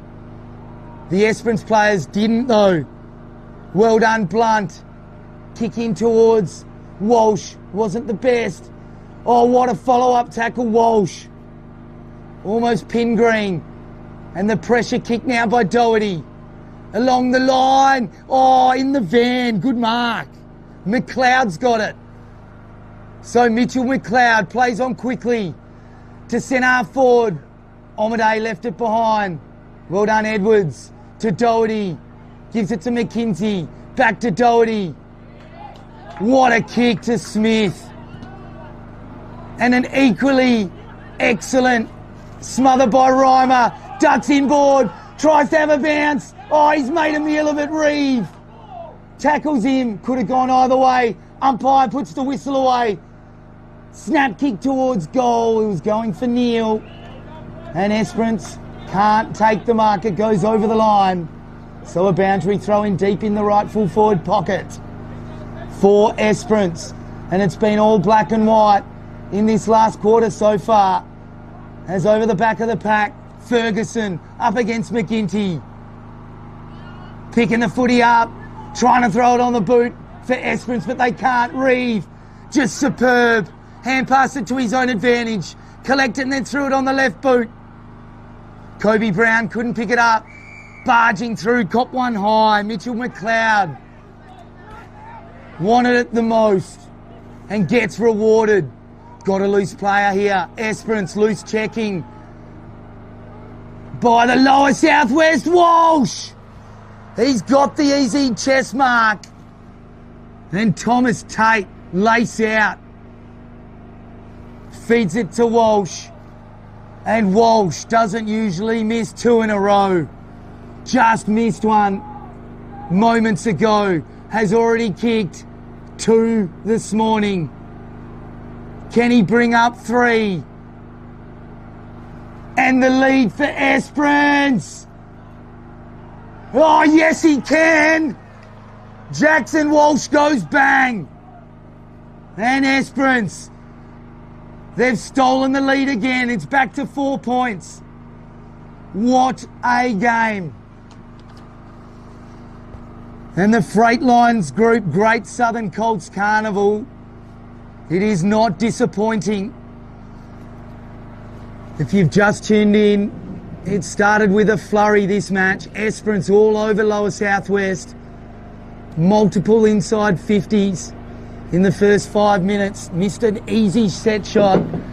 But then the Lower Southwest put the hammer down and had a really good 5 or 6 minutes. Since then, it's been tit for tat. And this quarter, though, so far it's been all Esperance. Lower Southwest trying to answer now as Jacobs kick in towards centre forward. Edwards try to get it. Beggs gives it to Reeve. Reeve, back pedals, goes 1 back to 2 forward. Try to get it to McGinty. Just superb by the Esperance player, Blunt. Came in at the last minute. We've got a burger again, but this time, Lower Southwest is the meat. And that gang tackling today has just been excellent. Johnston got wrapped up and under ball. Hughes punched it away. So did Reimer. Beggs collects it, frees the hands, gives it to Edwards, to the hot spot. No one's there except for Esperance though. Great mark. And it's Rickaby along the line. Not a great kick to Thomas. Graham comes in to help. Rode him like a pool pony then. Should have been a free kick to Gray. But the ball goes over the line, so looks like boundary throw in.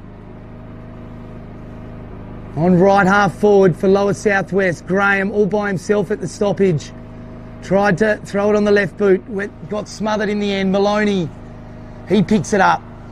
Wins the clearance. Neil tries to get it back to Maloney. Going in again. Grant. Superb tackle, but Riley collects it. Here they go, the Esperance boys, as the kick comes in to centre half forward. Like a puppeteer then, Hetherington had it on a string. And the kick though, Grant has got it. In comes Hughes. Still can't clear it. Oh, there's some tired bodies out there. And umpire says, I'll have it, thanks. And he'll press the reset button. 7 minutes gone. Halfway through this quarter. Smith wins the clearance. Probably been best on ground, Smith.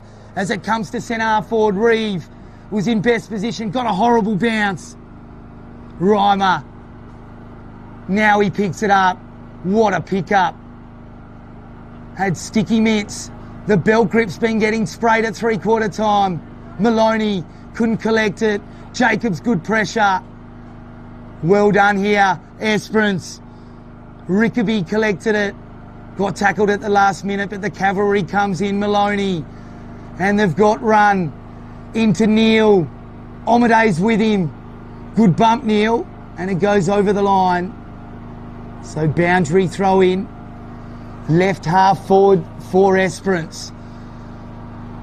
Boy, the next goal's important. They lead by 4 points. The black and whites. Has ball at the front of the pack. Oh, like a bowling ball hitting some pins then. Doherty crashing in. And it goes over again. Liked his game this morning, Doherty. Like many players out there, Riley won the tap, then went in for the second effort. Maloney got a hand pass out to no one in particular. It was Blunt, in fact. Omaday weaves his way through. That was superb. Gave it off to Jacobs. Then the kick comes into Reeve. Got absolutely mixed. And the free kick's going to come back. And he's reaching for a card here. Oh, that's a yellow card. So the first card, I dare say, for this carnival. And Toby Warren, the unlucky one, went for the spoil but just collected Reeve's head. It's the exact reason why I used to wear a helmet. Not to stop the concussions, just to stop the punches to the head you copped all the time. Reeve, right foot tracer bullet, had to be precise. Boy, it was centimetre perfect. As was that kick from Gill. Couple of possessions, they've got it here to centre half forward. What a spoil from behind by Esperance. And they've won it here in towards centre half forward. Well done, Davies. Got the hand pass back to Graham. But another turnover. Gill, excellent work. Won it, but then coughed it up. Grant has got it. Centre wing, outer side. Controlling it well here. Long and strong Mitchell McLeod. Pushed as he kicked it. Just near the line. Well done to keep it in. And that hand pass by the Lower Southwest. Not sure if he should have kept it in. Reeve sitting under it. Oh, courage by Riley and Reeve. Just brilliant. Comes back, Neil gave the hand pass, smothered off the boot. And they've thrown it on the boot here. Wilson, the skipper. Centre wing outer side. Esperance desperate, but not enough numbers. Jacobs does a 360 and gives it off to Connor Brown. Along the line, Edwards left it behind. Reimer collected it. Should have got the free play on, says the umpire. They're really tricky, those ones, when you collect, drop it, and then get dumped or tackled. Sometimes umpires just let them go altogether. But a free kick now going to Lower Southwest for holding on. And that stab pass is marked brilliantly by Murphy.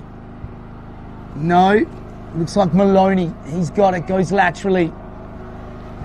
Outer side of the ground on left half back. Rickaby has been serviceable. Solid like a lot of the Esperance backs. And that chip kick backwards.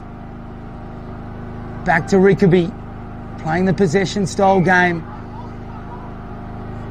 Just over 11 and a half minutes. Maybe a little bit early to run the clock down. It's only one kick the difference. Time running out for the Lower Southwest. What a mark! Oh, not paid. I thought he took it. Is this their chance now? The Lower Southwest. What a tackle, Graham. They were away then. Craven and Graham just stuck the tackle, but the kick from Esperance lands in Doherty's lap at centre half back, and the kick to Omade. Not great. Reimer gets slung legally this time.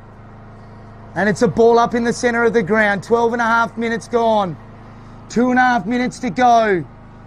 Esperance hanging on by 4 points. They win the clearance. Lower Southwest end the mark to Edwards. Well done, Hetherington. Gets it to Edwards at centre half forward. The lead comes. They've got the mark. Jake Tonneson. His first kick of the morning.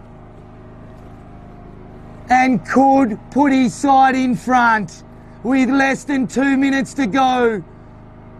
Needs to be cool as a cucumber. It's off to the right-hand side, over the back, off hands. Rickaby's there. And so is the Lower Southwest player, but it's gone over the line. Do they have enough time? I think they do if they're good enough. Edwards. Right tap down. Graham's there. Another ball up. Well done, Walsh. Not going anywhere. Oh, Edwards. Brilliant tap. Went behind to Wilson. What do they do here, Esperance? Right on the goal line. Under immense pressure. Reimer goes along the line. Jacobs! He's got the mark. Oh, he's within range too. Had Smith as a loose player, but he's held on to it. A minute to go. And can he cover himself in glory? Oh my goodness me, the hairs are up on the arms. Tyson Jacobs, it's a Barry Crocker. Punch from behind. Players desperate. Smith gets the hand pass out. Oh, Stacks on the mill. McGinty's there, deep at the bottom of the pack. 30 seconds. What a game. Riley gets the tap down. Free kick, is it? Not sure. Ball up. Here we go again. Didn't get time on called then.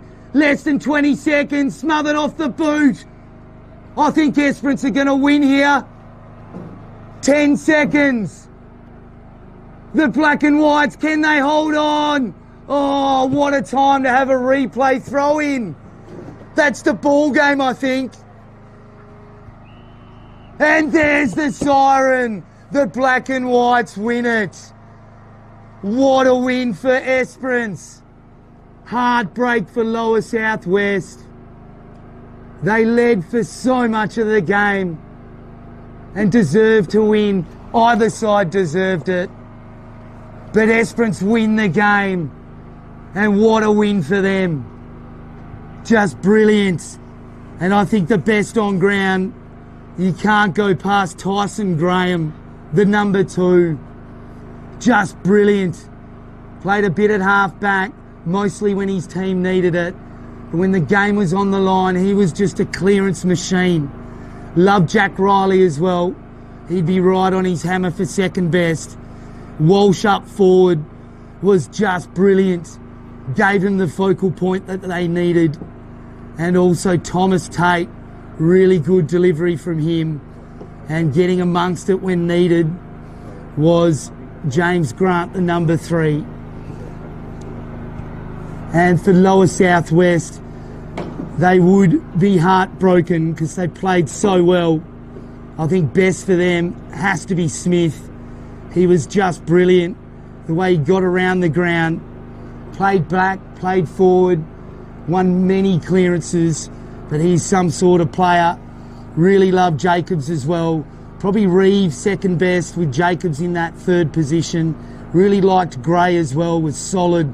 Hughes as well, right up there for top 3. Burst off the wing and just excellent. And you could rattle off a lot of the defenders today because they were all just superb. But I really liked the look of Doherty for the Lower Southwest. But we take a deep breath. What a game in round 1 for the Freight Lions group. Great Southern Colts Carnival at Coolin Transport and Fife Transport Ground. We've had an absolute nail-biter. So a 4-point win to Esperance on Classic Clashes. Big shout out to Josh Hughes from Afgri in Narrabeen. And don't forget our big sponsors for the day.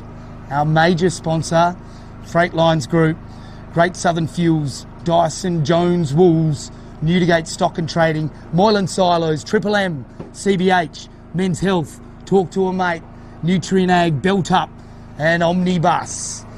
That's it from me for now. Tim Lees, another clinker coming right up with Tony Neal. Don't go anywhere. I'll see you next time.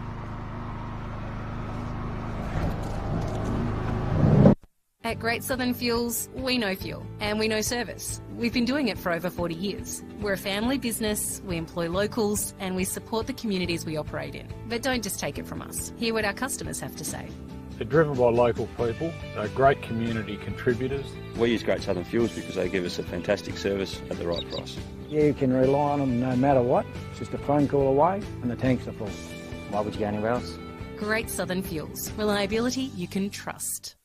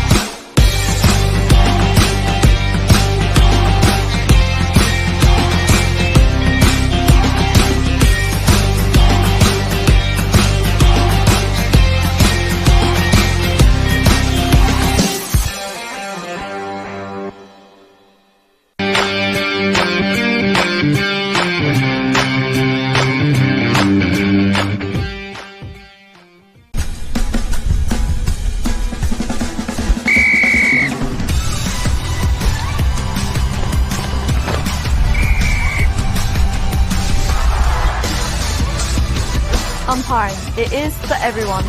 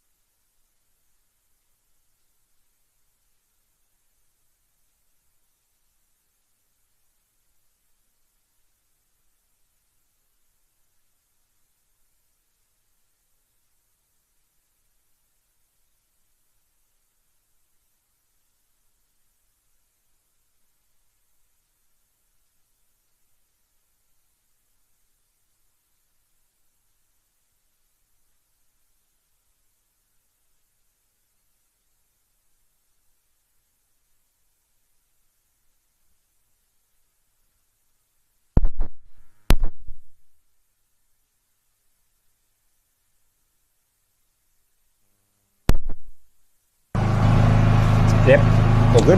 Well, welcome along, folks, and it is time for the Goldfields versus Eastern Districts. My name is Tony Neal, and joining me is Rod Thornton, better known as Buckets.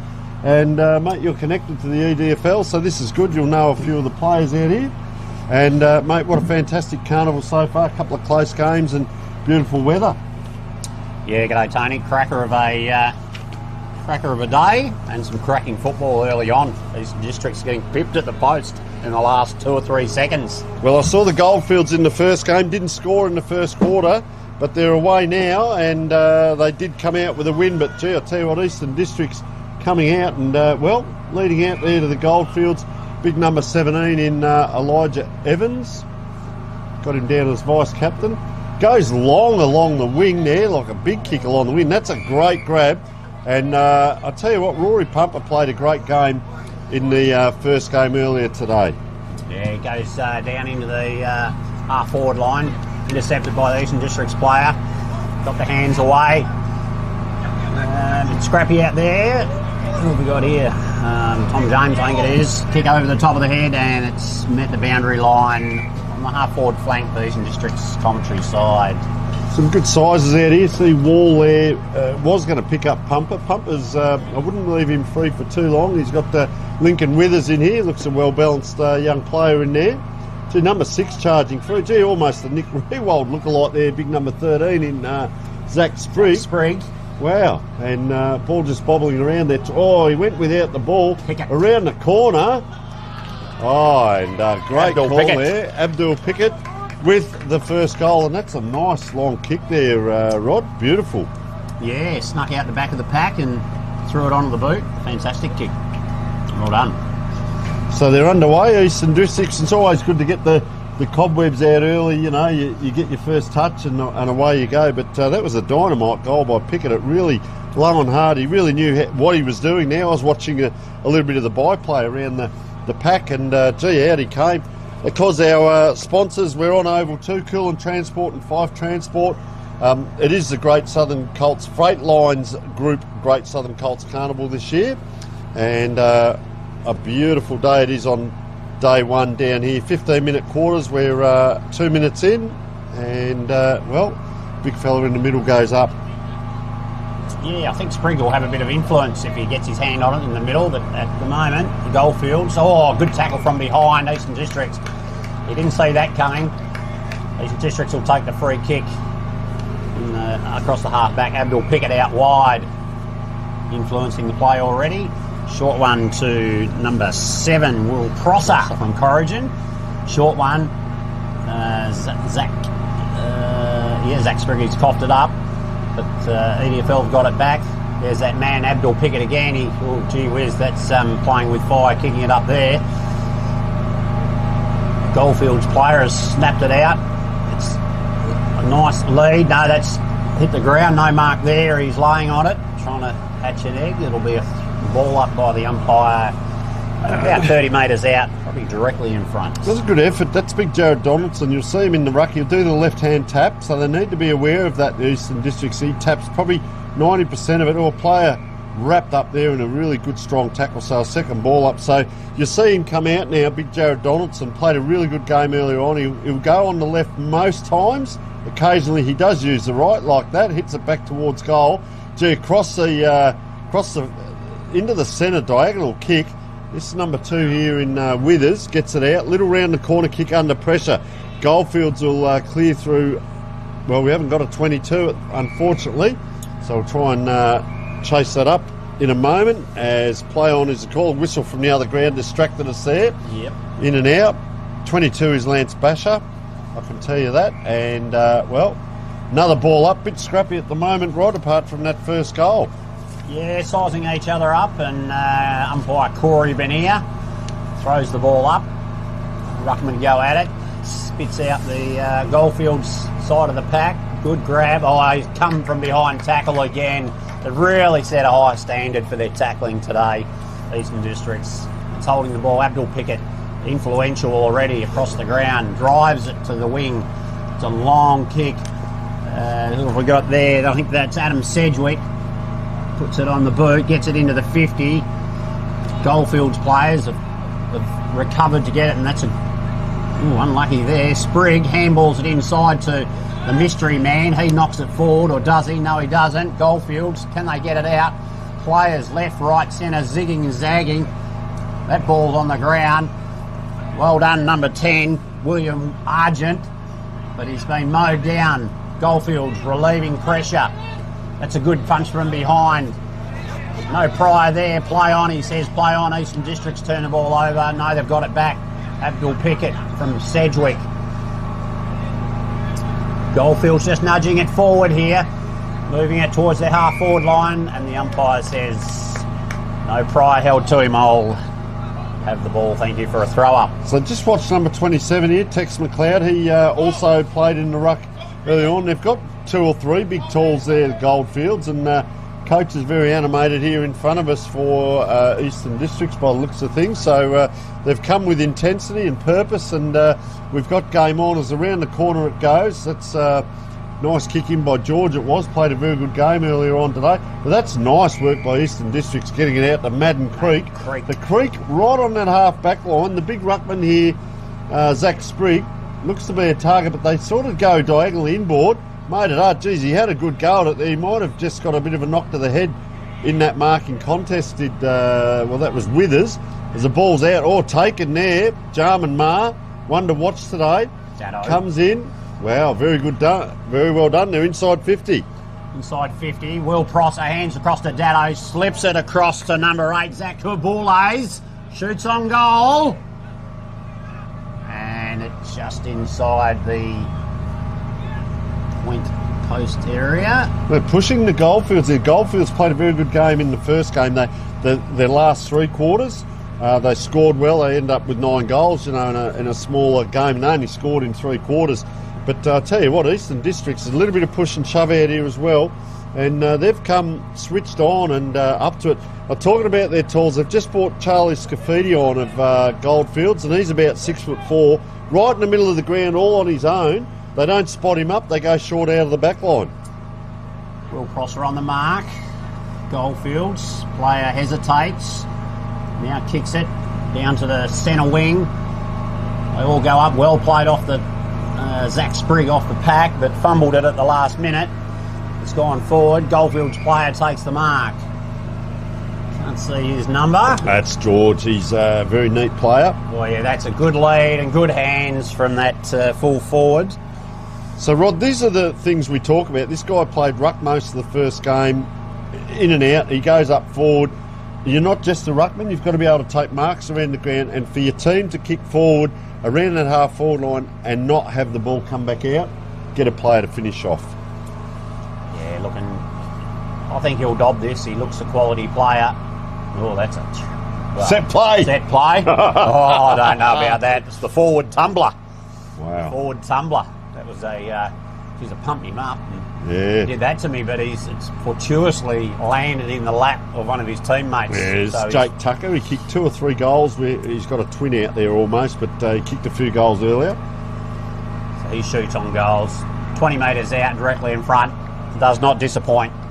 So he's getting a few goals, this young Tucker, for the Carnival. He's having a very good day out, so that's good by Tucker. And one goal to 1 goal 1 as we speak, and we've got time on the scoreboard now, so 8 minutes in, Rod, and a bit scrappy at times, but a very entertaining game. And I can tell you, Lincoln Withers has hopped up after taking that, it was the ball that hit him. The 6-6-6 rule in vogue. I'm interested, as soon as the ball goes up, where the wingers run as well. So good contest. He's rucked so far, Zach Sprigg. He's had to do the whole roll up against a few different ones he'll be today, and that's a great tap. Yeah, another good tap. It's to number 22, Kyle Wilcox, who had a very good, he was best on ground in the first game. They've moved it forward. Abdul Pickett, he is everywhere today. Swung around on the right foot. That's off one step, probably 45 out, and that's gone post high. Yeah. Without any problems at all. He's been electric so far today. Really one to watch, isn't he? And he's so athletic. He's just trotted out here. You get a look at him up close. He's a good size. He's athletic. And that's a good matchup. Jarman Marr, the lad, is on number 26. played an outstanding game and likes to run off half-back. So this will be interesting as there's a little bit of argy-bargy, and they elect Goldfields now to go towards George. As I said, very industrious in the first game. Really like him. He's so neat. He can play. He's got great skills, well balanced, and pops that ball up high over the top. This is the trouble though for Goldfields. It's come back at him twice as quick. Eastern Districts from 45 out and has just offline again. So a couple of shots there. Yeah, they might haven't quite got there. It's very hard to get it out of defence once it's into a forward line. You can really lock it in on this smaller oval. It appears smaller. I think it is. A bit narrower. Yeah, I think you're right there. Goldfields come out. Touch ball. No mark there. Number 9, Albert Lenevy. Spilled it. Moved on. Abdul Pickett with the little shimmy with the hands and the body and a bit of everything else. But he's been... The Eastern District's player's been pinged for a throw. I'll tell you what Play on. Poor delivery. They're under pressure. They go back. He's got time. Swings it out. Where's he going to go to next? No man's land.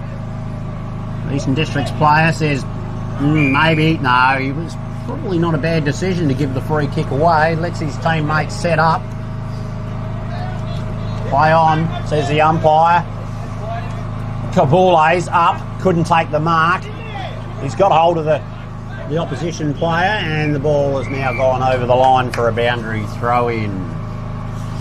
So right on centre wing, 11 minutes in.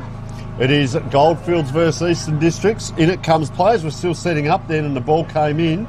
Sprigg doing well, gets it to a teammate. He's ridden into the ground. Coden Datto a bit slow to get up there.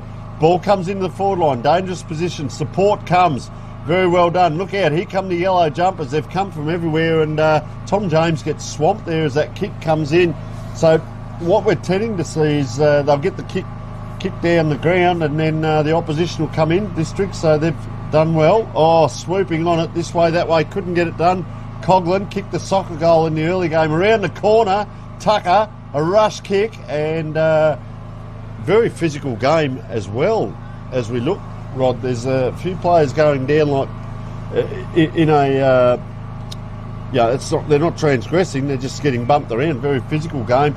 As we say, a lot of these players, if they're not already, they're already playing senior football, or they're maybe a year off or a couple of games off. So I look at it as adult football, to be honest, as we see interchange. Number 30 coming on for Eastern Districts. We haven't got a number for number 30. We've got 2 team sheets here, and number 30, we'll find that out at quarter time. That's fine. Mysterious player.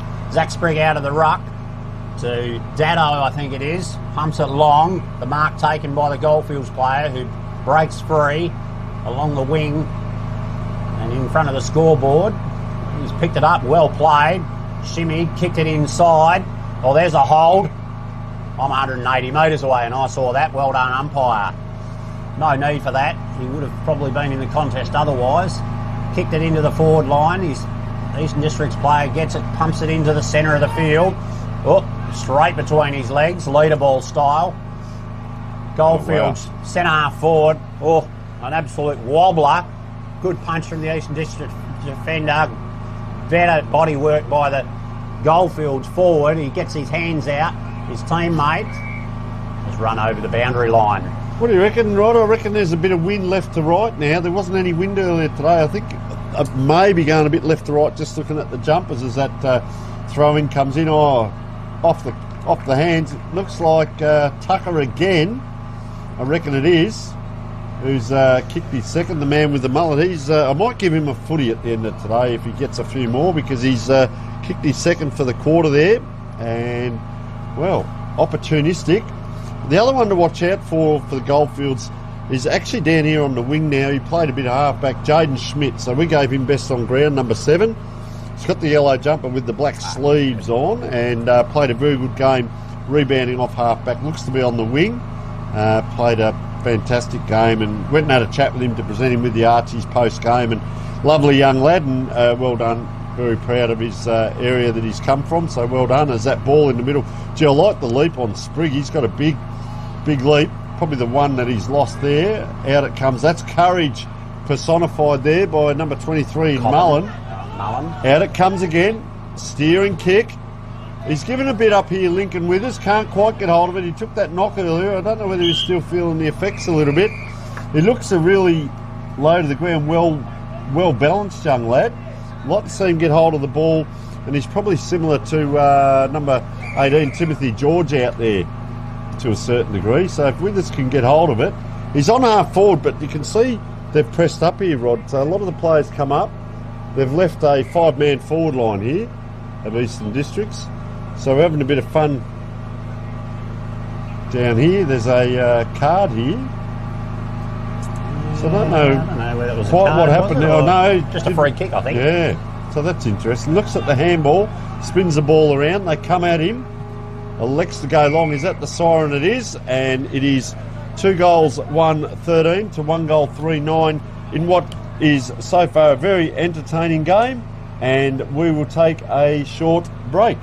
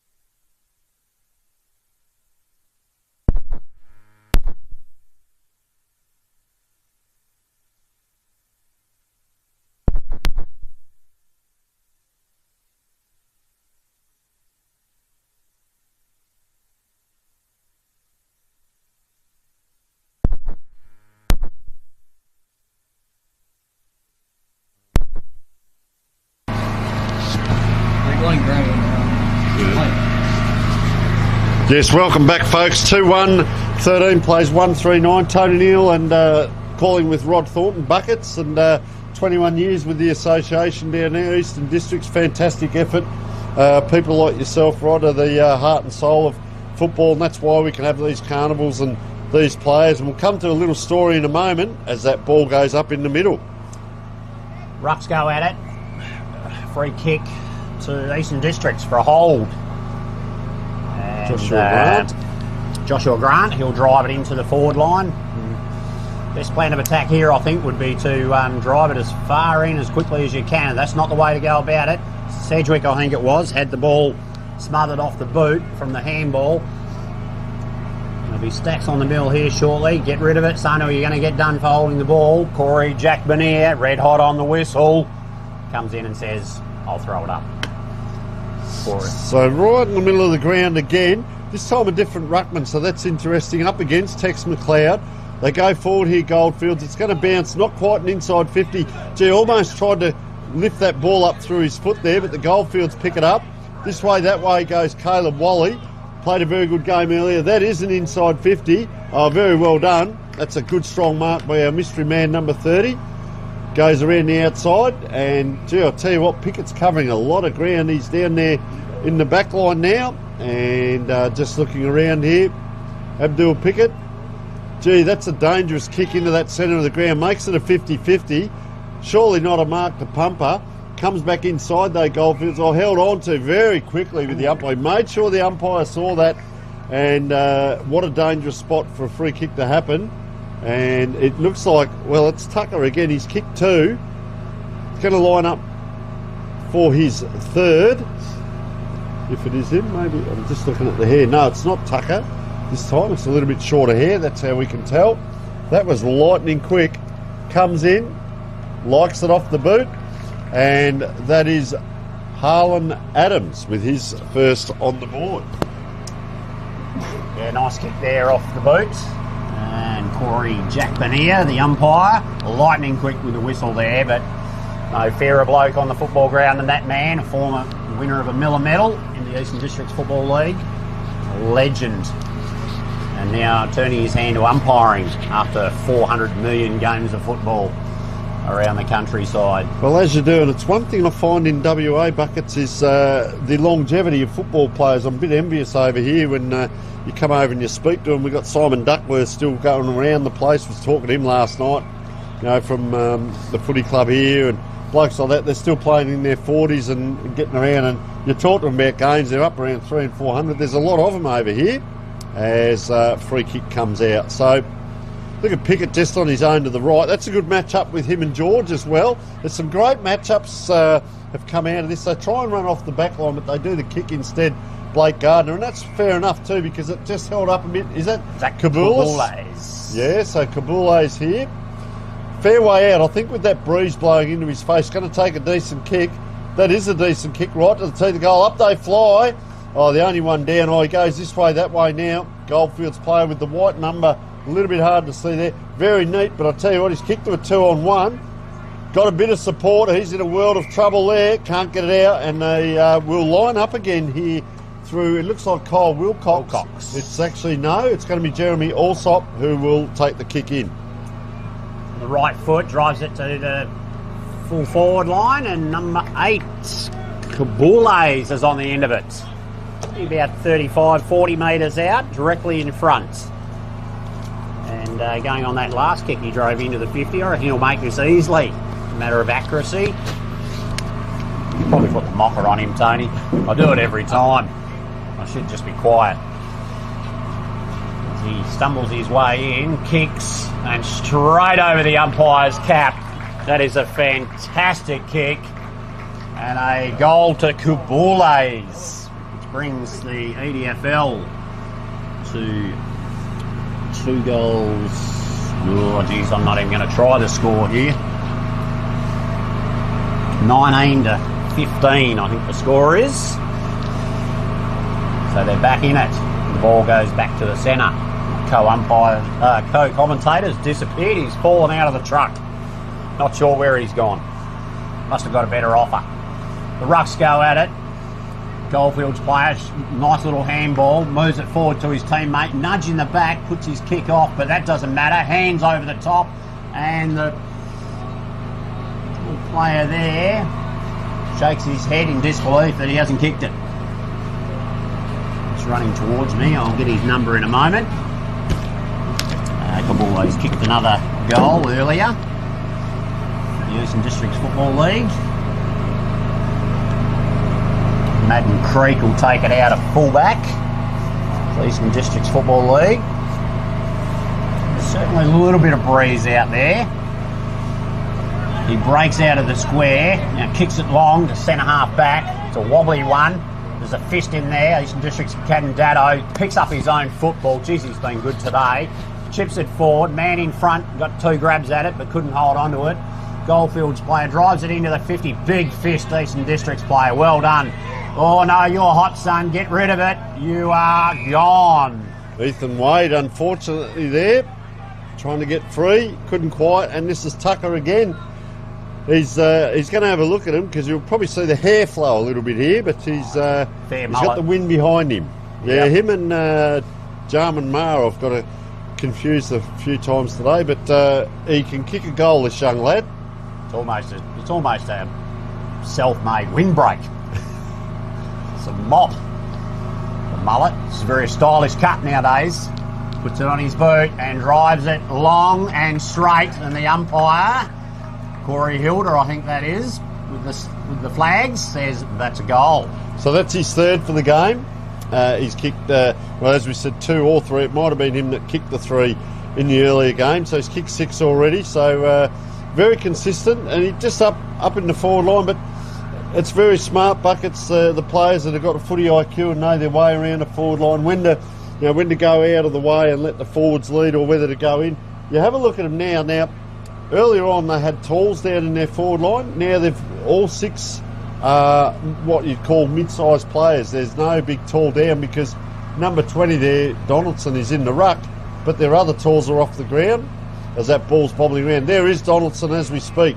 Gives a handball out. I like to see that from a ruckman. Do something else apart from just tap. Tucker couldn't this time. Anyone's ball, trying for the tap, pushed out of it. Oh, Tucker applies.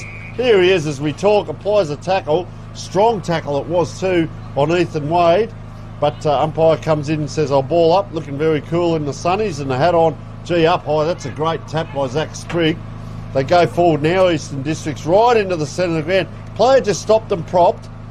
2 of them did this time. Glides through the middle, inside 50. Out comes Tucker. Identical spot almost. Probably 1.5 metres longer, I'll say, Buckets. And he's going to line up for his 4th goal.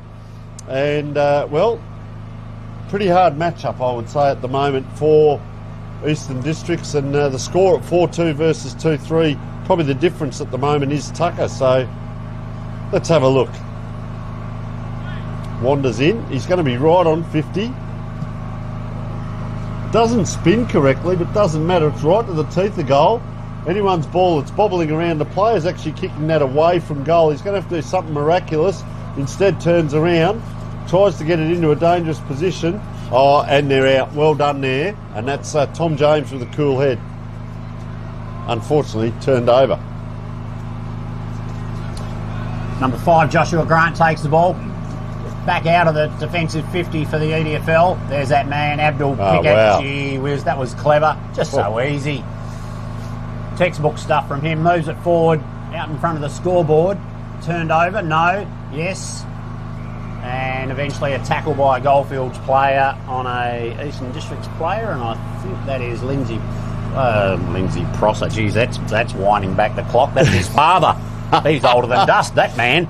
Wow. There it goes. Goldfields out the front of the pack. Couldn't quite. I've liked Dado. Gets in industrious. Oh, wowee. That's got to be. And it's play on now. Straight onto the left foot. Comes high. Big pack forms. Anyone's ball. Desperation on the half-back line. Goldfields. Oh, they come inside. There are Eastern Districts players everywhere. And he's taken the ground. Looks a bit like Sinclair out there from St Kilda in those colours. But he gets it on quickly onto the boot. Good one-on-one battle. They both go to ground, mopping up. Kick it, couldn't quite. Anyone's ball. Oh, well done. There he is again. That's Jaden Schmidt getting a clearance for the Goldfields. It's a high floating kick, and standing under it, Joshua Grant. Gee, he plays on quickly. Sprigg in a bit of trouble there, the big fella. Can't do it all. I'll tell you what I like about Pickett. I've been involved in AFL recruiting in the past, and you look at players, he's been down back, he's been up forward, he wins a 50-50. He's pretty good overhead, I'd say. He's got a great kick. The only thing I haven't seen him do is a ground ball, so what's he like below the knees? We'll probably see it now. Here he is. Puts the tackle in, keeps the ball in the area, just his 1%ers, but they're out quickly here, the Goldfields. If umpire says play on, you've got it. Kick into the centre, number 6 takes the mark. Alex Maxello, he drives it forward to centre forward, and there's that man again who's kicked 3. The mullet moves it forward with a chip kick, and it is a quality kick into the 50. And number 21, Cuba Garlett. I'll tell you what, the other good matchup, and he ran a long way, was Coden Datto here. Sprinted down into the forward line. Oh, look at the lead come. It was just a side bit there, but he worked hard there, Datto. Number 8 on the lead. Pumper. Rory Pumper. Vice captain, had a very good first game as well. Yeah, he did have a lot of shots buckets, and he missed a fair few. Kicked 1 or 2, but missed a lot as well. So this will be an interesting kick. I'll let you call it through and give us your info on it. This will give Goldfields a little bit of breathing space if he kicks this. Moves forward, kicks on it way, but a little bit narrow. Just the behind from umpire Corey Hilda. I think if there's someone out there that understands what I'm talking about here, just with his kicking, he lets it go from quite high up, and it's a long way from hand to foot, and it just floats a little bit. He doesn't actually guide it down. Needs a little bit of a hand with that, but outstanding player. But just someone get hold of him, give him a little bit of a hand with his kicking, and he'll adjust easily. Inside again, so there's a few inside 50s now. Sprigg has to do a lot of work, and this is what I'm talking about. Let's see a big bloke do something below the knees. A lot of the recruiters love that sort of stuff, and that's a one take by Sprigg. That's a very good take. Or as he's come down on the butt there, that's a corky. So he went up vertical, came down horizontal, and ball just popping around. To his credit, he's up, and that is a free kick going the way of William Prosser. William Prosser with the ball. Just chips forward to Will Mullen. Doesn't look much like his father. Drives it along the wing, commentary side. Hilda in. Oh, Hilda, well done. Third grab, didn't get it. Sedgwick with the hands down low. And might not be that happy about the little bit he got there after he got rid of it, but he's moved on. Umpire throws it in. Ruckman go at it. Well done. A little shimmy underground with that handball. Kick there. Oh, a Falcon. That's going to hurt. Big pack too, isn't it? Look at count the players in there. There'd be 20 players around this. The wingers from the far side are pretty much standing on the cricket pitch, so it's played on this half of the ground lengthwise, if that makes sense. Sprigg holds on to the player and gets 2 taps, then gets thrown out of it. Umpires let it go. Goldfields, gee, sense of theatre there. Put that ball back into traffic. Around the corner it comes. High ball. Good contest at half forward.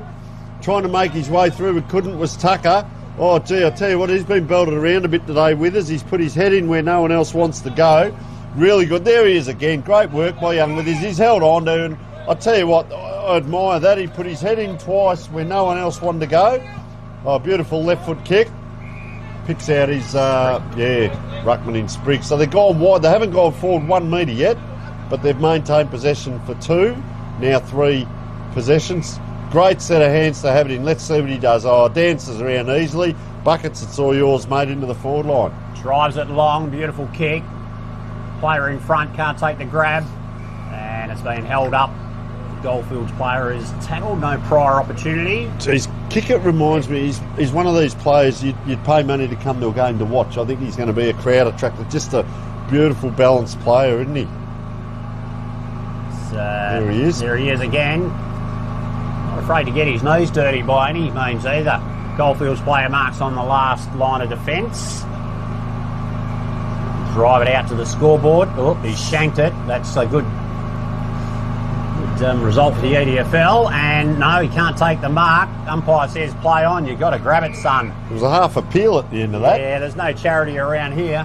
That's young George now with the ball. Goes into centre half forward. It beats everyone because of that win. Is it Tucker again? Drives it in. It is. And, well, that's forward craft. He could have had a shot, but he elected to pass it off. He'll probably lead, though, down here later. But good part. The only thing, the player turn around and face the goal, son, and that's what he does. Cuba Garlett. So from that transition very quickly from one end to the other, and there's a couple of seconds to go. That is half time by the sounds of things from the umpire. Garlett now lines it up. Beautiful kick by Garlett. Is it over? It looks like it is. That is a goal right on half time. So the Goldfields, looks like it's going to be 5-3. Yeah, 5-3, 33 it is to 2-3-15. Just opened up a little bit in that second quarter, scoring well, and we will take a short break.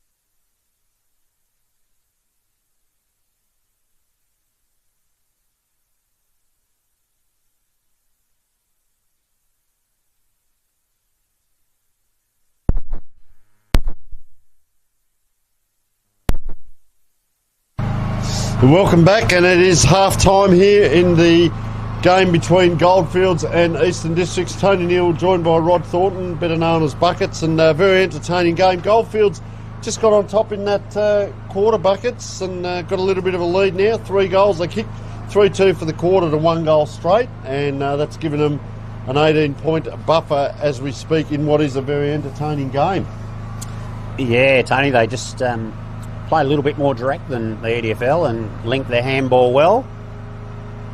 As umpire Corey Benier holds the ball aloft, throws it up. He doesn't have to throw it very high. He's about 6'10". Ruckman go at it, falls in the hands of Dado again. He high, is the only way I can describe it. But the Goldfields players have got hold and kick it back into their forward line. Grab. But nice grab there. I think that was Coppin maybe, or he's got his back turned me. These young blokes, they all look the same. Hands off the top there. Sedgwick drives him to the ground with a tackle, but he'd already got the hands out. Number 7, Jaden Smith, nice little short pass. He kicks it to his Rory Pumper, the vice captain, swings onto his right foot. Drives again, the big fella. Jared Coppin it was. The big fella there, 25, is it? Number 25, Charlie Scafidi.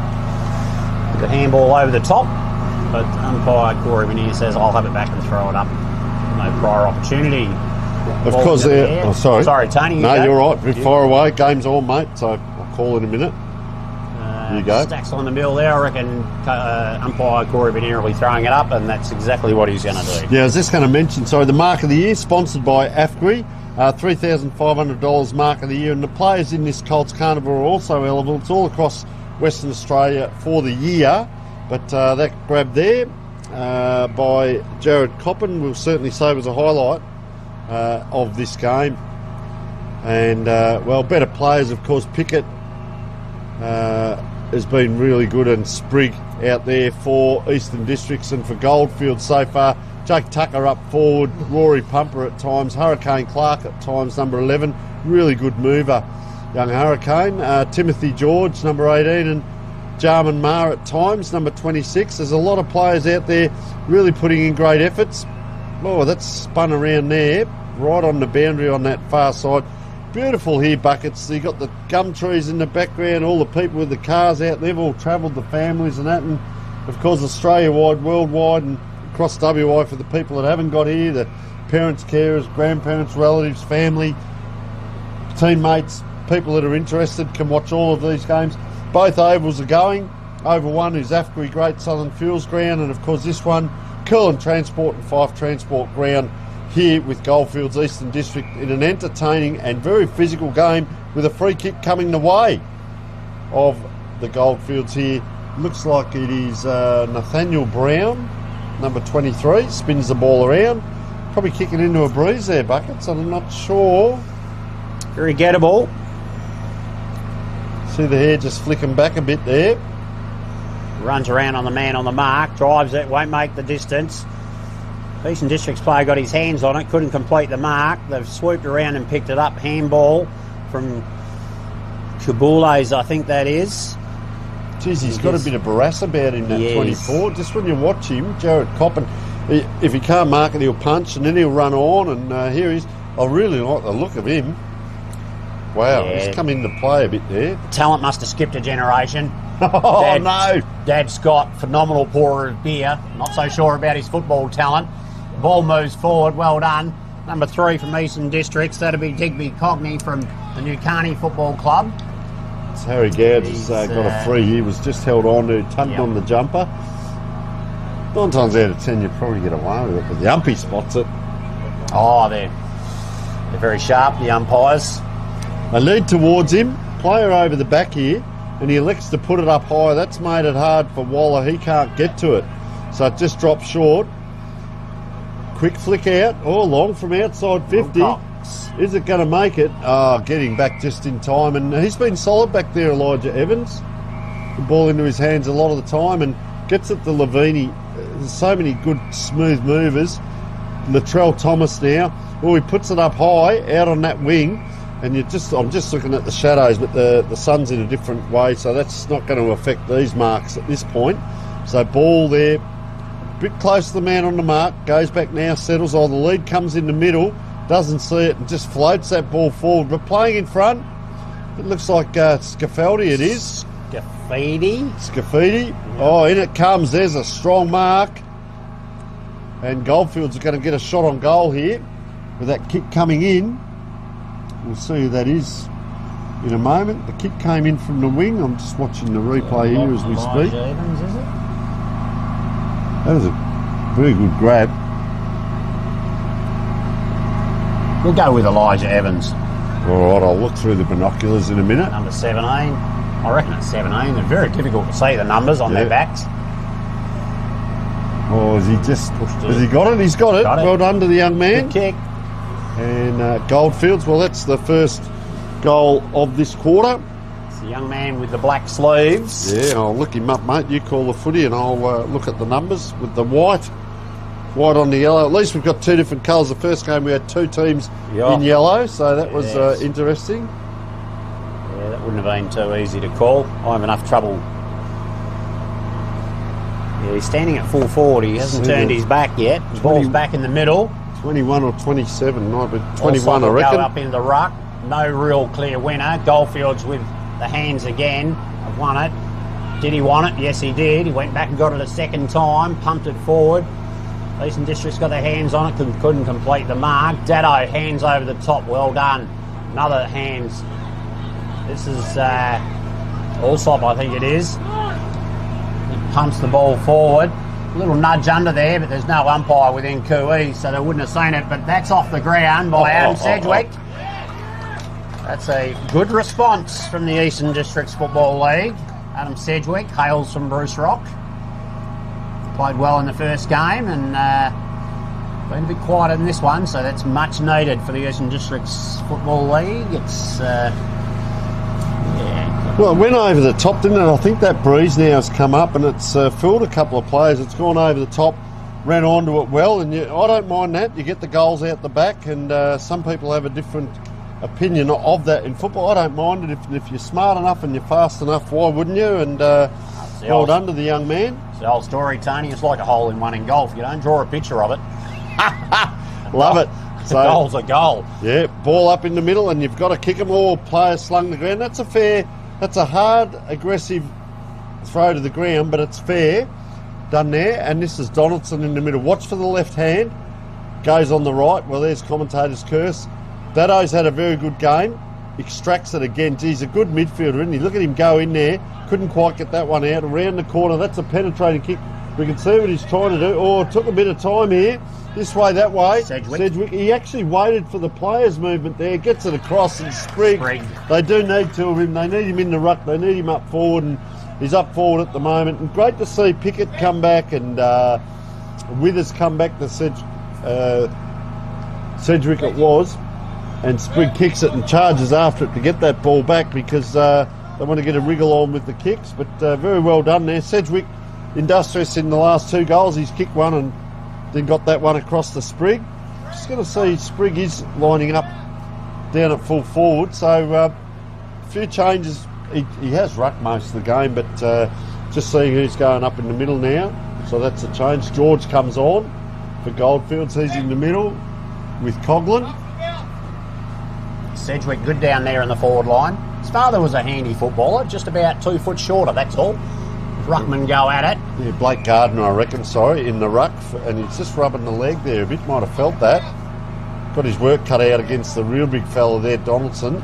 Oh, geez, he goes to smash it, but well done by the Eastern District's ruckman there. Look at him. Yeah, oh, gee, that's dangerous for Dado. Again.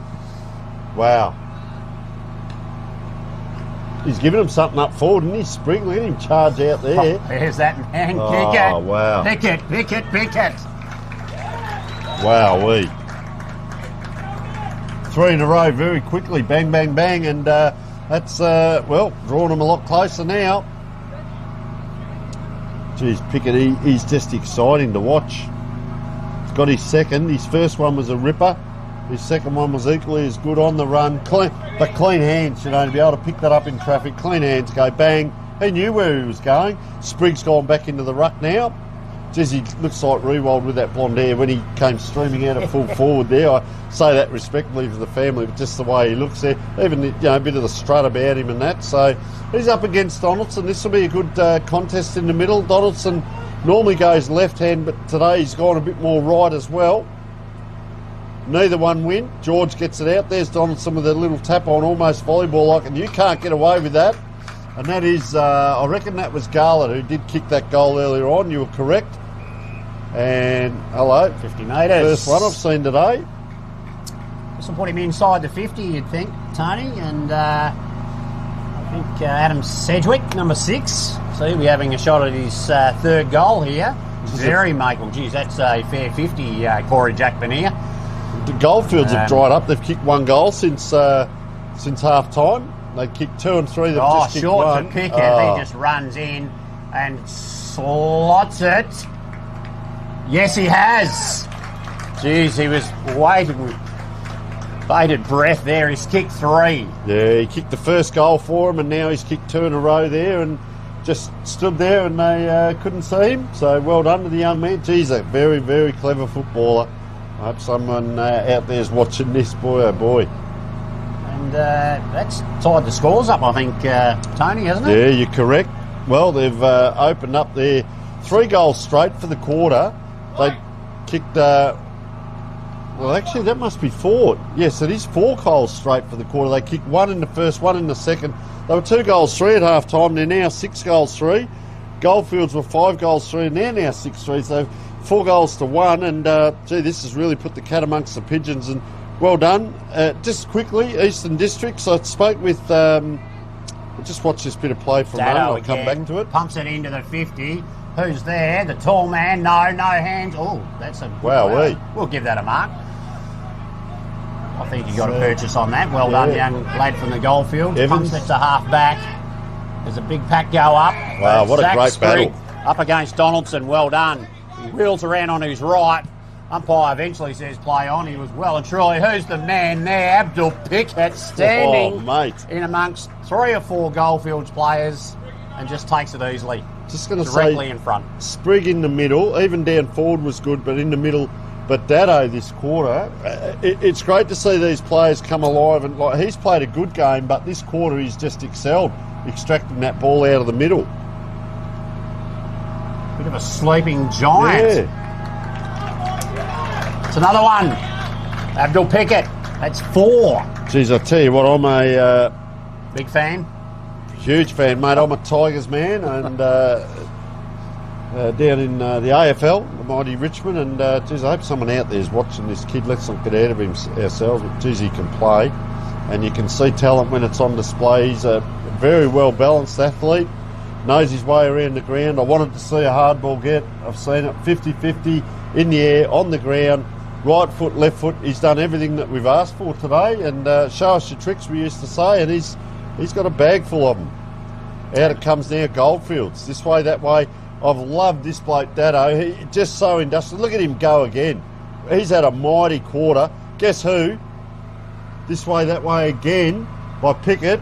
Round he goes. Misses the target there. Get him off the ground, they say. I say, no way, keep him out there. Under pressure. Free kick here to Goldfields. So they're going to play it on. George tries to get around. He does. But guess what?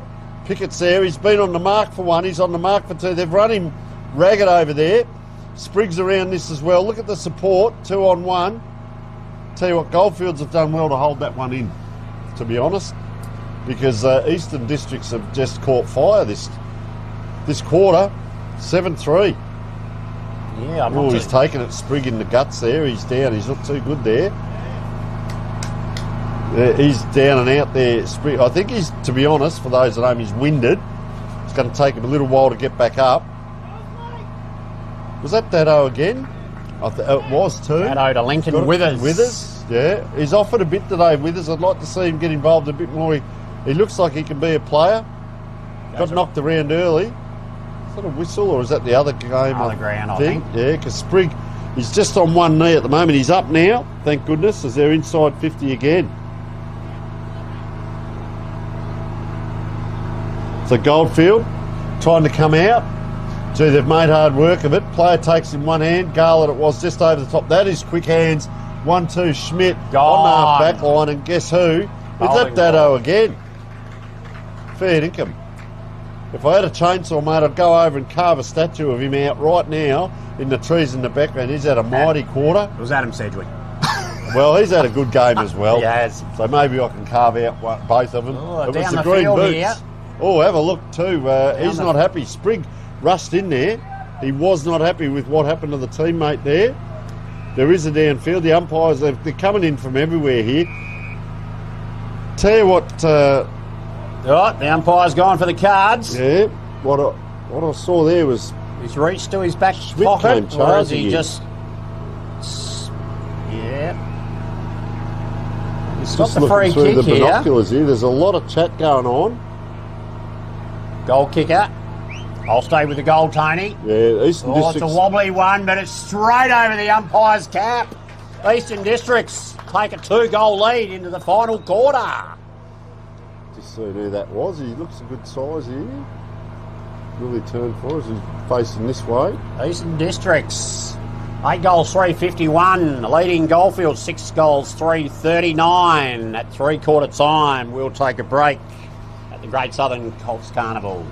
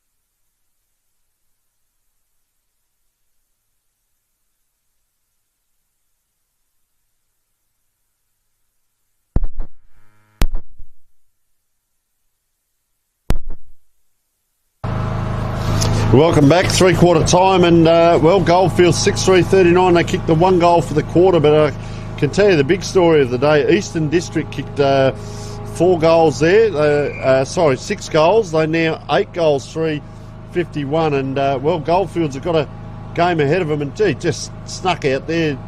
Toby DeLacy there took that in one hand, or charging through the Goldfields, this way, that way, but puts the ball up high. That's going to be a 50-50, leading the race. They're calling for it. Is it out of bounds on the full or a deliberate? But it wasn't. And I just think they've got a bit of feeling about them Eastern Districts at the moment. Belief goes a long way, Buckets. Sure does, but it's inside the Goldfields 50. Goldfields player kicks it forward. His teammates onto it, number 23, I think that is. Nathaniel Brown slips over, unfortunately, at the crucial time. Gets it out. Here comes Prosser. He picks it up first time. Well done. Kicks it inboard. Oh, that's fraught with danger. 3 Goldfields players raffle it. Number 9, Albert Leveni, kicks it into the 50, and a good mark by a Goldfields player. I reckon that's Thomas Coughlin. Thomas Coughlin. With the knee bandage on. Yeah, he'll be kicking it from about 40 metres, pretty much directly in front. This will get them within a kick. Geez, you got close to the man on the mark, just offline there. Just to behind. So, behind, yep. I spoke about Eastern Districts. They did kick 1 goal 3 in that first quarter to this end, and I thought that might have been costly. So the scoreboard wasn't as bad as it looked. Goldfields led by 3 points. Goldfields by 18 at half time, but Eastern Districts by 12 at the three-quarter time break, and they're going forward again here. Lice, long, high kick up the wing, Pumper can't. Taking it through. They're handling it so cleanly, Eastern Districts. Kabulis, who just kicked the last goal, gets the tap through. Bang comes the big fella. Goldfields player taken forward. There is a little bit of feeling out here, I can tell you, and for those watching at home, number 13, Zach Sprigg, is off the ground at the moment. Took a big knock in that third quarter. They're inside 50 again here, Goldfields, and that's a good snaveling grab. Player gliding by, round the corner, tried to be neat. That was Angus Lavender. You could see what he was trying to do and couldn't quite get it, but shared well by Thomas Coughlin. They're moving the ball quite quickly early on, Buckets. Just see where they can keep up this speed. Yeah, a little bit of breeze going from west to east, I think, at the moment, Tony. So yeah, you're correct. Probably favouring the Eastern Districts team. Chip kick out wide from James to Boulays, I think that is. It's a risky kick. There's Goldfields players everywhere, but he's overshot the handball.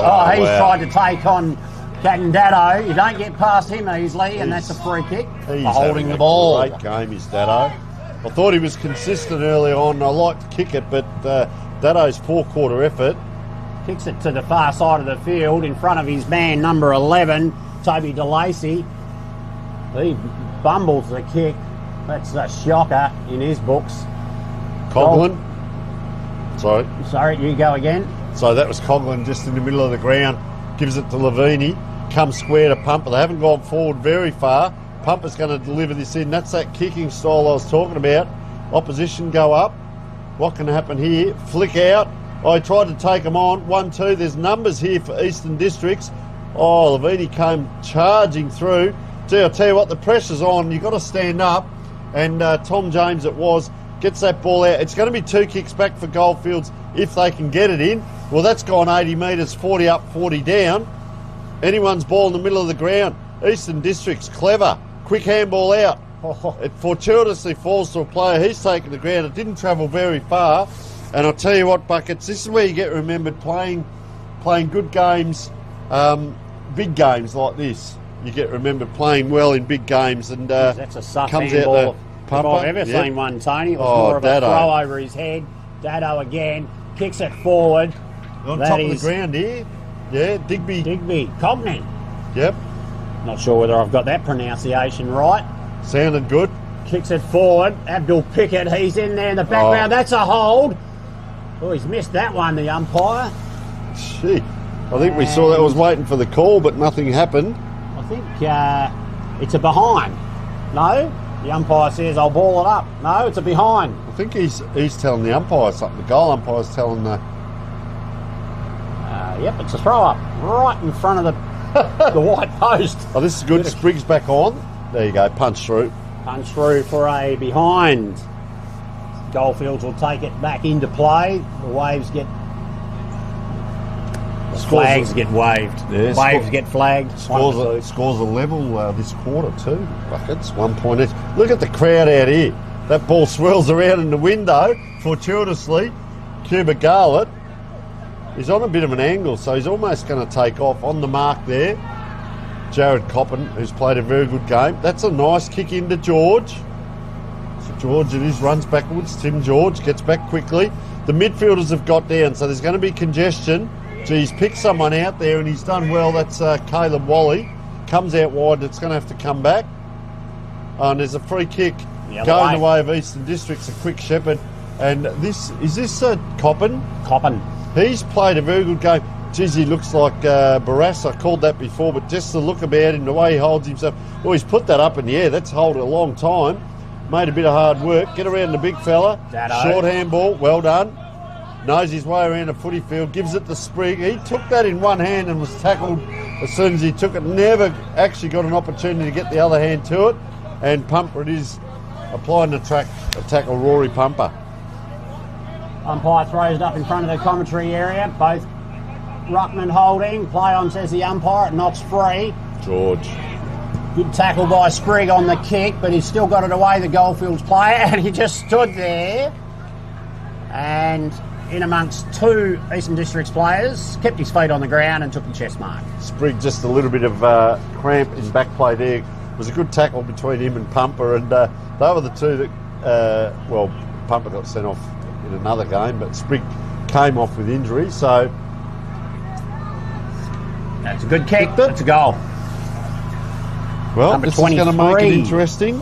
Yep. Nathaniel Brown. Of course, our best on ground wins the Archie's thongs today, and I'd say Dado and also Abdul Pickett have had great games for Eastern Districts and for Goldfields. Well, at times, Jake Tucker, Hurricane Clark we haven't called lately, Timothy George, of course, number 18 in the middle, Jarman Marr at times earlier on, so hard to pick out, and a couple other players have come into play as well, with Pumper as well. As it's going to be an interesting finish to the game. 5 points the difference. Or out it comes. They go backwards to go forwards. This is Marr that I was talking about, off the half-back line onto the wing. Waller picks up, sees the player coming, tries to get around and can't do it. There's numbers here, and here is Dado. Oh, he just couldn't quite get that away. Geez, recovered well there has Sprigg. Dado just a little bit injured in front of us here.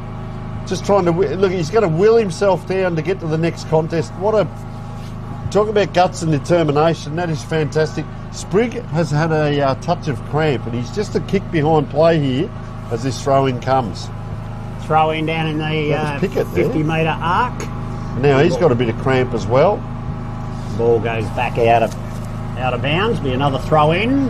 They got Eastern Districts with a 5-point lead at the 8.5-minute mark. The final quarter, Dado grabs it, hands it over to Digby Cogney, who I think he might have shanked it, but it's a good result.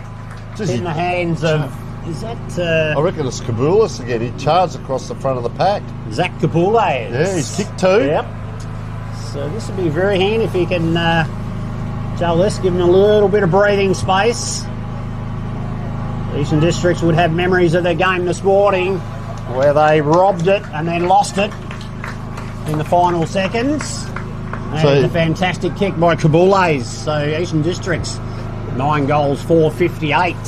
Goldfield, 7 goals, 547. A lead of 11 points. Bit of breathing space there, and Kabulis kicked the last goal in the last quarter, and the first one this quarter for Eastern District. You wouldn't believe it. It's back to 1 goal, 1 apiece. Brown, the goal scorer for Goldfields here. And a real tussle. It's taken so much work to kick 1 goal. A few players getting a little bit of cramp at times as well. Just watch here, Zach Sprigg, whether he can get off the ground. He's up against the big fella here in Donaldson. Well, doesn't go his way. Donaldson, geez, he barges over, but the player kept possession of the ball. That was high. Well done by Joshua Grant then. That was courageous. Yep. I like that. Good coaching, getting his guns into the middle. Sedgwick, Wilcox, Joshua Grant. He dummies there. He moved forward, kicks it into the 50. Pickett high, couldn't take the final grab. Up in the stratosphere. Geez, he can leap. He can do everything, this young man.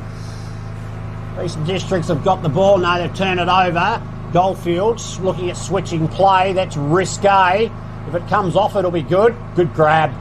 Well played. Into his palm there, George. Yeah, George turns. He's got two players free. One takes the grab. Wills is forward to come to him. Kicks right onto his chest. How good. He willed him to come to space, and he knew exactly where he was kicking. That is elite football right there by Garlett. Yep. And this is, Brown who kicked the last Nathaniel goal. Brown, as well. yep. Won't be an easy kick. He's going to kick it from probably 40 metres.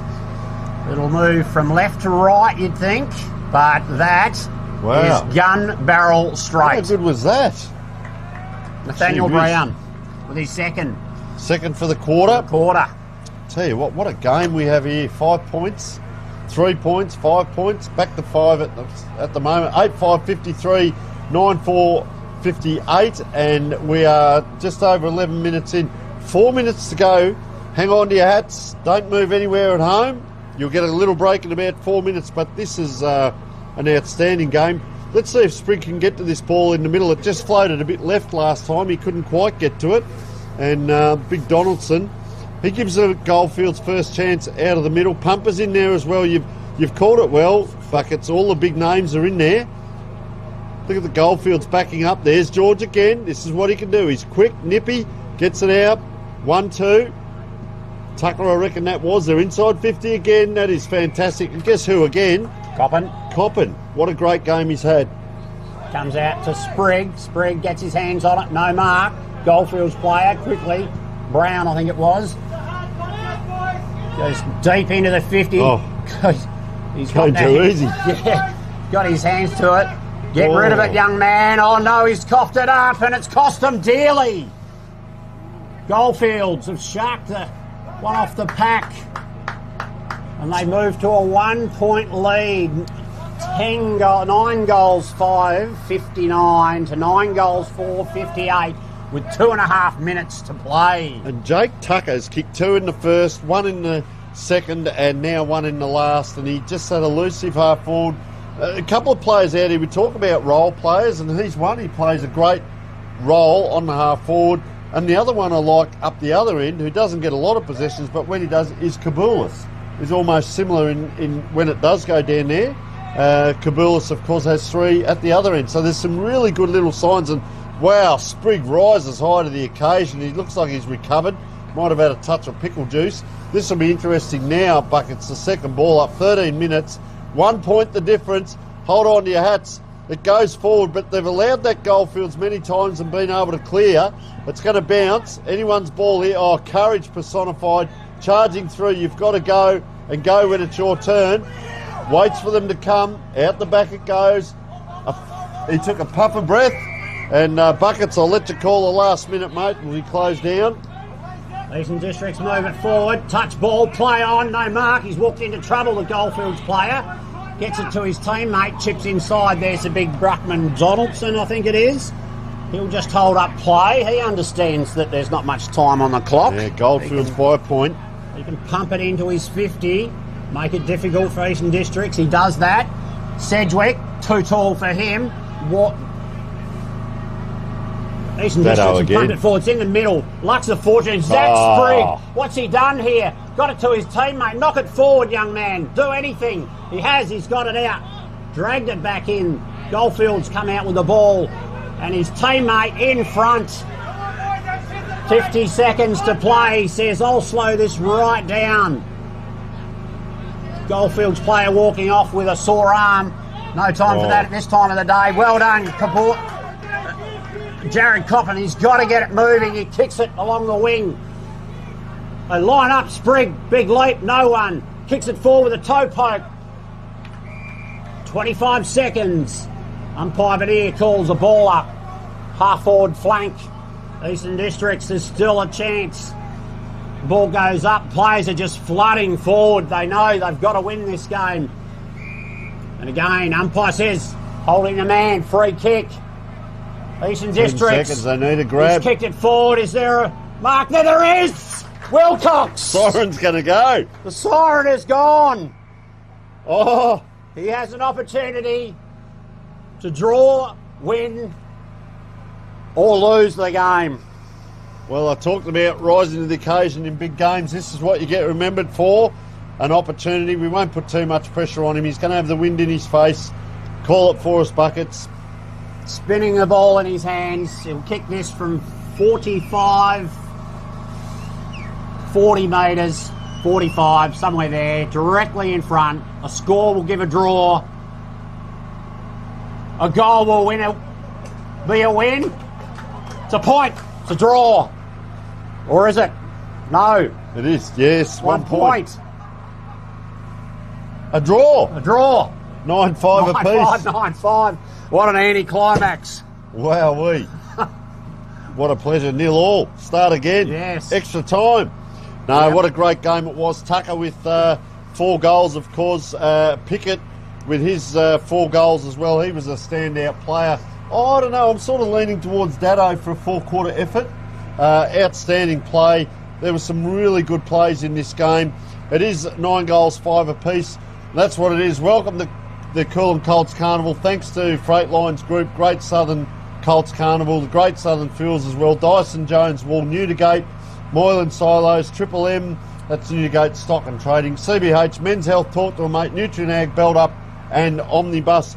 Tony Neal and Buckets, Rod Thornton. Thank you very much, Rod. It's been a pleasure. What a great game we've seen. Let's take a short break and prepare you for the next game. Good on you, mate. At Great Southern Fuels, we know fuel and we know service. We've been doing it for over 40 years. We're a family business, we employ locals and we support the communities we operate in. But don't just take it from us. Hear what our customers have to say. They're driven by local people, they're great community contributors. We use Great Southern Fuels because they give us a fantastic service at the right price. You can rely on them no matter what. It's just a phone call away and the tanks are full. Why would you go anywhere else? Great Southern Fuels. Reliability you can trust.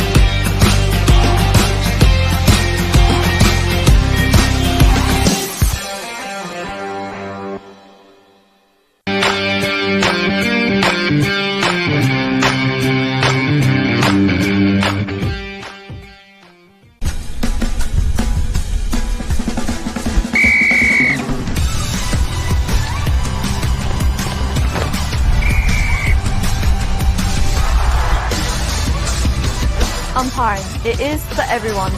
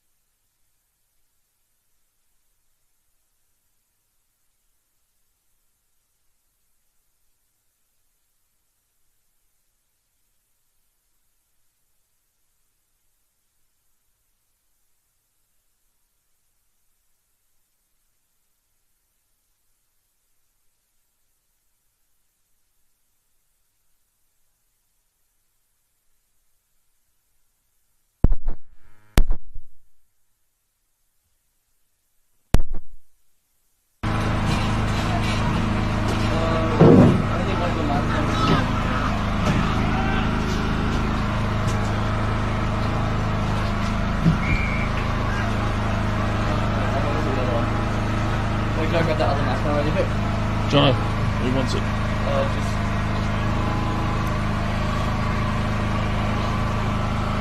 We're not away yet. No. There you go. Thank you.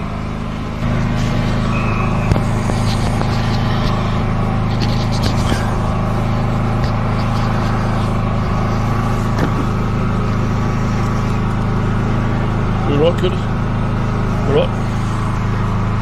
Welcome, viewers, just to the second game of the OFA Colts fixture here at Coolin today. Sorry, a bit of delay in proceedings. Just with me, the OFA President, John O'Neill. I'm Paul Barrett. It's the OFA's second game in Pool B. Just started against Esperance District's Footy League. So we are just underway. It's been going a minute. Welcome, Jono. Welcome, Paul. And beautiful day here. Great, not a bad crowd in attendance. And weather's spot on. A little bit of wind advantage probably going to the eastern end, but apart from that, everything's pretty good. Yep. Good to have the A-team back in, Baz. Yep, we're back in. Yep. So we'll start. Got a few names muddled up in our budget, but we'll see how we get on. So Esperance just lost their first game, I think, Jono. Yeah, they did by 3 points. Yeah, 3 points, so they're quite competitive too. So, of course, the OFA got beaten by Storm, who were very well drilled, I thought. Not a bad team. So, anyway, Esperance get the ball out of the middle. Up they go, the big, long, lanky centre forward. Down it comes to young Lewis Gerard. Always a fend off there. The umpire's seen that. Got one of the OFA boys high in... Connor Newman. Is that Connor Newman? Yeah, it is. Connor, yep. Centre half back for the OFA boys. Need to redeem himself after that first loss. Wobbly old kick down. It comes through to Riley Holden up the wing. Not a bad pick up. Waxen on the non-preferred. Up then goes, missed by young Jack McLeod. Managed to mop it up. Spears it out towards Lewis Gerard. He's tackled high. Spins out of that tackle. Little worm burner into Lincoln Eaton. Ugly old kick. Hard for the big fella to get down and to pick that one up, Jono, and the umpire says, I will bounce it, guys. 25 metres out, directly in front of Ongerup's goal. Yeah, the Ongerup League had want to put the pressure on and score it while they got it in their forward line. Yeah, we didn't do enough of that the first game, so good tackle from Esperance there. Number 2, and Tyson Graham, their vice-captain, has bottled Rowan Hodgson up, and he will bounce it, the umpire. Similar position. Up they go again. Lincoln Eaton and big number 21 for Esperance, Jack Riley. I watched a bit of the last game. I thought he played quite well. A bit of a stalemate here. A lot of players around the footy. Coach Heam's ringing a few changes from the first game. Down it comes Rowan Hodgson. Tries to bullock his way through. Mops up his own footy. Keeps going. Flynn... Saxon Miller. It's back in there. And there'll be another ball up just around the corner here from the... Yeah. In the right-hand forward pocket for the Ongerup Footy Club. Ongerup boys in attack. You need to make the most of this one. Up they go again. Good tap down from Lincoln Eaton. In comes Esperance. Good follow-up from the Ongerup boys, and they'll be another bounce. 4 bounces. 4 bounces in 4 seconds here. Up they go again. Good tap down from Eaton. Everyone's under the pump here. There's been a hell without the man there, Jono, and Esperance will take the free kick. Yes, there's a lot of players around the ball. Pretty scrambly in the forward line there. Torrin Petcher, their captain, with the helmet on. Goes around the southern side of the oval here, number 2 at Coolin. Good kick, good mark from the Esperance boys. Can't quite see his number, Jono. He'll turn around and show us in a sec. Long way over there. Good skills, up they go. Over the back it goes through into Mitchell Ferguson. Down they come. Esperance got a bit of a run on here through Meyer. Needs to get rid of it now. Good entry into the forward line. Oh, it's going to be cut off. Up they go. Josh Giles managed to pick it up. He's well tackled by Riley. And there'll be a ball up. Yeah, it's cost the Ongerup boys cost them in the last game when we dropped marks and... Yeah, a few little skill errors, wasn't there? Up they go again. Good contest, both teams. Tries to get it out of there, but it's going to go out of bounds again, just around from the point post in Esperance forward line. 15 metres around. Both teams trying to find a bit of settle here. Paul? Yeah, I think OFA probably just started to get to know each other a bit after that first game, Jono, to get to know the players and the rhythm. Second game's always the tough one here at Carnival. So yeah, it's pretty hard to, you only get an hour's break to back up. No, it's a good effort by these young guys. Yep. So I thought they held themselves quite well. So around it goes to the scoreboard wing. Up they go, spotted over the top. In comes the RFA boys through McLeod, whacks it on his left foot. Up they goes, no one in particular. Good relieving mark. No, he spilled it. Down comes Grant for Esperance. Manages to get it back out the wing. In they go again. Esperance boys working out that outer side. Spears it back into the middle. Tries to find someone. Good spoil there through the RFA boys. Out they come through Riley Holden. Manages to get on the end of one. Left foot. Long kick up to Noah Vale. Well picked off by young Peachy, the captain of the Esperance boys. Out he comes here to the broadcast side, right in front of us here through Tate. In they go again. Round they go. Back towards the middle. They like doing this, every team. In through Tyson Graham, their vice captain. Just wants to settle down a bit. Good skills. Up to Thomas Tate. Back into Graham. The old 1-2. Wobbly old punt kick made it half the opposition. Good try from both teams. Down it comes. Josh Giles just dropped it like he didn't even want to know about it. It's going to be a ball up. Through centre forward position for Esperance. With the OFA right under the pump here. Up they go. Good tap down from number 21. Big tall lad Jack Riley. Spears back down through the middle. Good base there from young James Green from Esperance. Yeah, good kick, good vision, good handball from Esperance. There's going to be an open goal in. Number 21, he's going to wheel around one and grub us one through, but I think it's a goal, so that's the first score of the day. So it'll take Esperance to 1-0-0 to the OFA yet to score. So 8 minutes into the first quarter, it's a bit of a scrambly start to the game, Paul, and that was just purely good use of the footy. Good transition, wasn't it? Yep. Loose players. They got the overlap there, didn't they? They did, yep. And our centre-line players never followed up, so that's created that one man over the top. How's the conditions here today, mate? Beautiful. The oval's fantastic. Yeah, they've done a great job cooling, haven't they? They always seem to turn it on and get the weather right. Yep. Up they go. Hams in the ruck against young Neil from Esperance. Yep. There's been a kick to, picked out, and it's going to go the OFA's way to Flynn. Yep. Flynn didn't play the first game, but Flynn Sparks, the hierarchy had a bit of a get-together, Jono, didn't they? And of worked it all out that Flynn could probably have a jog for the OFA, so it's good to see Flynn.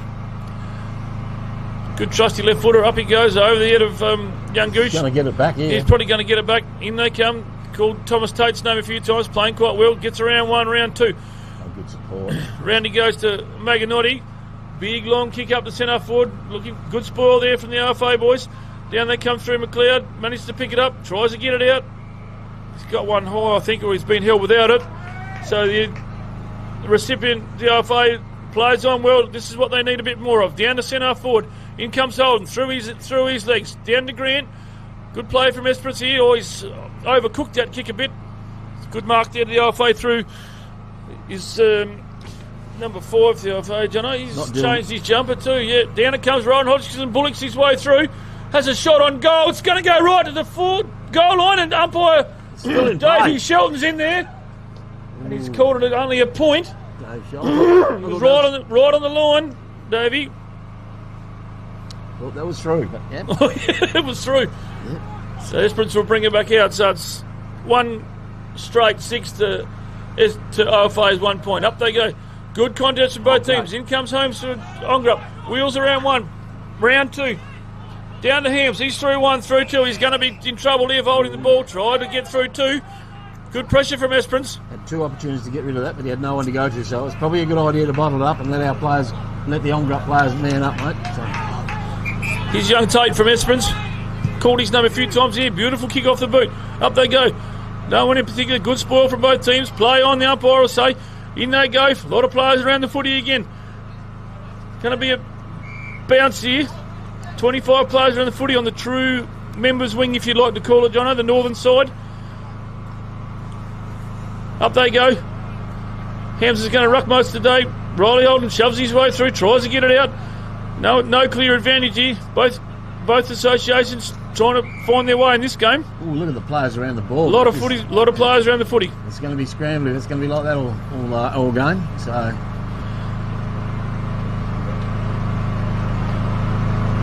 Good toss-up, good contest. I like that number 21 from Esperance. Not a bad-looking young Colt. Through that. Scored to the umpire saw that. One man down in the middle of the ground. Jake Cameron's going to be the recipient of the free kick here. Be looking down here for Hodgkin or Riley Holden. Bits it off to Jai Holmes. Got a bit rushed in the end. It's going to work out all right. Over Holden's head.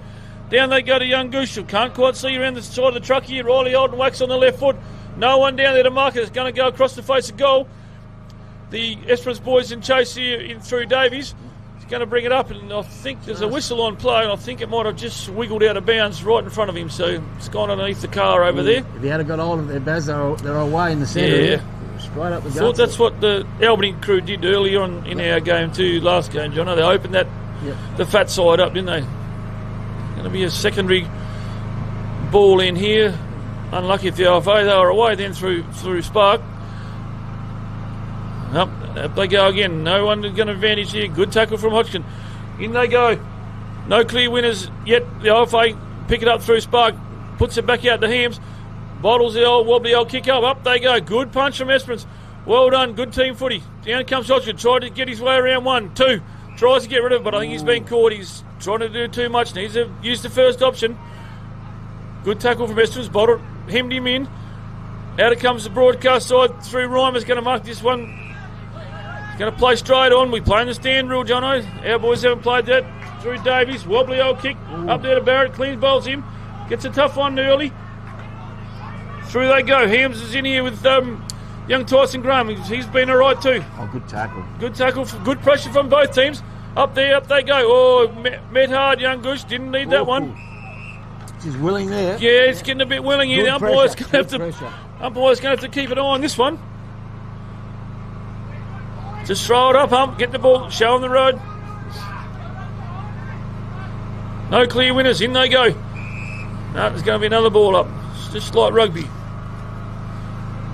There's so many players around the ball, it's hard to see a bit of open play come out here. Whoever does will take control here. Been going nearly 13 minutes in the first quarter, so a couple of minutes off quarter time here. Not a lot of scoring involved. In they go, a lot of tackling. Now there's a bit of a skirmish on play. The umpire says, give it to me, boys. Now there's a bit of hoo-ha going on here. Up they go. Umpire's throwing the ball up. Just play the ball, boys. Don't worry about the fights. In they go. Don't know, I can't see the ball where it's gone. Down it comes the RFA. Up they go. Lincoln Eaton's going to get the recipient of the ball and have a shot at goal here. While the skirmish still goes on here, Esperance boys want to go on with it, and so do the RFA boys. So in the meantime, Lincoln Eaton's got it 25 metres out at the 45-degree angle. Have a deliberate shot at goal right on the knocker of quarter time, Jono. So they did well there. You know, like while the skirmish is going on, the Ongerup boys took advantage. Oh, well, the umpire's good. Just throw the ball up and let it go. Not a bad kick off the boot. He's gone. Davey Short moves across the other way, but it's only a point. So one goal straight to the Esperance Districts Footy League in front of the RFA. 2 points. 1 minute to go. 1 minute to go, mate. Yep. First quarter. No, no one on his mark. He plays on Roma. Good kick out of the outer wing. Nice disposal. Drop the mark he should have taken. The RFA fly in to mop it up. In they go. Long way over there. Notice all the footy I've been watching this morning on all the games, Baz. It's been a lot of easy marks dropped. Yes. You know, like skills kicking wise. Yes, there's no excuse now. The Jew's gone. Yeah, that's it, mate. Yeah. Up they go. Hams puts his arm up. Down it goes to the RFA boys. Up they come. They're looking for Eaton again. They need to probably play him at full forward all the time, I reckon. I think young Davies from Esperance is cut off right there on the boundary line. He's going to switch it over this way. No, he's not. We must be getting close to quarter time, Jono. Up they go. Where the ball come from. A lot of players around the ball. Flynn Spark reckons he's claimed the mark. The umpire says no. It's a throw-in. So the siren's going to go here. It'll be quarter time, so it'll see Esperance 1 straight 6 to lead the RFA 2 points. But quite a competitive, willing first quarter, Jono. Yeah, no, it was fairly scrambly quarter. As there was no one really got on top, no one really opened up the play except for one passage that scored the Esperance a goal. They caused that overlap by running up the half-back flank. Opened up the fat side, didn't they? Fat side, the way they went and scored. And otherwise it's been a pretty bottled up game. Everybody's, the endeavour's fantastic. You know, like, Yep. All right, we'll take a quick break and we're back to the second quarter.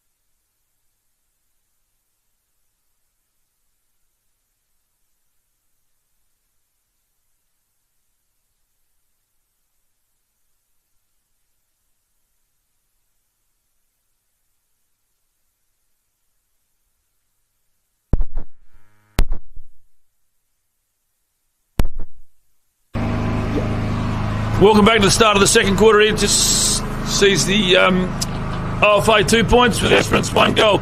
Scrambly old first quarter, like we said, but hopefully the game opens up a bit, Jono, and we'll see a bit more free scoring. And before we fly into this, I'd like to say thanks to Fife Transport and Coolum Transport for sponsoring this filming of the second oval this year. So it's been fantastic of them to come on board.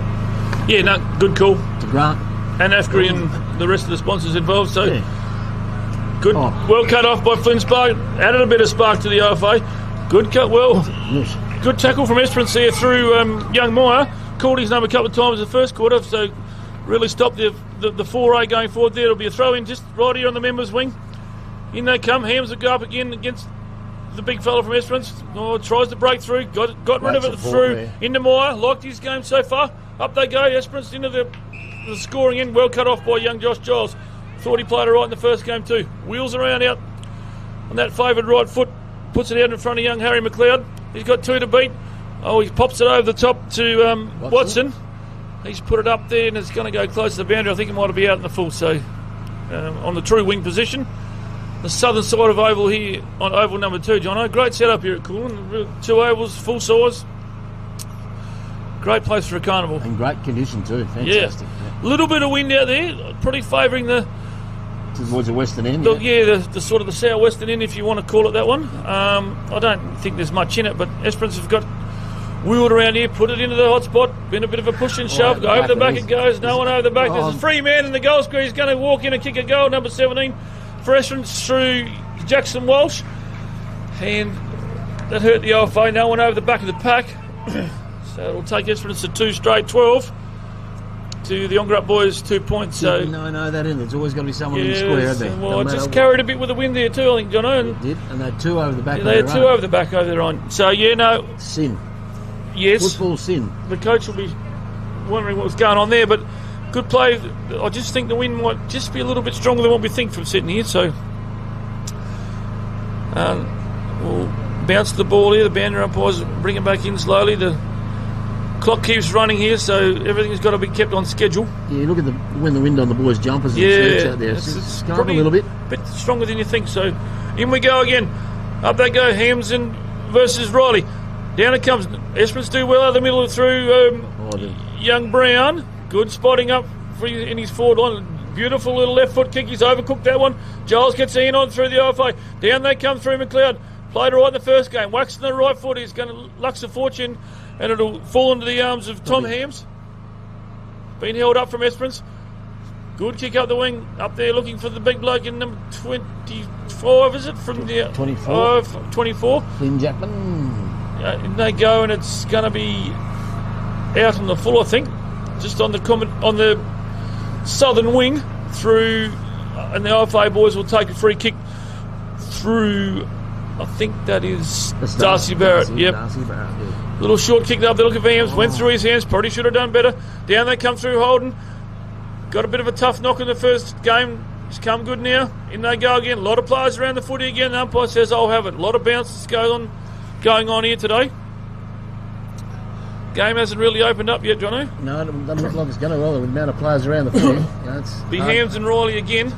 Down they go. Esperance do it quite well out of the middle here. Good tackle. Strong tackle, and he's been called for a sling. Yeah, been bit of that in that first game too that I thought they've been pretty quick to get onto that. Yes, they must have got a bit of a drilling pre-game, I reckon, the umps, or pre-carnival, because I think they did. Did they? Yeah, bit of that in that first game. They certainly did. The Esperance man's kicked it straight to the man of the mark. Good pick up from young Thomas Tate. Called his name a couple of times. Good play from Esperance here. It's going to be cut off by the OFA. It's going to go over the boundary line in front of Barrett, I think. So the be another throw in over the other side. They can bring it over the commentary side if they want to. But James Grant, he's been good first quarter, and even now he's back in the game. He's been quite good for Esperance. Good throw in, up they go. Riley takes it out of the ruck. Good handball to the little rover there. Going to whack it on his non-preferred and has spiraled it through, but it's only a minor score, says some point Sheldon. So takes Esperance to 2-13, leading the OFA. Very keen, Dave. He left Albion at 3 o'clock this morning to get in a goal. Oh, no, fair enough. Josh Giles brings it out. Out to Joy Holmes. He's going to pick it up, running the wrong way. Handballs it back to, puts him right under the pump, Giles. Now he's got 3 to beat. No help down there, and it's going to go out of bounds. No, it's not. Picked up through Hams. Can't quite see it from the back of the truck here. And there's been a free kick on play, and it's going to go Ongerup's way. Lux of Fortune. They needed that luck. There was a bit of a... He's got nothing to go to here. No. Lots of bit of run in the legs here, OFA boys. Yeah, they've just got a bit stale this quarter. Not much up the line here. Kobe Hams has got the free kick. Little short kick in the go, so he's overcooked it. Good play from Esperance through Brown. They've tried to square it up, the Esperance fellas. Down to young Walsh, going the wrong way. Now it's coming in the forward into the hot spot, right into the wheelhouse of the Esperance boys. Down they go through number 12 there. Haven't got him on my team sheet, but there's been forced through by the OFA boys, so there's another rush behind. No, there's some confusion down here in the goal square. I think it's going to be a point. And yes, it's a point. It's a point. Thank you, Dave. Waving there, I thought he was going to give a goal, mate. Thank you, Dave. Thank you, Dave. That'll be brought back in through the OFA. Not a bad kick out there through Barrett. Up they go. No clear winner there, McLeod. Good roving by the big bloke. Bit of pressure on him through the OFA. In it comes back through the middle. Good looking kick. Good spoil from Gerard. Down they come through. That Thomas Tate have called his name a few times. Lighting his game so far.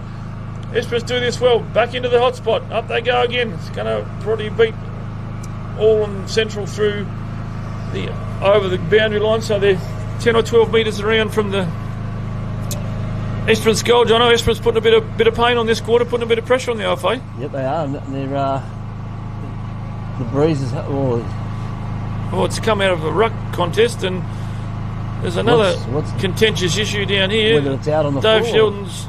No, it's a free kick. It's a free kick, is it? Free kick going to young McLeod. To young Jack McLeod. Not sure what for, but.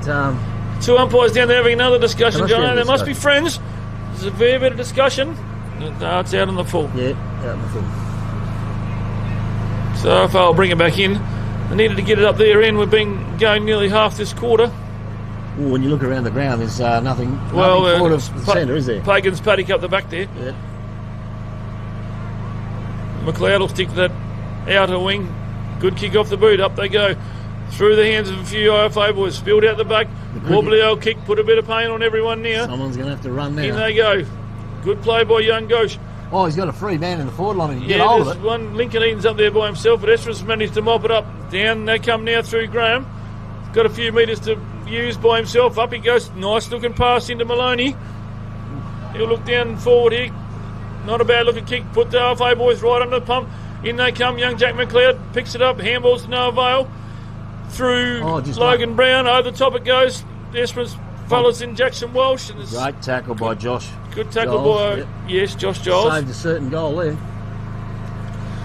Esperance moved the ball well, didn't they? Across from half back. Totally. Just dropped the centre mark there, which turned into a goal. You know, like I said earlier, some easy marks being dropped in both games. Vital positions. Both games. Yeah, both. Another ball up. 40 out directly in front of Everton's goal. There's been a free kick picked down and it's over the shoulder. It's going to go to Jack Riley, the big ruckman. Well, that's a bit of a tough thing when you're blokes are going for the ball rucking. You know, like they're going for the ball, and it's a little bit of ticky. Yeah, the umpiring, I'm not commenting on the umpiring, Jono, but we'll move on from there. But Jack Riley, big, tall lad, fair bit of him. Should have no trouble with the distance here. Put a bit of a gap in the scoreboard here. So in he comes. Not bad off the boot. I think he's kicked it. Beautiful kick. Well done. Umpire Sheldon said that's a goal, so takes Esperance to 3-2-20. Leading the Ongerup boys 2 points, but they need to get it up there. 9 minutes into the second quarter.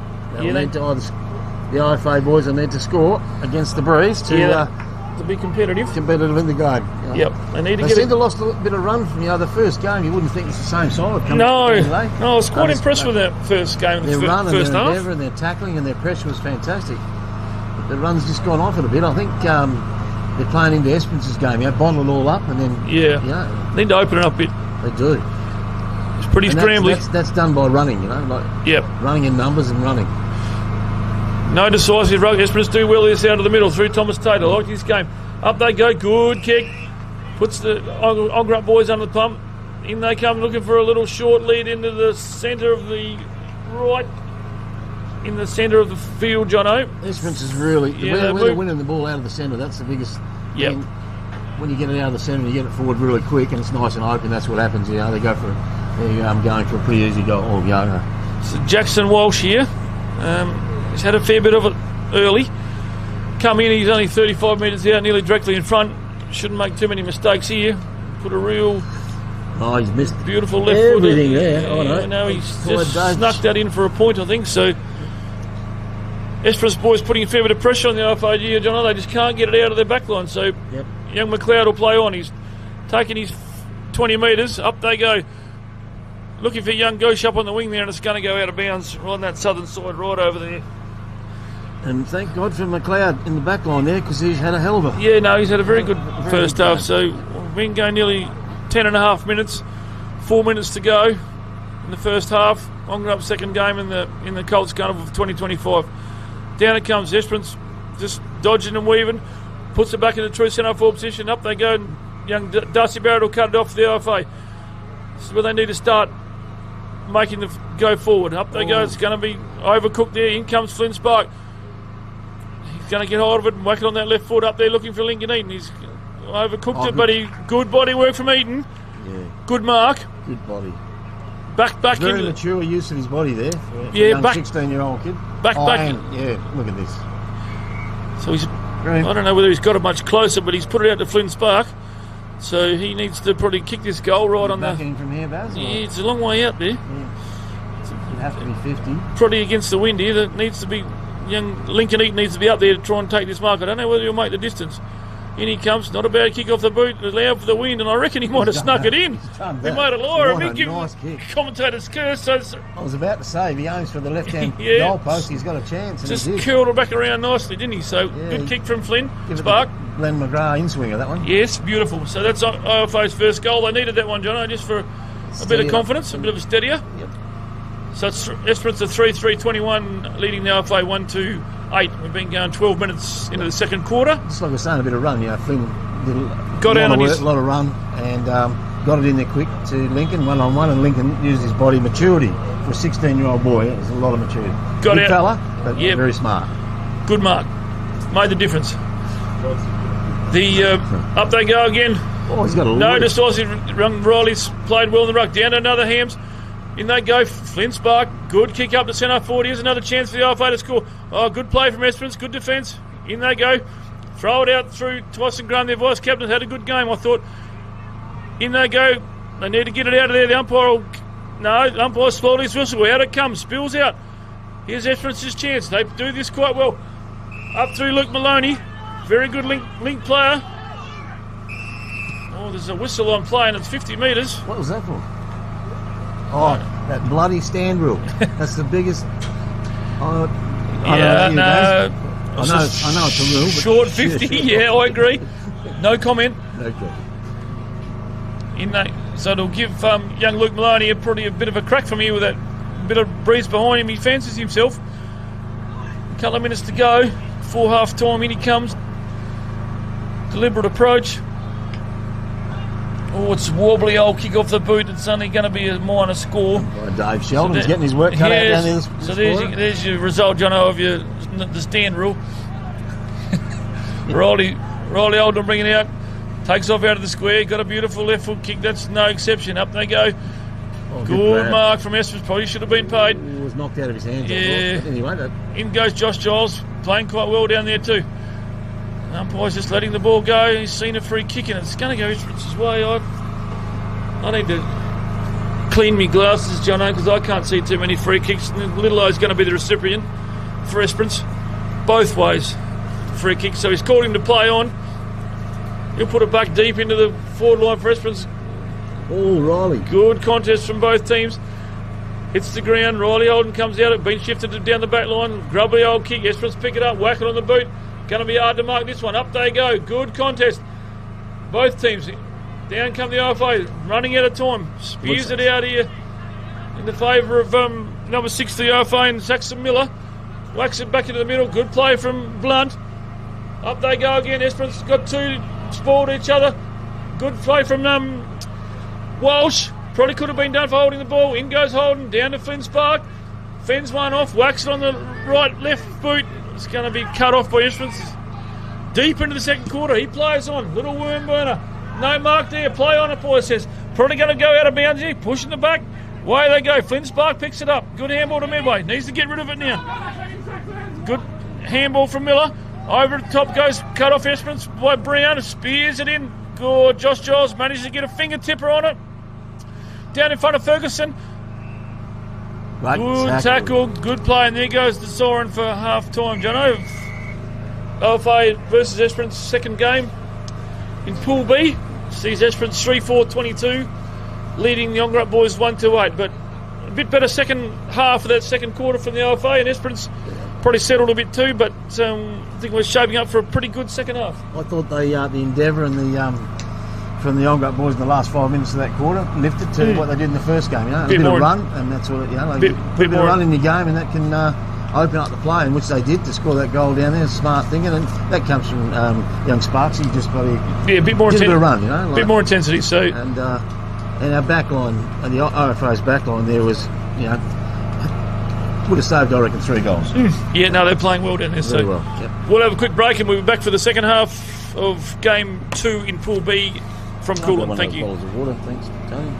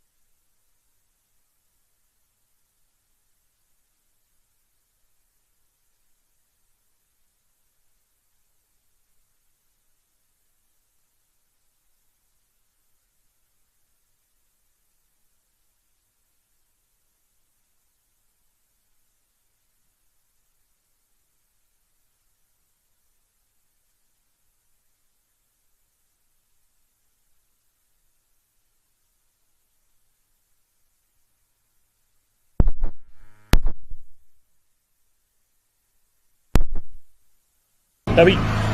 Thanks, Curtis. We're just about to start the third quarter here, Jono,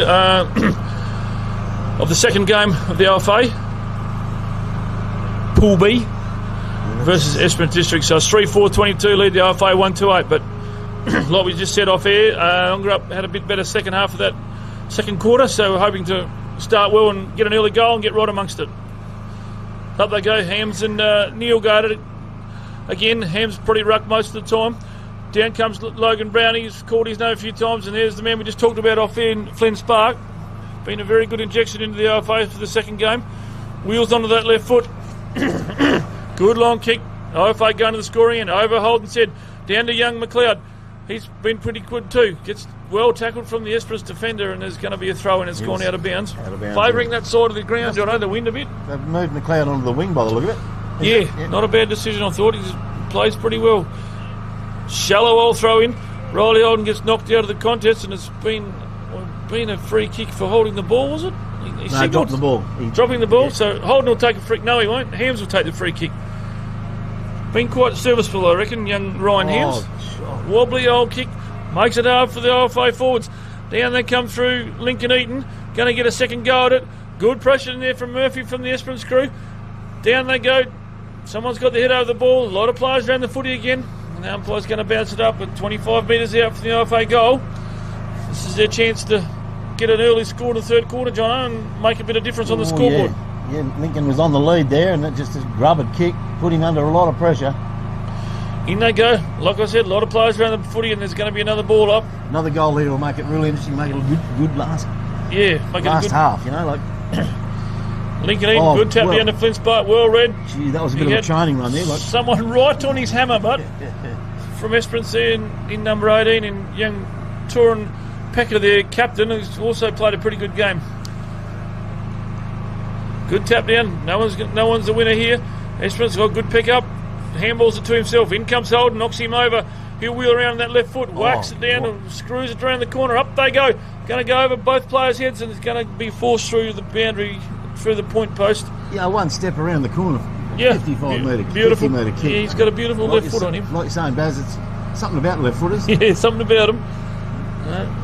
Umpire Dave Sheldon's not going to wave his flag. Esperance going to play on through Rickaby. Good, beautiful kick. Cut off by young McLeod. Could have marked that, made a bit of difference. Whacks it to Flynn Spark. Beautiful left foot kick. Up they go. Lincoln Eaton's got two to beat. It's good contest there from Rickaby. He was 2 on 1 there. Is there a free kick? No, the umpire's pointing. I think the Esperance boys have got it. Good relieving mark. He's going to roll the dice and come back through the middle. Into Graham. Oh boy. They don't mind doing this every club. They roll the dice, switch it pretty quick, deep in the back line. Now it's going to come unstuck there. Esperance under the pump. Good tackle from the OFA. Spears it over the top. No one to avail there. In comes Graham. Sells a bit of candy. Once, twice, has 2 bounces, 3 bounces. Going to have the 4th. No, runs to the 50. Up they go. Good kick up there. Good spoil from the OFA. Play on the umpire says. Well done, Darcy. Good mop up. Going to get caught with the ball now. Mopped it up. There's going to be a bounce. But good play there from the OFA. Yeah. Couple of quick paces from young Darcy, mate. Where's he get that from? Not me. Up they go. Down comes Hams. Need to get it out of here. Keep it out of Esperance's hands. In the OFA. Down to Holden. Little worm burner. Down to... is that Hams? Down there. We knocked off the ball by Graham. Good play through Maganotti. Up they go. Good spoil from Holden. Starting to come into the game a bit. Get a bit of body work going on. Esperance pick it up. He tries to get around one. It's a long way over there. Must be nearly out of bounds over there. I think it is now, yeah. I think it might be just over the boundary line now. Yeah, so the IFA seem to lift their intensity through, young Holden. He's showing the way a bit now. He's picked up in this quarter. He must have had a bit of a rub at the he on must the hip. have, yep. Yeah, not too bad. So someone's holding on there. Yeah, I think young Neil, big, tall, lanky lad. Not a bad looking kick into the true centre forward position. Good back play from the RFA. Down it comes to one of the Hams boys. Whacks on the boot. Lux of Fortune down to Riley Holden. Got a couple to beat. Big long handball over the top. He's going to get it back. The old 1-2. Under the pump now. Got it. Kicked it off his knee. That's out. But it's kept it going forward, but it's just out of bounds. Just around for the 50 metre line for the RFA, Jono. So we've been going nearly 5 minutes. No scores from either club, either association. But been a run coming into the IFA game, and it's proven for them. Starting to warm up a bit. In they go through The RFA through Gush. Up they come. Oh, it's overcooked that kick. Now young Graham, I've liked his game off half-back. Kicks it up high, gives everyone a chance here. Oh, good mark from Esperance. Oh, yeah. Through number 12. I haven't got him on my team sheet, but he through, is it Jed Davies, I think his name is? Dustin Greasley, is it? Is it Davies, I think? Davies. I've got him, yeah. Puts it back in the middle, makes it hard for his friends. Down comes Thomas Tate. I've liked his game. Whacks it on the boot, the Esperance boys. Up they come. Puts the RFA boys in a pump. Oh, he's got too much pace. Jono, number 19. He's walked into a pretty well open goal through Logan Brown. I saw him running from about I think that's his second goal for the day. He backed his teammate to get possession there and just run and run and run. You know, it was a great play from him on that outer half-forward flank. He took off thinking, my mate's going to get this. I'm in position here. Good footy. Yep. Good run from the Esperance boys, so it makes it a bit harder now. 4-4-28 Esperance. Lead the Ongerup boys off a 1-3-9. So Ongerup, we've been nearly 6 minutes now. Ongerup boys need a goal, or a couple of goals now, Jono, just to steady the ship a bit, especially kicking down with a bit of wind advantage. They'll regroup through the middle here. Young Neil goes up in the ruck against Mitch Cameron. No winners, and there's a whistle on play. Someone's been out without it, and I think it's going to go Esperance's way through Thomas Tate. That's been the thing with Esperance in this game, Paul, is they're winning all the centre bounces and good kick up to centre half forward from Tate out of the middle, and the big bloke has to kick the last goal. I reckon, Jono, this was him. He's going to. It's 50 metres plus, I reckon. Line up for his third goal. Jackson Walsh had a good game. Fancies himself from here. Bit of breeze. Take a good kick, but he really left to right. If he aims for that left-hand post, yes, he's done that. That's a big kick. He's got that. It's just faded to the right. It's only a minor score. Didn't go far enough to the left goal. No, it's a nice kick. The RFA didn't need that anyway. So takes Esperance to 4-5-29, leading 20-point ball game. Yeah, leading Ongerup boys 1-3-9. So 20 points. Sparks the recipient out of the back line, pops it over the top to young Ghosh. He played it right too. He's got a tank and a half, this young Spark, hasn't he? Yeah, it's right over the dead side here of the oval number 2. Up they go looking for Hams. I think it's gone out of bounds on the true wing position, just around from the scoreboard here in oval number 2 at Coolin. Beautiful day here, Jono. Probably cool off a bit later on, but it's great carnival footy weather. I don't think the locals would mind an inch of rain tonight, like most of the state, but not going to get it tonight, I'm sorry. Good old-fashioned inch of rain, yeah. Good throw in. In they go. A lot of players around the footy again. Comes out through Hams. Just about had the run of the ball. In go Esperance. Good handball from Esperance. In they go. Holden comes in a bit high. Probably could have been a free kick nearly. The umpire says play on and give it to me, boys. I'll have it again.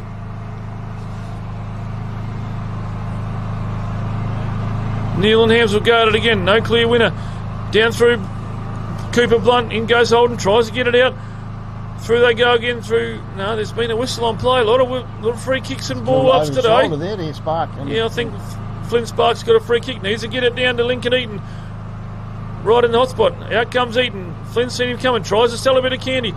Up they go. Eaton's your man. Up they got a couple to beat. Right over there against the boundary. In go Esperance. Played well in defence. Going to put it back up. It's going to go back. There's another free. There's a whistle on play. I missed that one, John. I missed that one. I can't quite see where we're heading here. I'm not sure what. No, it's a throw in. Yep. Sorry, yep. Okay. He must have run out of the ground. In it goes. Hams and Neil will go again. A couple of big tall lads. In goes Lewis Gerard, and there's going to be another ball up. So this will be the 27th ball up for the game, I reckon. Up they go. Hams pushed him out of the road. His body there. In they go. Thomas Tate light his game. So is this young boy, young Graham. Good kick up the middle. No one there for Esperance. A few players around the footy now. Well done in number 8 in Ferguson. Wheels it around, gives it to his teammate. Up they go looking for. And it's been cut off the RFA. Down the ball comes the ground. In they go now. The umpire's pretty hot on the whistle there and says, give it to me, boys. We'll ball it up. Number 1 there, Mitchell Burton, had a bit of the footy then. He managed to spill it. If he had got it, it would have been walked into open goal there. Up they go again. A lot of players around the footy. I've said that a few times now. The game hasn't really opened up. We're going nearly 10 minutes, so not far off three-quarter time here. In they go. Spark whacks it onto that left foot. It well met from Esperance through Murphy. Met solidly coming the other way from the OFR, yeah. They call him the tractor, don't they? Yeah, that would have hurt. In comes Young Goose. Whacks it onto that right foot, looking for Eaton. Got a couple to beat now. Down the right end for the OFR. They need a goal before three-quarter time. Esperance boys defending well. Fends off the big fella in Rickaby. Puts his hand out and whacks through a couple of OFA boys. In they come. Now the overlap's coming. Through Reimer. Over the top. Puts his partner under the pump. In he goes to help him out again. Spins one. Spins two. Good tackle from Spark. And the umpire says, I'll have it, boys. And there'll be another ball up. Good run. Good endeavour. Good tackling. Yes, but good. Like you said, it's all bottled up. It's been like that for the whole game. Good run from both teams. Spark gets it and whacks it onto his handball when it's going to be out of bounds again, I think. So a lot of out of bounds on that far side over there. I wish they'd bring it over our side so we can see what's going on. Like I said, Baz, a couple of weeks ago, they put the grandstand on the wrong side. Yeah, they have you. He may go again. Good play from Hodgson. Try to steal it off Esperance. Now he managed to whacks on that right board. Here's a chance for the RFA. Lincoln Eaton's in the hot spot. Puts his big arms up. Misses it. Mops up. Does a bit of good work. Spears it out. And I think he's been called. I think he's caught for throwing there. He had no option because he's his right hand been called for the throw. I thought he did quite well to reach over the top and get that. He nearly had it. Yeah. Good tackle from young Davies from Esperance. They seem to be 2-up on him. No, it's young. Yeah, it's Ashton Davies. That's him. Yeah, they double teamed him, but I thought Eaton had a fair bit of it. So Esperance they do well this out of half back. If they need to tighten up here. Oh, it's spilled over the back. He's overcooked the kick. Down to Young Ghost. He's overcooked it as well. Yeah. Give it back to young Thomas for Esperance, who's also been a pretty good game with that headband. Just need to get it back through the corridor. Both teams. He's always going to get that. He run from about half-forward flank to the wing to get that. He's played a good game, Reimer. Here they go, trying to squeeze it back through the middle. Good kick. In there looking for Jack Riley. They dropped it there. Yeah, umpire said play on. Down to Spark. Gets onto that left foot up for Lincoln Eaton. Up he goes this time. Now he's got it. Here's the OFA's chance to get back on the border. He's wheeled around on the right boot. Play on, the umpire says. No, there's a whistle on play. He went off the mark on that stand rule again. Oh, seriously? Yep. And he played on, he kicked a goal, and it's all clear. So it's a goal to the OFA, which desperately needed. Desperately. Yep. So 4-5-29 Esperance. With 3 minutes to go, or 2.5 minutes, Baz, the OFA, if they can get another goal down this end, it'll make it an interesting last quarter. 2-3-15 the OFA will go to. So what are we? 14 points. So yeah, like you said, we get one more goal, it'll make it a really good last quarter. We're kicking with the wind now. We just need to capitalise. A couple of minutes to go. Just see then, like young Eaton, he was 2'd up then, but he just had the maturity to get his body in the right place. He's got a bit of weight behind him. He can handle it, can't he? Down it comes now. Oh, look at that. Spark gets out of the middle, down to Lewis Gerard. Here's Eaton's chance again. He's in the hot spot, doing a bit of shoving. The big fella's put his arms up and taken a great mark. That was a real, like I've always said, 15 metres out, nearly directly in front. 16-year-old, that was a mature body. Yep. Used his body well, did a bit of bustling, and two to beat. Like I said with Esperance, in the first two quarters there, break away from the centres, what got them that 4 goals they got, and what's happened there. Yep. And we started to get the smarts again. Eaton comes in, stabs at it, but I think he's put it over the goal umpire's head. I didn't see him signal. He's getting 2 flags out, so it's a goal. So well done, the OFA. Yep. Talked about a goal. We might have time for a chance for another one. 1 minute to go. 3-3-21 the OFA. Yep. Chasing Esperance 4-5-29. The OFA kicking to the scoring end. So Sparks got the footy, and young Lewis Grard had the smarts to go forward and give us somewhere to handball. Put it on his head. Yep, put it on his head. That's all they need. So 8 points of Vale. It's nearly three-quarter time, so the OFA will be kicking uphill against the wind in the last quarter. 40 seconds to go. Umpire will throw it up right on the knocker of three-quarter time in the second game of Pool B. Esperance get it out through Tate through the middle. Good tackle from Giles. Bottled it up. If whoever's played on Josh Giles know they've had a game. Yeah, no, he's had 2 good games, I think. Down it comes to Spark, pops it up there down to Hodgson, a bit of tunnel ball there. Down it comes Young Ghost. Flint Spark manages to get it back, spears it in the middle, looking for. Need a mark here. And the OFA boys need to get it on here. Down with Lincoln leading. Oh, he's managed to fall over. He's got 2 to beat. Esperance boys are going to mop it up here. Siren's going to beat everyone. I think that's going to be pushed through for a point right on the knocker of 3/4 time. So I think that one will count. So it'll take the OFA to 3-4-22, trailing Esperance 4-5-29. That was a better last 5 minutes from the OFA. Showed a bit of endeavour, and mainly through Sparks and Holden. Holden got a real spark and got into the game. And, those 2 were good. In the last 5 minutes, the whole forward line sort of started to function. Yes. I noticed in there, like the Esperance boys, they're 2 up on Young Eaton, but like those last couple of goals he got, mate, just a very mature body for a 16-year-old boy. Yeah, no, he's very good. And like I said with young Grard, he went forward, gave him something to set up a very good last quarter. We'll have a quick break and we'll be back for the last quarter.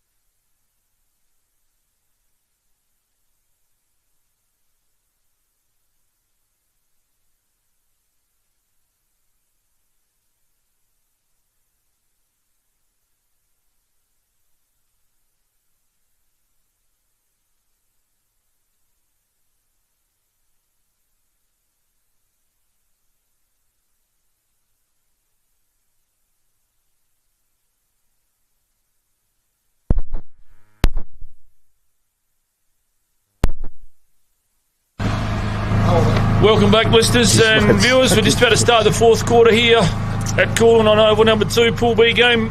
OFA versus Esperance District. Great game, great 3rd quarter from both teams really. Esperance probably kicking a little against the wind in that 3rd quarter and didn't manage, only kicked a couple of points, but the OFA managed to kick a couple of goals. So 7 points down, Jono. In the 9 minutes here, the OFA got those last couple of goals, really makes the game interesting. Yeah, so 7 points down, Siren's just gone. 2 ruckmen will go again, been out it most of the day. Young Jack Ryloff liked his game. Up they go. Good ruck down, tap down. Esperance needed probably an early goal just to put their stamp of authority on the game, but in they come.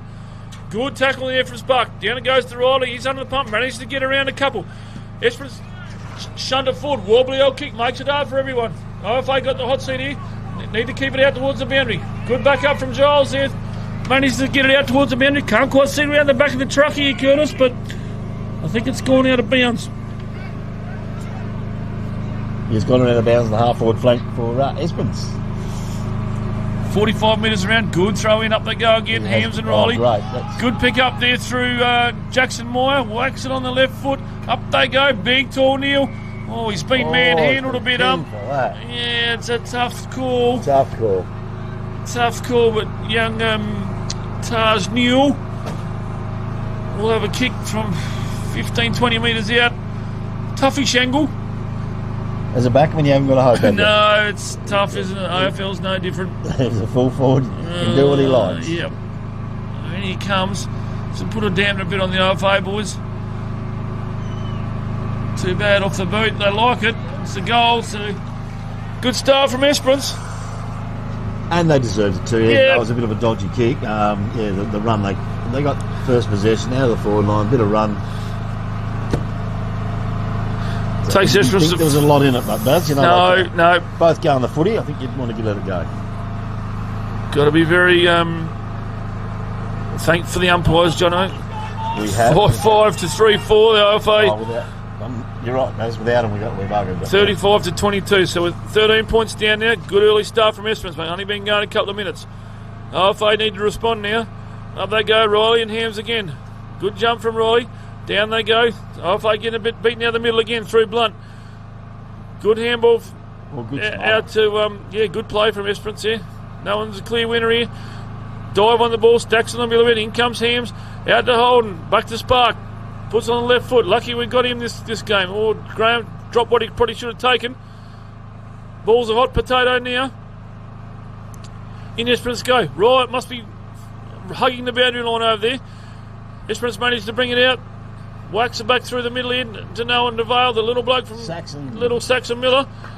Needs to get rid of it now before the big boys from Esperance get back there. Up they go, looking for Lincoln Eaton. Got 2 to beat. Esperance play well to beat him. No, he's got his hand in there. In they go again. The big fella's down there trying to win the ball back for the OFA boys. Here's their chance to score. Esperance got a few more players down there than the OFA boys. In goes Miller. Managed to bottle up, and that's not a bad result for the red and white team. Yeah, he had 3 on them young. Yes. But where's our little blokes on the ground? When the balls come to the ground. They need him underneath him. Front and square. Not far. Esperance did it real well. Not far out from the goals here. Over the bucket comes Esperance. Handballed out. There's Hodgson. He needs to stamp his authority on the game. And Ongerup, the umpire says, "I'll have it, guys." And there'll be another ball up. 35, 40 metres out from the OFA goal. They need one here. Good tap down from Eaton. In they go again. Through number 4 from Esperance and Thomas Taylor. Really like this game. Holden goes up there. Good contest tackle, from both boys there. In comes young Ghost. Little worm burner. Didn't go 15 metres. Down to Spark. Big kick up towards Eaton. He's got hold of it. Plays on. The big bloke. Big bloke's got it. Kick the goal off the OFA. That's thanks to Riley Holden there. The pressure he put on that Esperance player, he was away.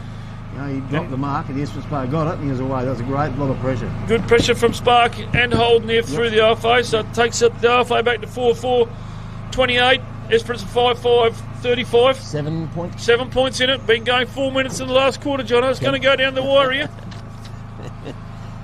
So, yeah. You can see the coach, the OFA, just 200 metres to go in the Melbourne Cup. It's going to come down to it. Right at home, Daz. Good contest between these two ruckmen, and I've liked young Jack Riley's game and Hams from the OFA. Fantastic. Yeah, he's rucked well. He's a big man. Up they go again. No true winner. Holden nearly pinched the pocket there. Down it comes. Oh, it's spilt by the OFA. Manages to mop his lane work up. Where's Eaton, the main man? Up he goes. He's put his arms up. He's played on and kicked another goal for the OFA. Oh, he's having a field day, Lincoln Eaton. So one-on-one. Yes, he's balls out quick. They haven't got time, Baz, to get 2 people back on him. He just bullied his Esperance opponent down there and takes the OFA to 5-4, 34. And Esperance are 5-5, 35. So there's 1 point in it now. The OFA got a real sniff here. 5 minutes gone in the last quarter. Put a bit of pressure right back on the opposition here. Thanks again to Riley. Holding out of the centre. They're winning. They're starting to win it out of the centre. That's the difference, isn't it? Yeah, such strong at the ball. Young Flynn Sparks played a good game too. Well, up they go again. Hams and Riley. Good tap down from Hams. In goes Riley Holden. There's his partner in crime, Flynn Spark. Whacks it on the left hand. Bucks does his own work. Good pressure from Spark. Manages to pick his pocket. Brushes off the Esperance opponent. Whacks on left foot. Up they go to Eaton. No, it's over his head this time. Here's the chance for the IFA. Stacks on the mill. Esperance managed to mop it up. Always put it back into the hot spot. Good play from both teams. Good pressure from the IFA. Wheels are back into the middle here. Esperance have got the overlap here through Logan Brown. Takes one bounce. Wheels onto the fight. Uphill for Neil. Good punch from young Joy Holmes and young McLeod. Holmes back tries to go for the Nori.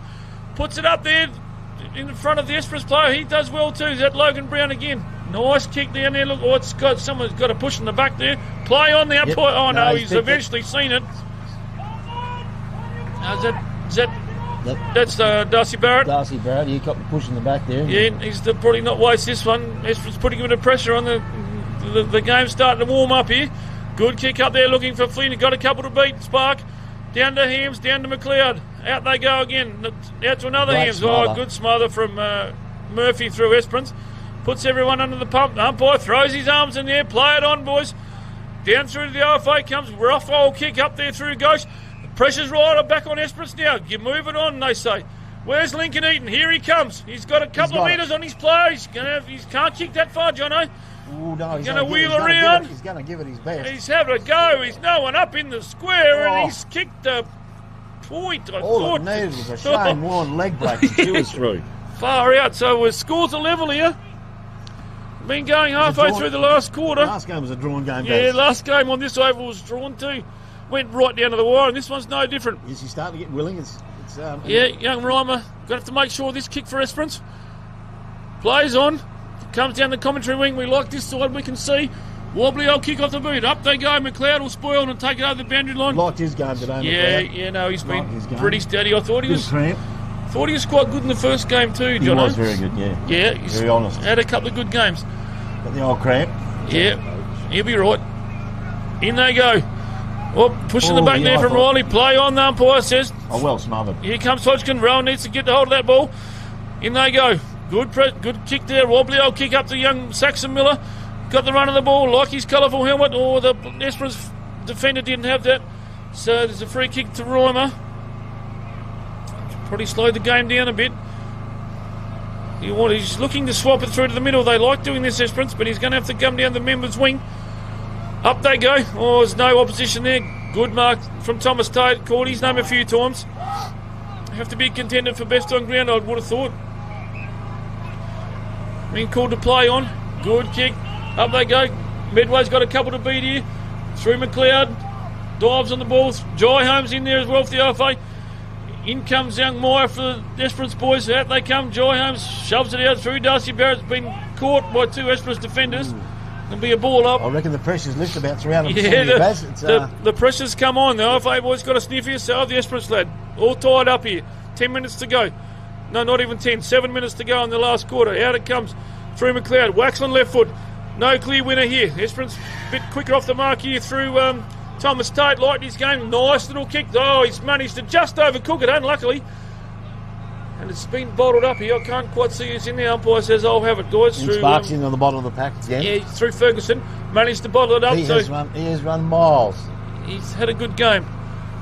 Up they go. Good tap down from Riley, the big ruckman. In comes the other Riley Holden. Through into Graham, their vice-captain of the OFA, and he's the Esperance boys, and he's been called... What was that for? Don't know. Slinging. Oh. Well, they're pretty hot on the slinging bit today. Jono? Yeah, no, it's shouldn't comment, but that's, yeah. Pretty hot on that tackle today, so Tyson Graham, directly in front, he's probably only 35 metres out. Beautiful kick of the footy. It's wobbly off the boot, but it doesn't look too bad. I think it's a goal. Yes, it's a goal. So much needed goal. Flower bag, as you would say. Much needed goal for the Esperance boys. 6-5-41. It takes them to 5-5-35. The OFA boys. There's a goal in it. One goal in 10 minutes. We've been going. 5 minutes to go. 5 minutes to go. So RFA boys need to respond now.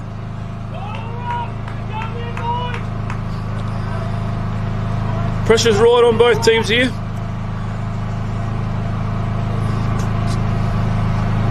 Long time, 5 minutes in the game. Yes, but, long time in 45 minutes. We saw game number one get decided in the last 2 seconds. Up they go again. Hams, Riley Holden comes through, tries to keep it going forward. Well done. Well cut off. Beresford goes in to mop up his dirty work. The umpire says, "I'll have it, guys." Good play from Riley Holden. Really starting to stamp his mark on the game as of the second game here.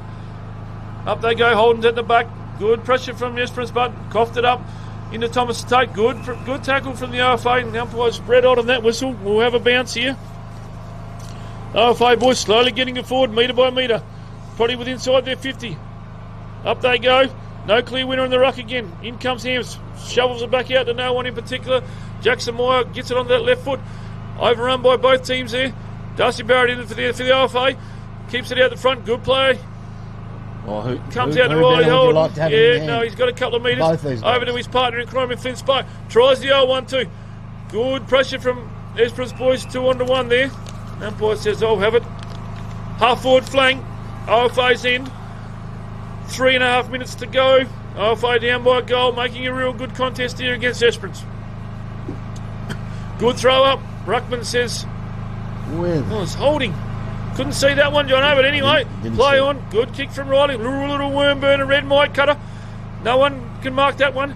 In comes Jackson Moore. Liked his game too. Right against the boundary, and it's going to beat all players over the boundary line. 15-20 metres around for the 50-metre arc. Esperance's end. 3 minutes. Next score here. If Esperance get the next score, make it half the RFA. RFA need a goal to draw it up. Down the right end for Esperance. In they come. Wobbly old kick. Sprayed. Play on, the umpire says. Touch ball. It's cut up. It's well stretched out by... Unmanned. I think it's that my man Jackson Moore. John, I like his game. He's...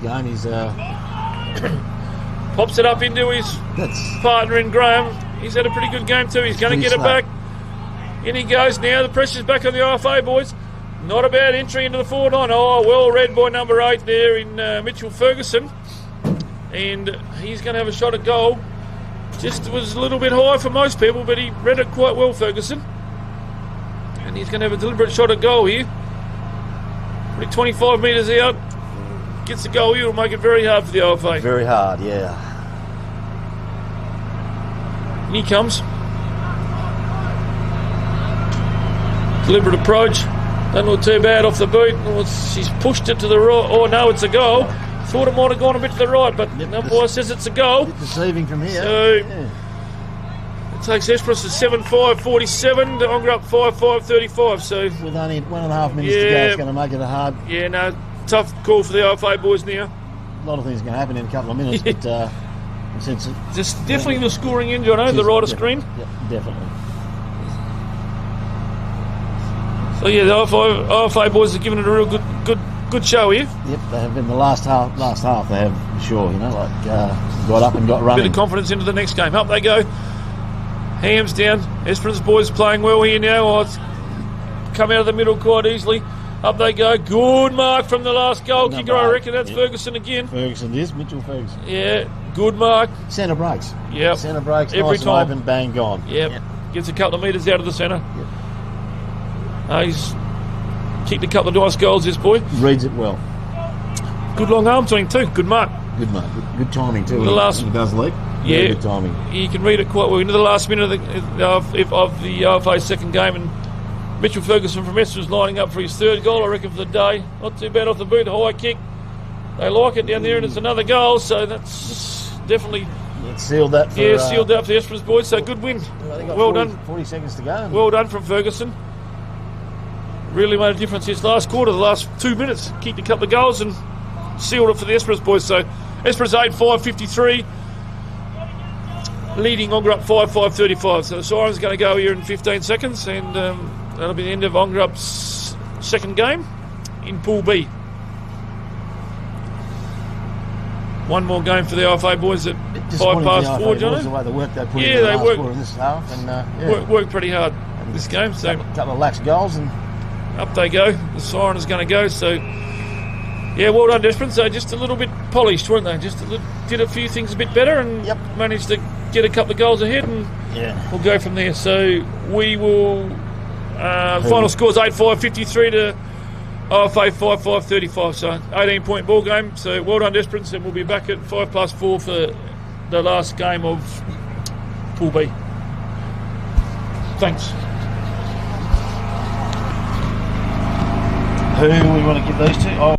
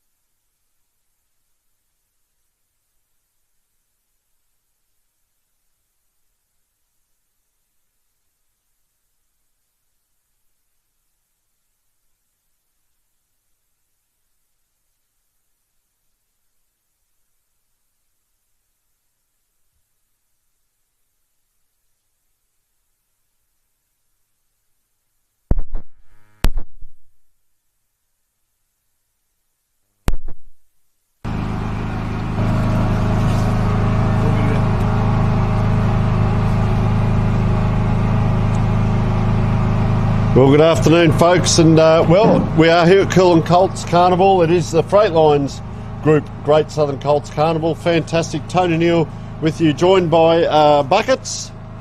Welcome along again, Buckets. Rod Thornton, and mate, we've got the Upper Great Southern versus Eastern Districts. We've seen some really close games, and the last game was a good tussle up until the last 3 goals, I guess, from Esperance. Got over the top, and magnificent day, mate. Yeah, cracker. Absolute cracker weather. Still waiting for my feet to thaw out, but apart from that, beautiful conditions for footy. And Tony, there's been some absolutely ripping games of footy, and the EDFL have been involved in 2 of them.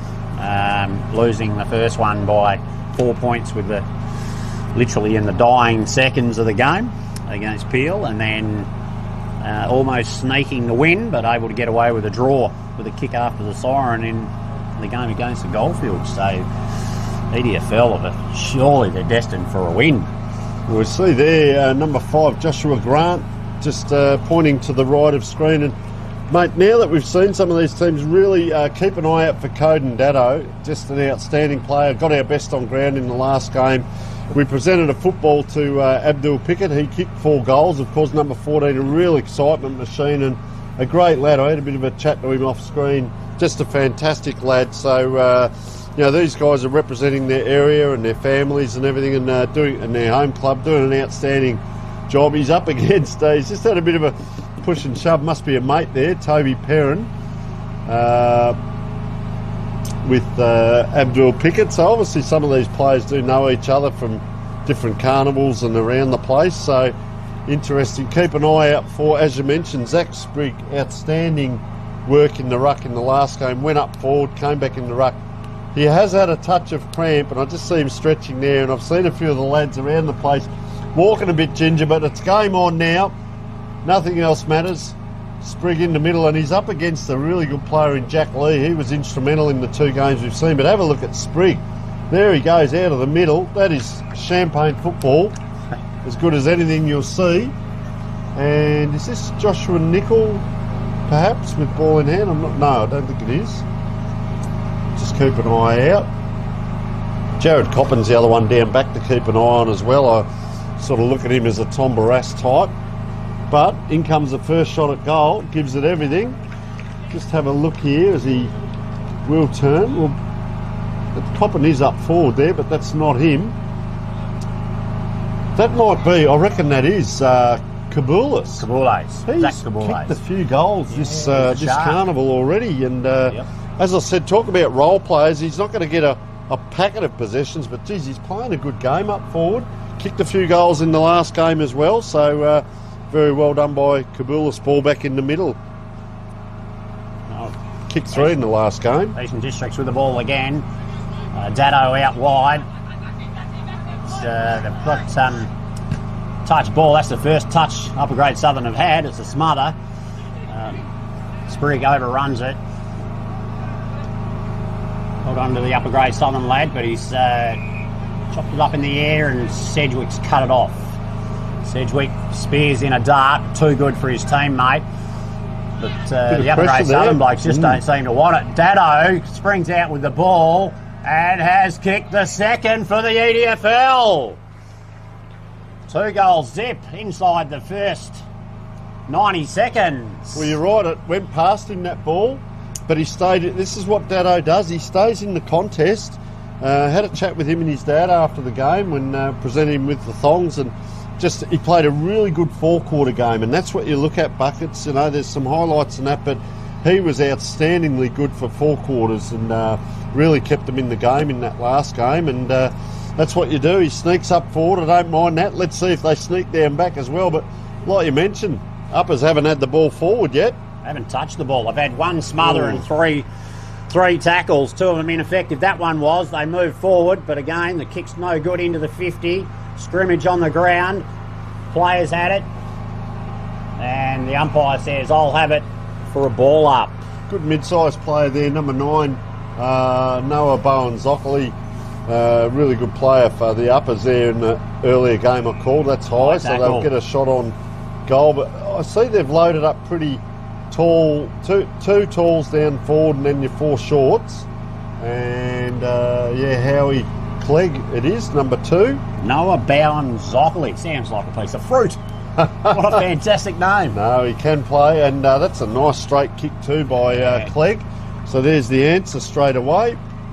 And finally, they get on the board. Always good to get that first one. It was a high tackle, and Clegg on the board with his first as well. So an entertaining game. It's taken a while for uppers, even though we're only 3.5 minutes in. That's only first foray forward. They've had 2 kicks. Yeah. 2 kicks, but resulting in 1 goal. Umpire Corey Benier. Oh, he's decided to come in from the other side. The sun must be affecting his vision. Got him. Yep. So he's throwing the ball up. Rucks go out. Another good knock from Sprigg. He's just too good. Dado again off the top of the pack. Spears it in. No mark to the EDFL player. Dado comes charging through. Pickett, 1 go. Oh, darts, weaves, gets the hands away. Good play by the upper grade Southern defenders. Calm, cool, under pressure. Kicks it out to the... Oh, good punch from behind Zach Sprigg. He's got his own football, then takes the bloke's head off, I reckon. High, says umpire Corey Benier. Oh, a bit of biffo here. They're not happy about it, but it was an enthusiastic tackle. There's a few in there too, I can tell you. Yeah, Buckets, I've had to stand up and have a look. A steel wall, so I really can't see much. Sprigg's on the bottom of this, and I hope he can get up. He can. And umpire just putting the hand behind the back. And it will be a yellow card to... 2 of them. Is it both? Yeah, you're correct. Yep. So there's 15 minutes. So that's number 7, Cody Haywood. And number 13, Zach Sprigg. Unfortunate. And that's costly for Sprigg because we've seen that player go off earlier today that can be instrumental in the game. Casey Beard with the ball at half-back for upper grade Southern. Poor kick, straight in the hands of Will Prosser. No opportunity. Mauled by 2 there. Yeah. Beard played a very good game earlier on. A lot of these players will play senior football as well, so that's the big ruckman there, number 24, Jack Lee. Keep an eye out on him, really been outstanding. That ball's going to come out just in front of us here, and have a look how many players have come over, because this is the side where the commentators and the camera is, of course, buckets. So there's a pile of players on this half of the ground. You can see the wingers from the far side about 10 metres behind this throw-in. Lee does battle. That's a good leap, actually, on Blake Gardner. Keep an eye on him. He's got just a standing vertical leap here, so I'm just going to watch him here. Probably the body-on-body stuff's going to be outdone, but if he can stand back a bit. Yeah, good player, isn't he? Will Prosser. Is that Will Prosser with the mark? No. Digby Cogney from New Carney. Kicks across the field. Tyson Bell out in front, but gets left behind by the defender. Too much pace from upper grade Southern. Kicks inboard to Toby Perrin. Drops the mark. And stacks on the mill. And umpire Corey Benier says, give it to me, lads. We'll throw it up. No prior opportunity there. I believe Perrin may be the captain. Not 100% certain, but maybe. Throw up. Ball comes free. No free kick. The phantom whistle from the other side of the... from ground 1. Does your head in a bit. Does your head in, it sure does. So Joshua Grant, he's had a bit of it already, hasn't he? Good work. Number 5. Throw in by the boundary umpire. 24, that's Jack Lee. He takes it, hands off to his teammate. Rushed kick whilst tackled. Prosser gets foot to ball. Takes it in. Oh, good defence. Jamison Davidson. Had to be courageous standing under that ball as it came in, and did so. Had players coming from everywhere. This is Toby Perrin again. Starting to get a bit of it. I probably liken him to the Joshua Grant, if you say they're equals on different teams. So that'll be a good battle as that, one step sort of stabbing kick in, but it's effective. And this is what they can do up, as they do have the tall. They've got Lee that plays down the ground, and then they've got another tall that can stay up in that forward line. We'll just have a look who that is as he comes in to have this shot on goal. Far side, just spins that ball around. Umpire having a good look. Wanders in. How's the kick? Just offline. Does it bounce through for a point? It does. And so, opportunity here. He's a good size, that lad. Lee comes out. This way, that way. Can they get it through? Oh, dodging through traffic. Does well. Takes a bounce. Great kick. Gives it to the advantage. Oh, he's got it too. Number 8. Kicks inboard. Yep. Well, luck's of fortune here. Bell, can he get to it? No. That was Kabulis again. Kabulis, it was. That was up forward there, sorry. Oh, Zach Kabulis with the kick towards the goal square. The throw in. Just around from the behind post. EDFL forward 50. Ruckman go at it. No definitive winner there. Now, Bucket's just in the background now. Have a look. Davidson wrapped up in the tackle. Sorry, Some of the Tony. smartest people here at the footy. Have a look. They're in the sun and they're under those blankets, mate, in the background there. Yeah, so that gives an indication out it comes. That's a crack by just offline. Kabulis again. Was it Kabulis or Sedgwick, was it? Kabulis, I think. Yeah, Sedgwick's playing centre half back at the moment, I think. Yeah, well, under the blankets, I would have said poor choice of clothing. So they get a little bit of advantage with Beard kicking that in. It's a long kick. Gee, he's done well and takes off too, does Jack Leith. You want to see a bit of that from the ruckman. That's a nice grab here by Alan Kickett. Gee, goes diagonally across the ground. Player all on his own. No one near him. Lines it up. Goes bang. Likes it off the boot. Has he? Has he? Yes, he has, he says. And that's Clegg with his second. That, that kick in from Beard, it came to here. And then Buckets, we saw that diagonal kick across and he was just all on his own there, Clegg. Yeah. Wandered in and it was a pretty accurate kick because that wind is now going a little bit left to right and that is a good strong goal into the breeze, mate, like that. Yeah, I think the EDFL are missing Zach Sprigg. That yellow card's costing them more than what it is. Can be costly. And watch for Leith in the middle here too, sorry. Yep. Jack Lee. Big strong lad. Rucks go at it. Yes, he got his hands on it, but it's been sharked by Adam Sedgwick. He's been good all weekend. Pumps it forward with a wobbly one. That's better. That was Withers. Withers. Yeah. And, good hands. Great grab. Well, I think that might be Kabulis again, is it? Number 8. Yeah. Gee, he's going back on an angle. He might be going to kick around the corner here, is he? He's probably looking for a throw rug from the ladies down there in the corner. Oh, I like it. Yes, good call. Seated down there with got the knitting going on. He steps around slightly, has a kick, and has jailed it. Good finish. What I liked about that's his second goal, is that he actually deliberately did a drop punt. You know, everyone's in vogue about snapping around the corner. I'll tell you what, a lot of AFL players can watch that and go, well, okay, if that lad can do it, that's what you do with good skills. Go back, kick a drop punt and kick a goal. Well done to the young lad. I congratulate him on that. And he is he might be in line for a footy. I've given a couple out today, but he kicked 3 in the last game and he's kicked 2. We talk about that role play up forward. We get some of the flashy players, but he just knows the wheel and does a great job of it. Ball back in the middle.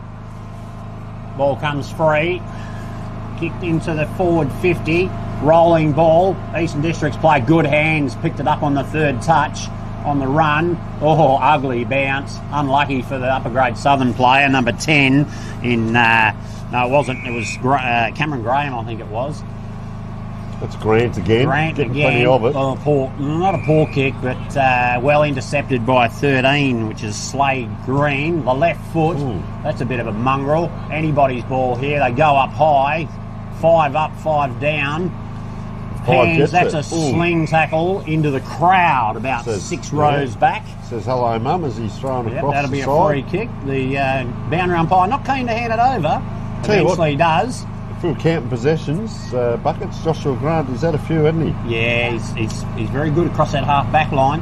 That last Short kick, well done. Yeah, that last kick where it was cut off, there's a lot of congestion down here. Have a look at the numbers that are just off screen for the viewers at home. Colwell kicks diagonally across the field. That's a good kick. Number 4, Toby Hilda, takes a bounce. He's put the school books away for the weekend. The young lad gets his hands off and it shanks it. The man he gave it to, 25. Who's that? That's Tyson Bell. Too strong. Guess who again? Guess who? Kick it. Oh, he's missed it.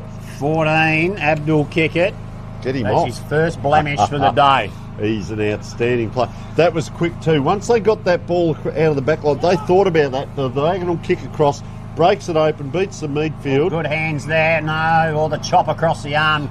Bit of charity there from Corey Benier, I think. So this is Noah Bowen-Zoffley here. So he'd know a lot about these two teams. Corey Benier played a lot of football at the Wickham Football Club and then at the Coolin Condenan football clubs. This is what Jack Leith can do. So he just pops it out to the wing. It's good from the big man. Number 10 we haven't got, but he goes this way, that way, sneaks it in and gives it straight back to the opposition and playing an interesting role, Blake Gardner. He is in the ruck, but he's also just kicking back there. Round it comes. This is Blair Ball. Goes diagonally across the ground. That's third or fourth time. If he'd have fallen over, he might have got 50 there. Plays on the left boot. Bang. Oh, it goes under. There's a boot on the ground as well. Gee, they're onto it very quickly here. Uppers can't get a ball to the boot. So mopping up here and taking the ground is the Eastern Districts player. There's a random boot on the ground there. The player's picking it up now. And I'm just interested here, Buckers. Have a look how many players are all just congesting in on this ball up. Yeah, look, modern day football. They all get around it.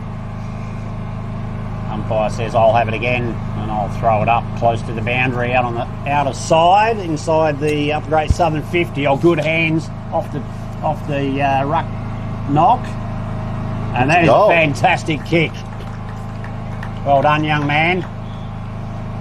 Here it is. I'm just having a look here. Yeah. Man in the orange just watching. Boots, walking with his hands on his hips, nonchalantly saying, "That's how you do it, lads. It's not that hard." You call the footy. I'll watch the replay here. Ball back into the middle of the field. That was Clegg, you know. Howie Clegg. He's got his third. Yeah, no, that was pretty clever. So it's all tied up here almost.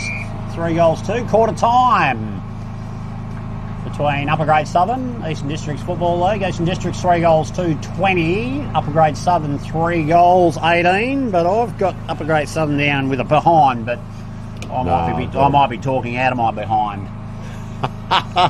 All right, we'll take a short break.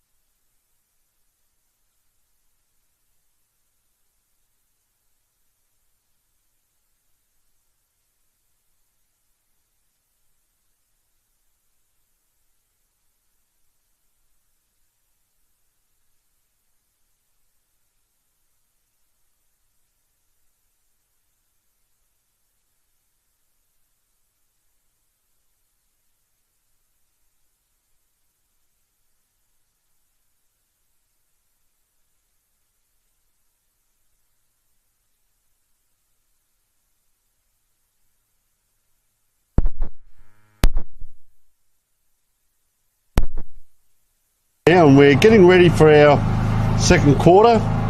3 goals to 3 goals 2. Tony Neal joined by Buckets, Rod Thornton, and a very entertaining game, mate. Oh, sure is. Just got the thumbs up there from Scotty Coppin from the Corrigan Hotel. That's I believe him. he's sponsoring the Carnival. And as the ball gets thrown up in the middle, good hands by the EDFL ruckman, Blake Gardner. Comes back to Sedgwick. Oh, breaking through is number 20, Jeremy Aslop. Kicks it into the forward line. Good hands. I think that is Kyle Wilcox out wide. He check sides it from 25 out to narrow the one behind. Just talking about the Corrigan Hotel, mate, we happened to stay there last year, and anyone out there just wanting a weekend away, do yourself a favour and get along there, because the pub has been done up for the accommodation. It is outstanding. They've turned 2 rooms into 1, so basically your second room is your bathroom. And the meals are fantastic, the hospitality, and great fun there. As that ball comes there, Cops won for his effort there for Sedgwick. And I'll tell you what, he's having a mighty game too very early on as that kick comes in. Down towards the flank, they back, a little bit left to right, and it's just gone over the top of the, Kabula. So he's been industrious and just updating. So Sprigg is still off the ground. We saw him walking around the boundary, just cooling the heels there.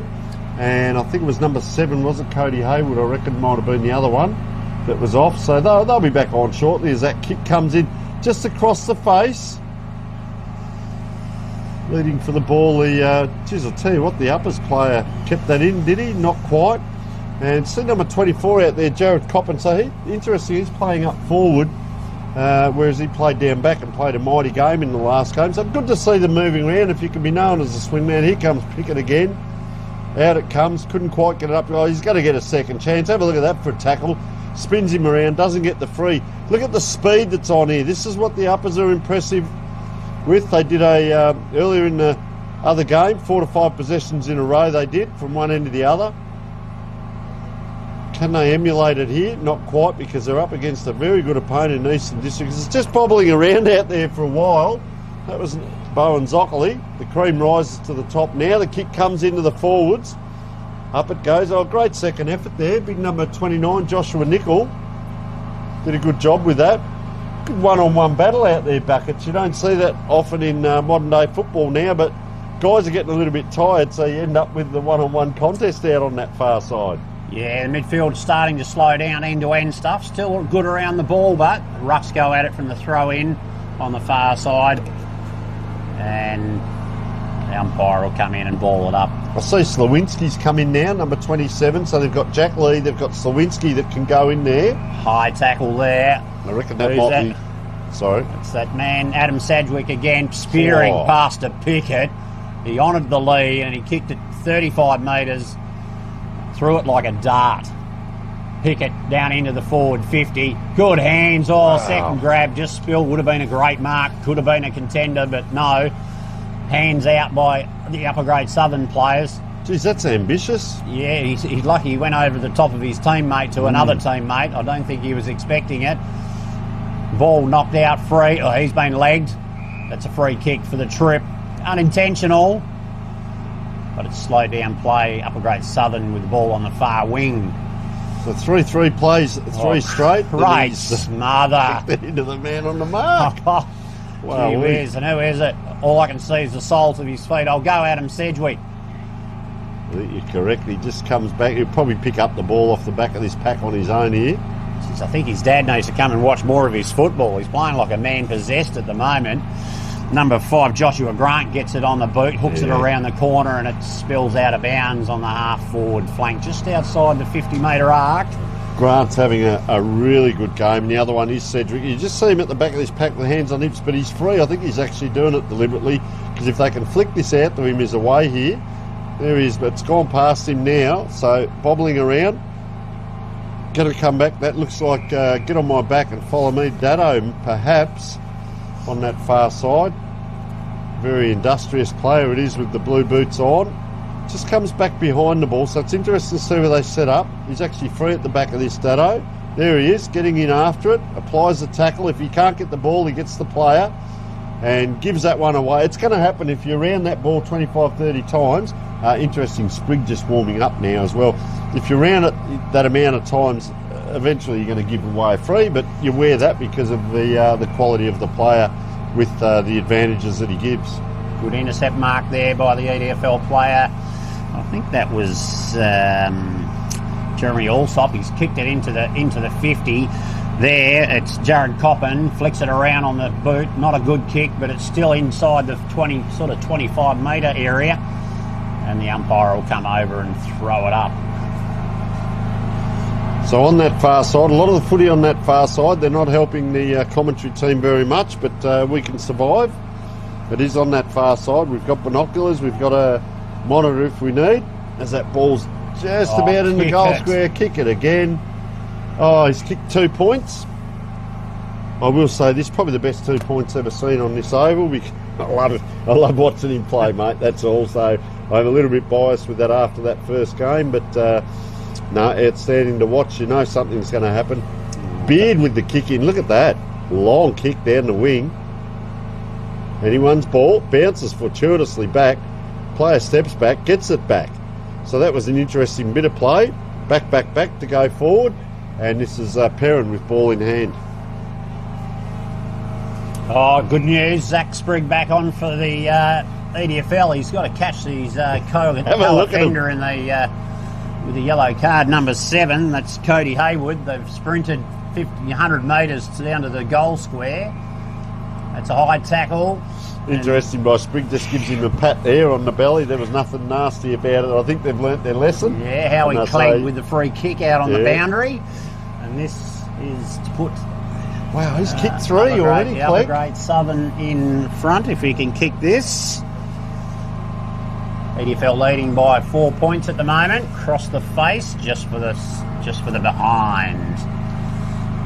Yeah, no doubt about Abdul Pickett.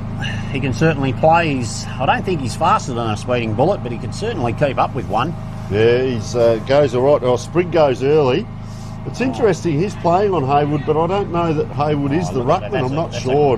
That's on the left unlucky foot. With the just good hands. Up and down. This is Jeremy Allsop gets the hands out forward to Zach Kabule. No, not Zach. Fletcher Podmore.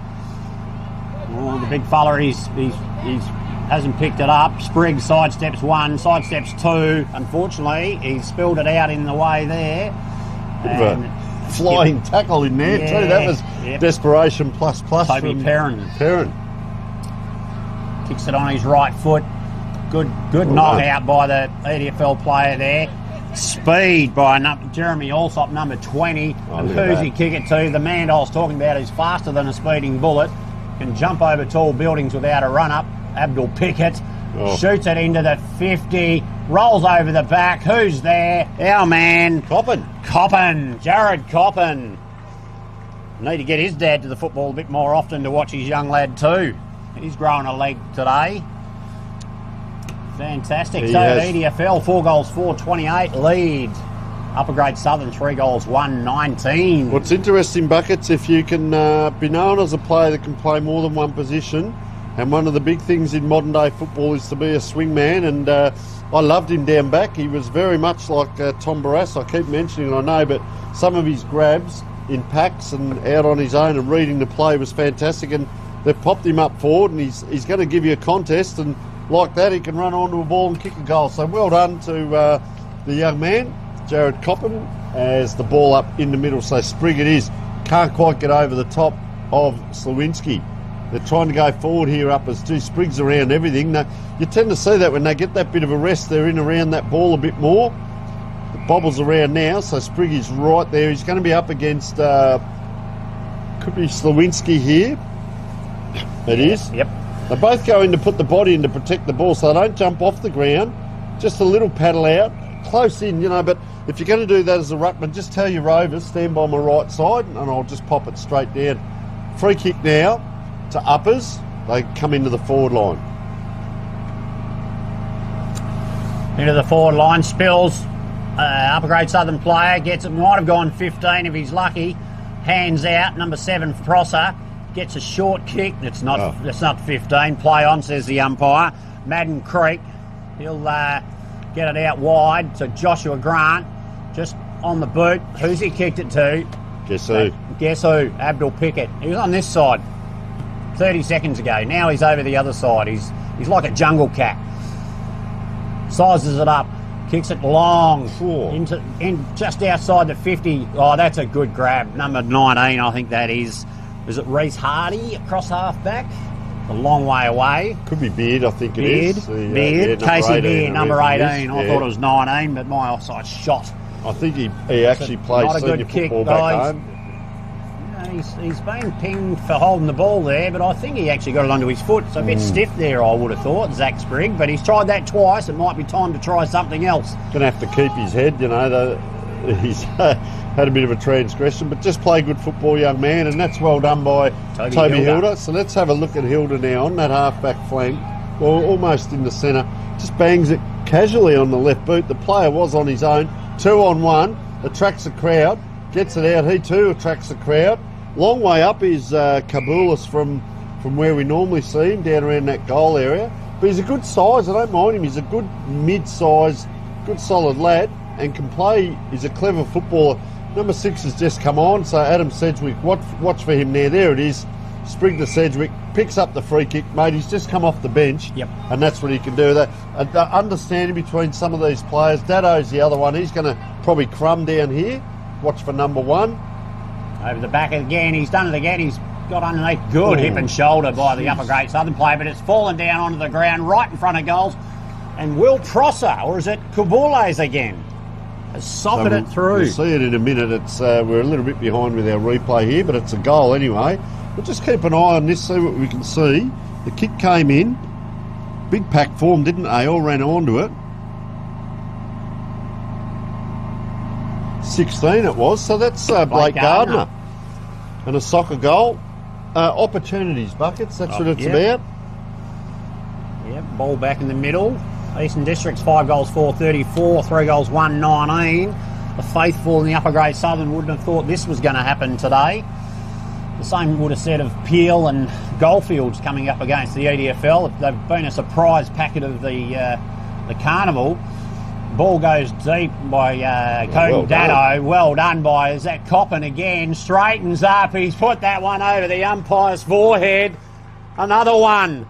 6 goals, 440 leading upper grade Southern. 3 goals, 119. A 21-point lead to the Eastern Districts Football League. He did that so well, Coppin. You'll see the ball comes in, attracts the crowd, gets around. Once he got through there, there was fresh air. He just said, how easy is forward line work? Don't worry about me in the back line. I'll come up. He needs, you know what he needs? He needs a clone of himself to play on him. That's what he needs.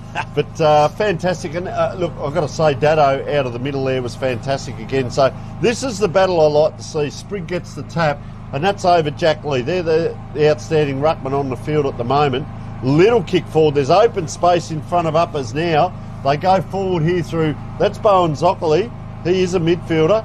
Fortuitously bounces up to that player that just contested. Goes around the corner. We're playing a little bit of goal for goal here. And that is number 28 in Finlayson, Alfred Finlayson. And he kicks his first. A good size as well. And that's only the second goal scorer for Upper Gate Southern out of their 4. So that was a quick answer there, Buckets. Yeah, a little turnover there in the middle of the ground, and EDFL players were caught short and the defence was put under pressure. A good finish by the Upper Grade Southern forward. The other bit was, I know I've banged on a little bit about him, but Noah Bowen Zockerly in the middle. But there's the answer, the other way, Dado. Dado, straight off the soft hands of Zach Sprigg, the defender for Upper Grade Southern, intercept mark.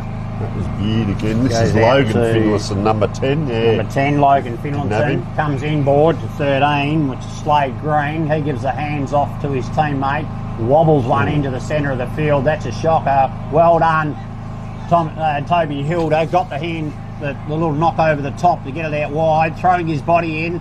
Careful doing that, son, too often. When you're that young, you might get cleaned up.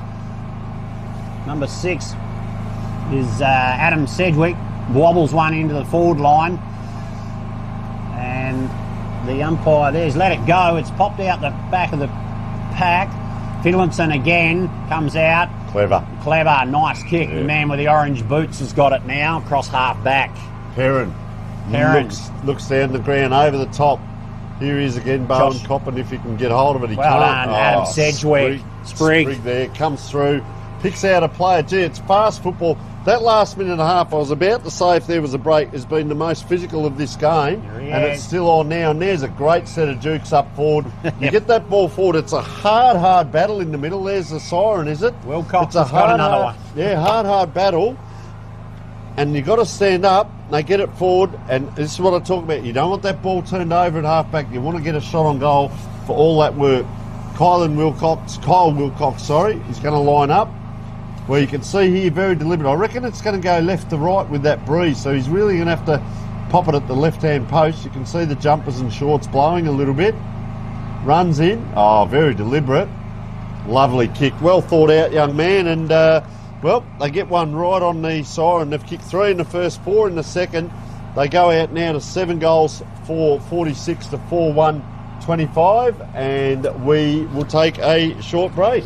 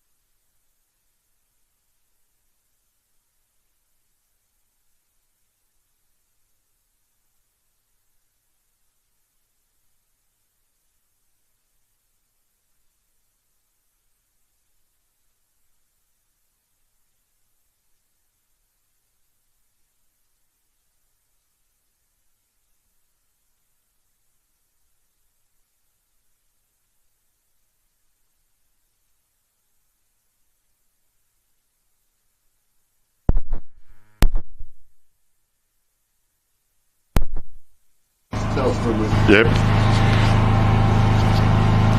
Well, that is three-quarter time down here, and we have Upper Great Southern 4-2-26 according to the scoreboard there. 4-2-26 to 7-4-46, so a 20-point lead here to Eastern Districts. Fantastic effort down here at Coolin. As we get the longer shadows, it's going to just start to cool down a bit, but beautiful conditions. But all the volunteers down here today, Buckets, have been so good cooking the burgers and running the bar and canteens and so on, and see all the helpers around the place. But back to the football. It's a fantastic event. Coolin Colts Carnival. Up it goes in the middle. Big Leith gets that ball forward. Jack Lee. Who's that man again? Out it is again. Dado goes forward. So Spriggy's down in the forward line, just slips over there. I tell you what, he did well last time he went down there in the last game. That's a stretching mark there. Cameron Hills, look at Spriggy. He's just put the hands up. As it goes the other side, that's an interesting kick. And I tell you what, that worked out well, because Wilcox, who we saw have the last shot on goal, and he's going to have the first one for this quarter. And, well, the hard goal in the last quarter, but this one here should be lay down Mazaire, but then you go and say that and look out. So Wilcox it is, wanders in,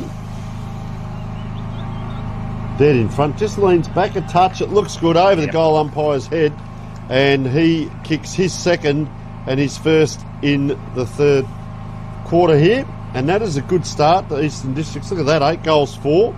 That's an impressive scoreline. We are talking only 15-minute quarters, and we're only just started the third quarter, and they've kicked 8 goals. So on track, if they can keep it up. Big Jack Lee in the middle of the ground. Going to be up against the Eastern District Ruckman. Well, that's interesting. That's Coppin. We're just talking to his father, and he's gone into the middle now. So we talked about him playing backline, forward line. Look at that, running off the back line now, Eastern District. Oh, good grab. Good hands, Wilcox. Beautiful kick of the football, and all thanks to Adam Sedgwick off the half-back line. He got dacked while he was doing it. Wow. But, he's been dacked, but he's continued to hold on to the ball until he could get the handball out. That's him there. He's bent into his ankles. But that was Allsop who put that sizzling kick in. Yeah, to Wilcox, who's now lining up. He'll kick 2 in a row here. He leans back on it, might have hooked it a little bit. Just the single behind. He does have that tendency, doesn't he? As soon as he kicks, just leans that little bit back, keep your head over the ball and follow through. But he's having a mighty game. Beard just waiting for the ball to come back. But, gee, what a sizzling start by Eastern Districts in this third quarter. Got it down so quickly, and 2 shots on goal. And I'll tell you what it does. Mentally separates the two teams. Upper Great Southern now have to really extract something and get themselves up. Otherwise, you'll start to see hands on hips and heads bow and all kinds of things. Coppin. Geez, he plays well. Coppin, he's our best on ground, just a reminder, wins the Archie songs. That's a high, long kick. Spring! Oh, wow. What a leap. That is, yeah. Unfortunately, didn't take it, but he got nowhere near it. We almost took the top off the truck here, but it looked good though. I got nowhere near it, but it was a fantastic leap. Training. Imagine if he gets that timing right. This is Reese Hardy out with a kick down forward. Coppin again, can't quite. Probably get it back off the handball. Doesn't need to. Held on by one hand was Grant into anyone's area. Oh, charging through on the left boot. Hardy made it harder than it needed to be. A little push there. Deft touch and did well. That's not James, I think, is it? Okay, no, I thought it was. It looked a bit like Kabulis, but I don't think it is. Sedgwick so ball on the wing. Sedgwick down into the forward line. The hand side. Here's that man, Abdul Pickett. He's taken him on. He kicks and he's just squeezed it to the right hand side for the single behind. A little bit of visual pressure there by Beard. Beard knew he wasn't going to get him, but do something if you're caught in no man's land. He just ran at him. And it forced Pickett, because there's visual pressure, there's physical pressure, and there's verbal. But he just ran at him and forced that kick. So Pickett's kicked 3 points. I've given him a footy for all the goals he kicked in the last game. I might have to... No, I won't take that back. He's an outstanding player. But just offline in this game. Well, a little bit going on in front of us. Coppin's hungry for it here. He wants it in the air, but they've gone the other side. Ball goes out to the half-back flank. Up a great Southern player. Quick hands over Finlayson. Drives it along the wing. Oh, that's a good leap by number 4, but he didn't Blair ball, but he didn't get full hands to it. Ball spills free out the back. A bit of a scrimmage. And the umpire will come in right in front of the scoreboard and say, give it to me, lads, I'll throw it up. A couple of yellow jumpers free here. See number 9 just running in. That's Bowen Zockley. He was over here on the wing with the runner, and now he's gone over to that pack. He probably doesn't need to be in that congestion if he can stay free. Doesn't matter, they've got it inside now. Sizzling kick. He might be on the end of this. So you can just see him there, number 9 in the back of this.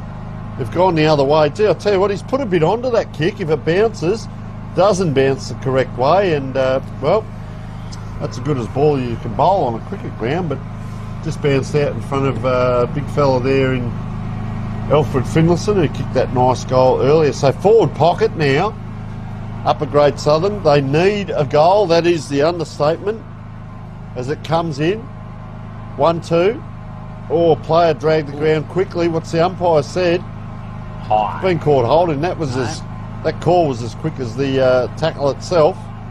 Very quickly. And is this, you reckon that's Noah Logie maybe? Or, well, there's 2 number 28s. Alfred Finlayson or Noah Logie. Maybe that's Noah Logie. Opportunity to put a score on the board for the Upper Grade Southern. Umpire walks to his right. That'll only be a single behind. First score, it's taken them 6 minutes into the quarter. EDFL bring it out wide through Zach Kubules in the back pocket. His kick goes astray. Number 13, Slade Green. Upper Grade Southern brings it inside. Blair Ball has taken the mark. Free kick, one or the other. For high.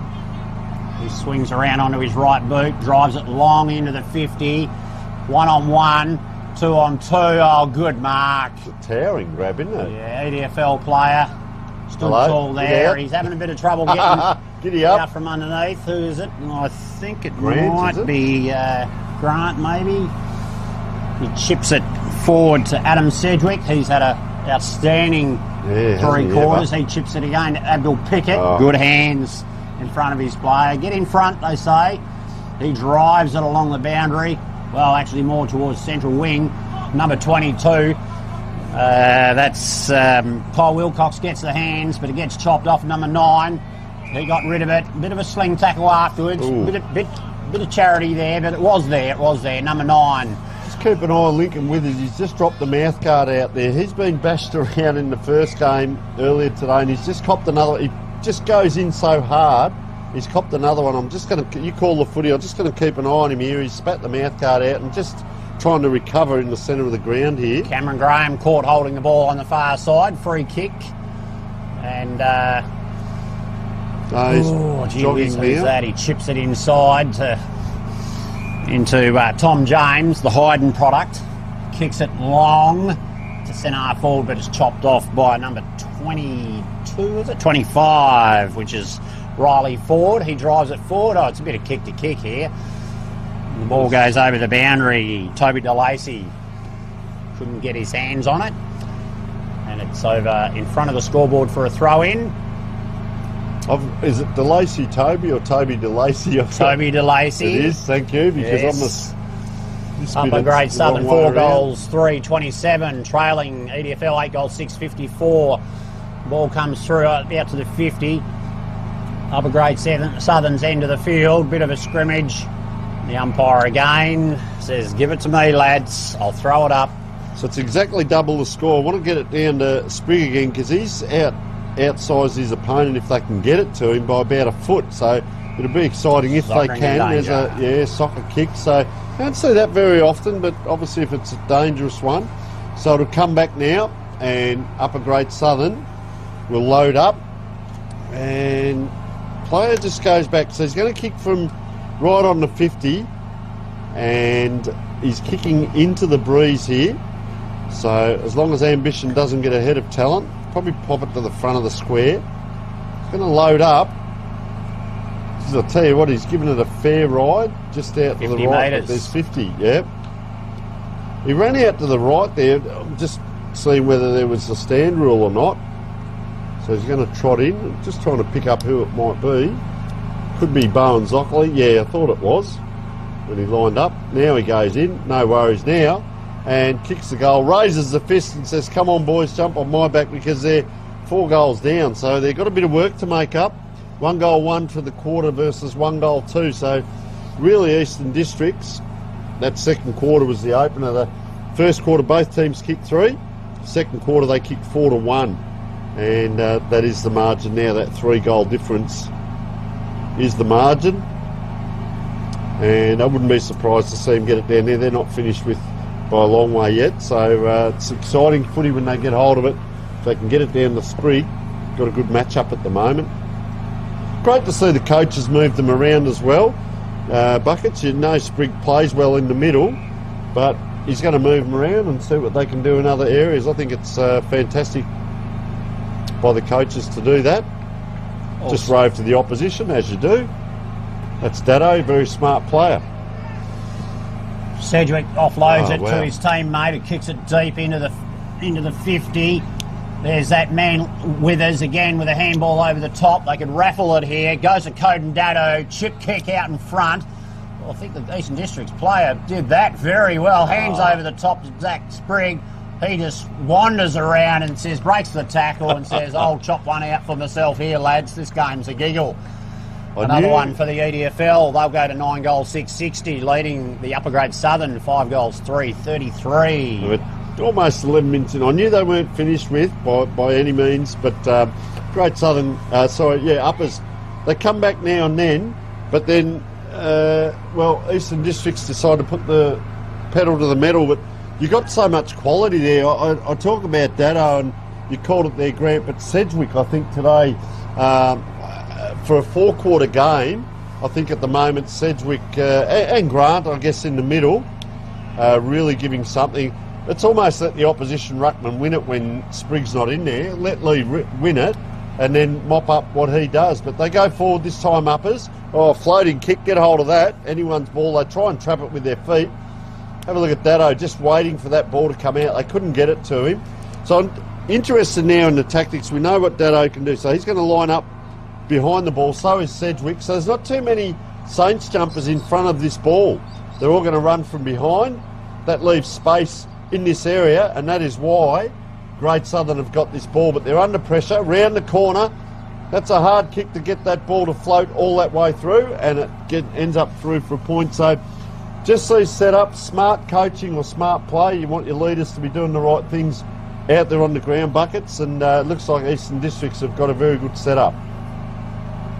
Fullback Tom James, I think it is, breaks out of the square, chips it to his teammate, who drops the mark, Fletcher Podmore, and the ball spills over the boundary line for a throw-in. Just placed that ball over the boundary. Yeah, the ruckman get to the contest. Big number 24, Jack Lee, he's a big lad, up against Allsop, I think it is, or Blake Gardner.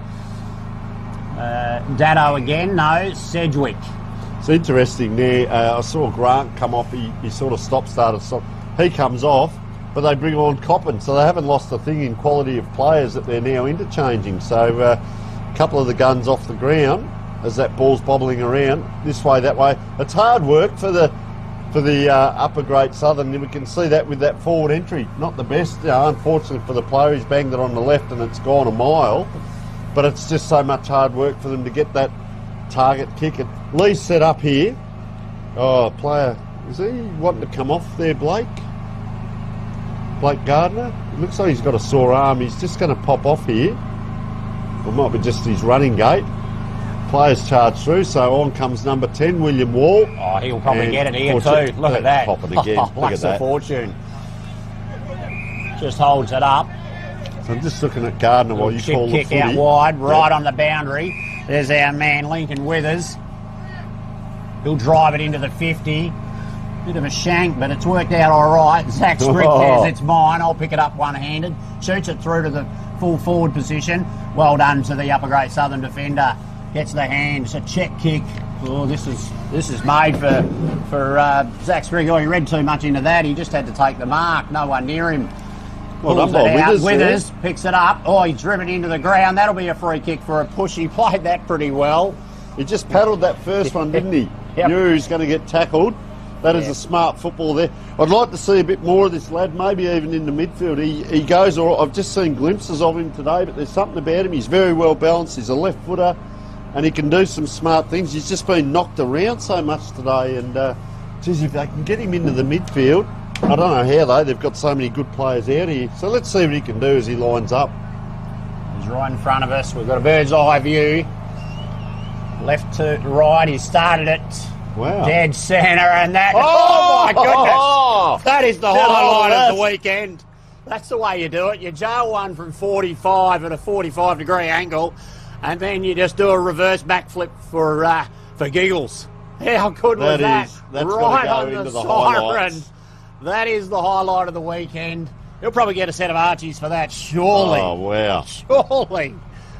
That is a fantastic kick for a goal. Well done, Lincoln Withers. Geez, I've been talking him up. I didn't expect that. That is unbelievable. We'll take a short break. Be back with a huge last quarter. Oh. I think we're running out of power, gentlemen. Oh.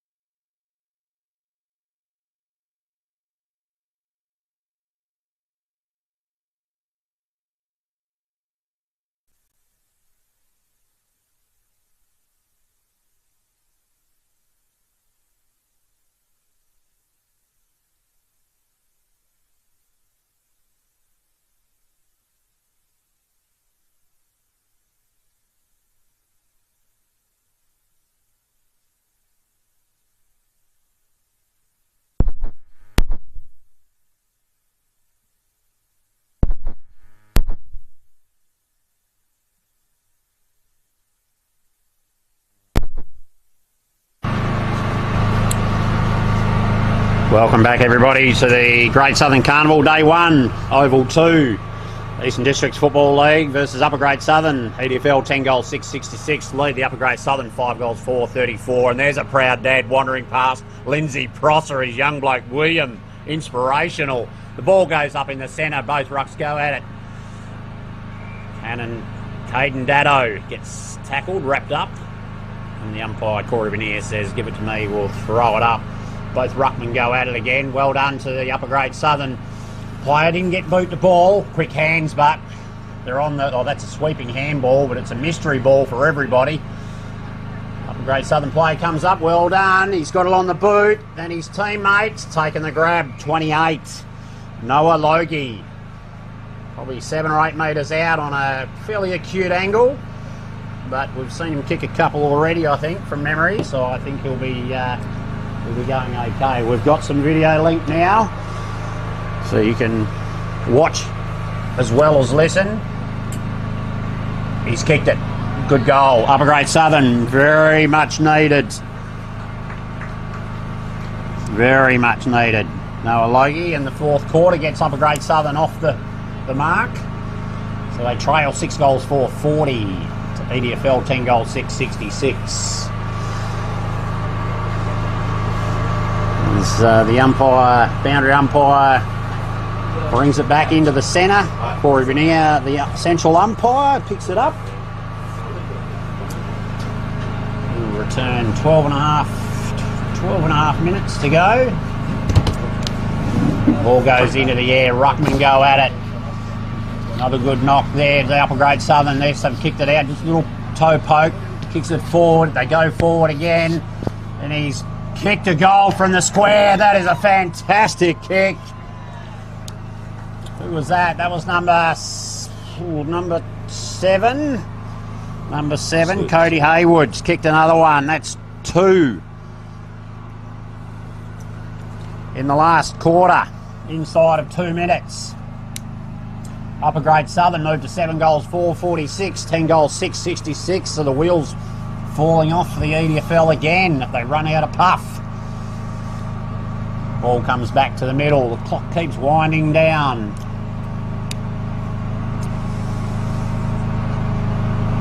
Let's tighten things right up. A 20-point lead to the Eastern Districts Football League.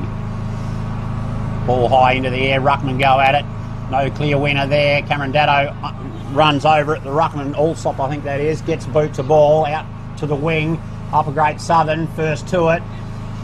EDFL player Cameron Hills is wrapped up. No prior opportunity. Blake Gardner it is. It's in the ruck. He goes at it. Wins it. Oh, there's a attempt of wrapping him up. I'll get out of here. No, I won't. Yes, I will. Let's just blow the whistle and throw it up again. Back into it again. Upper grade Southern player tries to break the tackle. He's had prior opportunity. You're gone, says umpire Benier. And that's Joshua Grant, number 5. Spears it out wide, loose man. That'd be our man William Wall, or is it William Argent? Same name, different name, same player. Zach Sprigg out wide, takes the mark. Be a good 40 metres out, 35, 40 metres out, Tony. Yes. Good to see you back. No, well, we had a little bit of fun with the power, mate, so we're all back. So thank you very much for looking after things. And I go away and a couple of goals get scored. Absolutely magnificent. So probably within range now with that wind just dropping off a little bit. And he's probably going to kick from 40, the big fella, Sprigg.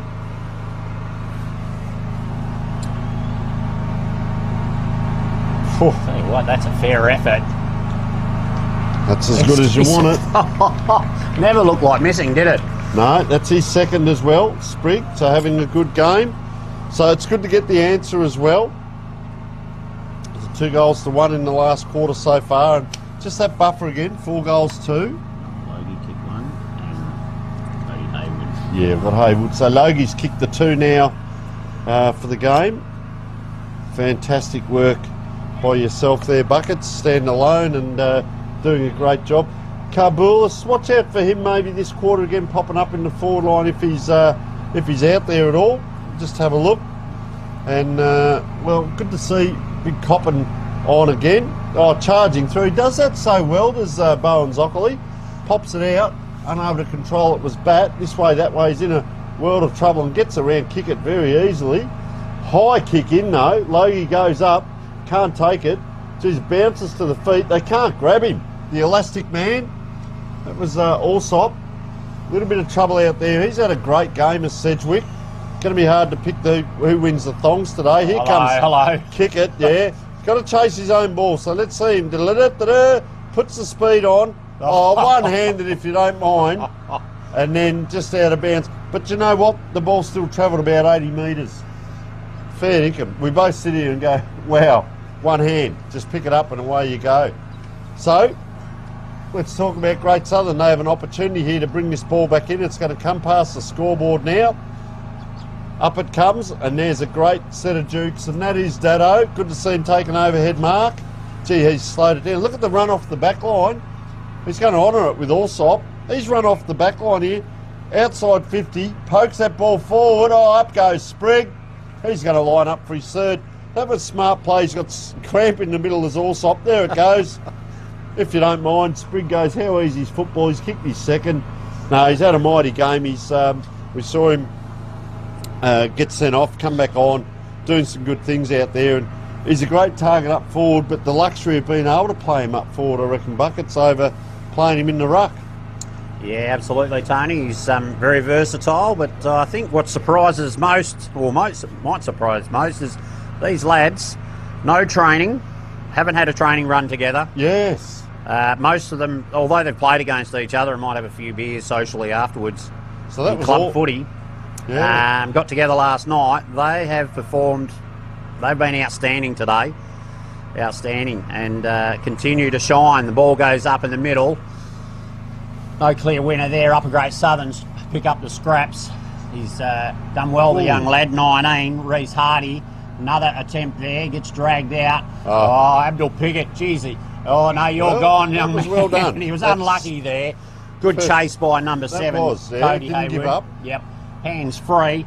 Noah Bowen's Coley. Oh, that's a nice, interesting one to get it in. Finger breaker. Tom James. Ball comes out. There's a snap on goal. A fair effort, wasn't it? One behind from number 2, I think. Howie Clegg, was it? He's good around the goals. Yeah. Or was it number 15? Truman Way. Truman Way, I think it was. All right, so this is Tom James. Yep. Just elects to go short, and the umpire said, hang on a minute. Adjudicate. So we'll go back. They'll give you the short kick in, most teams do. He elects to come long now. James comes right in front of central commentary position. Sprigg is in here, they all go up. The one to stay down is kicking. He just loses the players in traffic. High handball over. Wasn't so much a hospital. He could have picked out 2 or 3, or Sprigg just gave a good shepherd in back play. They're really gelling well here. The team that really haven't played together and only met each other last night. Ring around the rosy here. It's circle work. Out the other side, Jamison Davidson. He elects to come inside it just on that slide angle. Nice kick in. Oh, putting it down his beard. Well, he's a long way from goals. That's why. What's a backman doing up in the forward line?